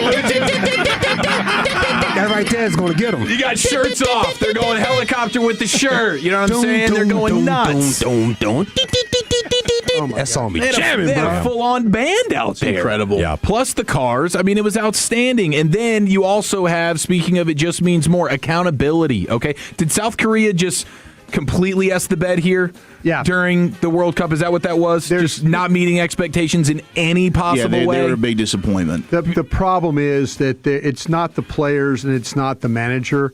It's the coaches. It's the federation. It's the coaches, players. It's not on you. No. It's not on you. No. It's corrupt. It's so corrupt. They brought back a guy as their manager. Is this the guy they blurred out during the they brought back a guy who had lost this thing before.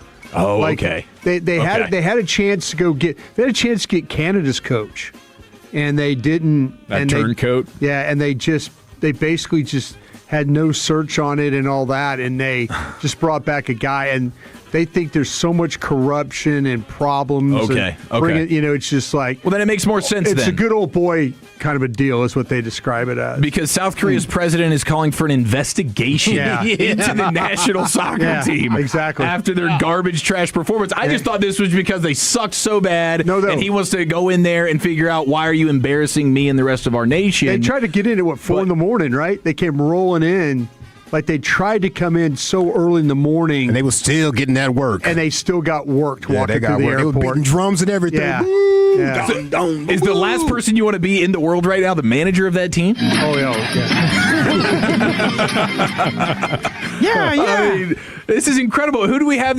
Was it Uruguay who doesn't get the team charter flight back to their country? Yes. Because they're so disappointed in them? That's terrible. Like, the accountability factor is historic here. Oh, they'll make you feel bad for losing this thing. It's the world sport. It's amazing, dude. I mean, South Korea's not that good. They did win a game. They beat Czechia. And then they lost to Mexico and lost to Wolchuk's by everybody, right? South Africa squad. Heck yeah, they did. Yeah, that happened. Thank you, Chief. Sports Hodgepodge in the books. We're coming back with that proper round tripper, Wolchuk. Let's go around the bases. Man, who just got DFA'd? I'll tell you next here in the nation. But let's talk.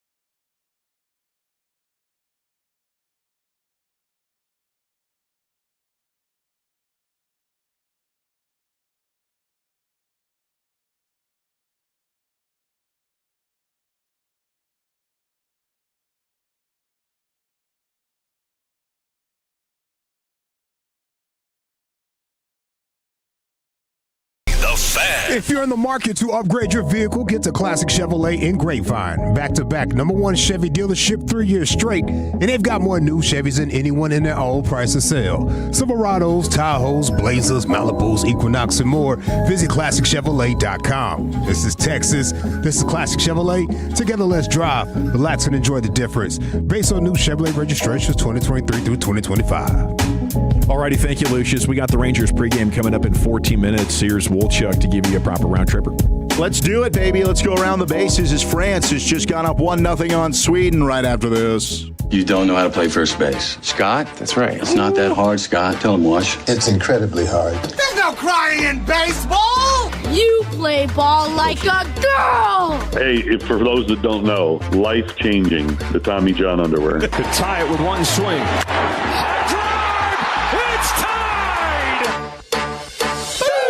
Goodness gracious, what an absolutely beautiful play by Kylian Mbappe, who is still going for the Golden Boot in this tournament. We had Erling Haaland score earlier as Norway went ahead and moved on past the Ivory Coast, and now Sweden with Mbappe getting another goal. But some bad news. I mean, this was kind of a bummer because I thought he did a really nice job yesterday filling in on short notice as Chris Paddock was signed by the Rangers. Today, he's been designated for assignment as the Rangers have had to recall the righty Cam Collie from AAA Round Rock.